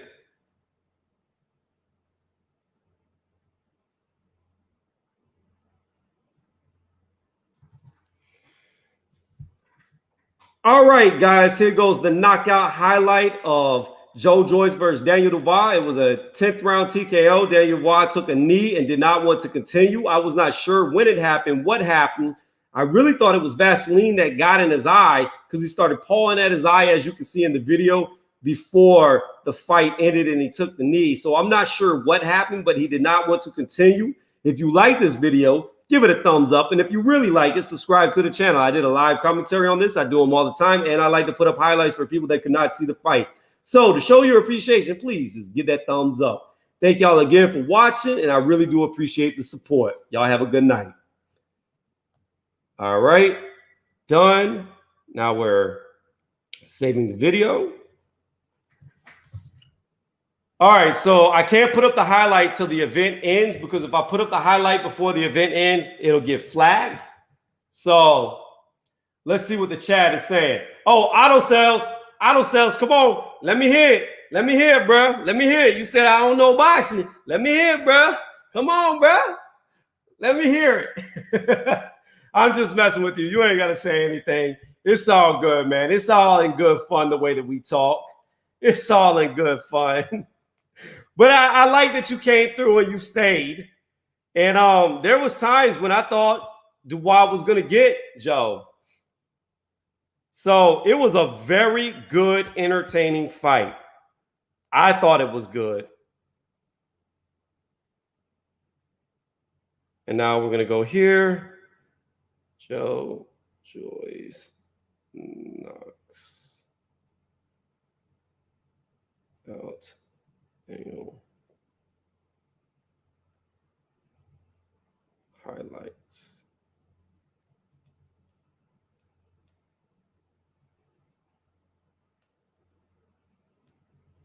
Give me 1 second, guys. I'm typing.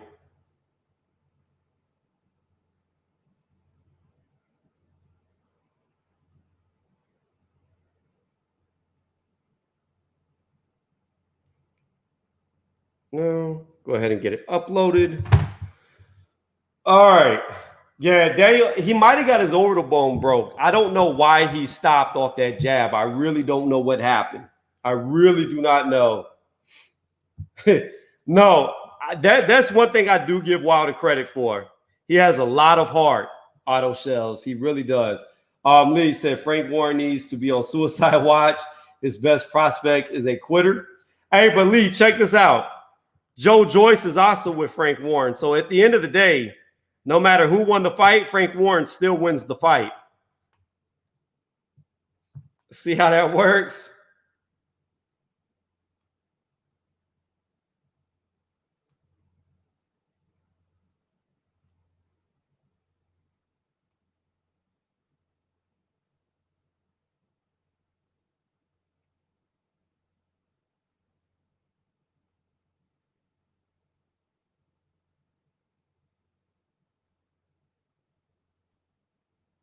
I'm just tagging the video right now, guys. All right, the video is about to go up in just a couple of seconds. I'm just putting a couple of little tags on here.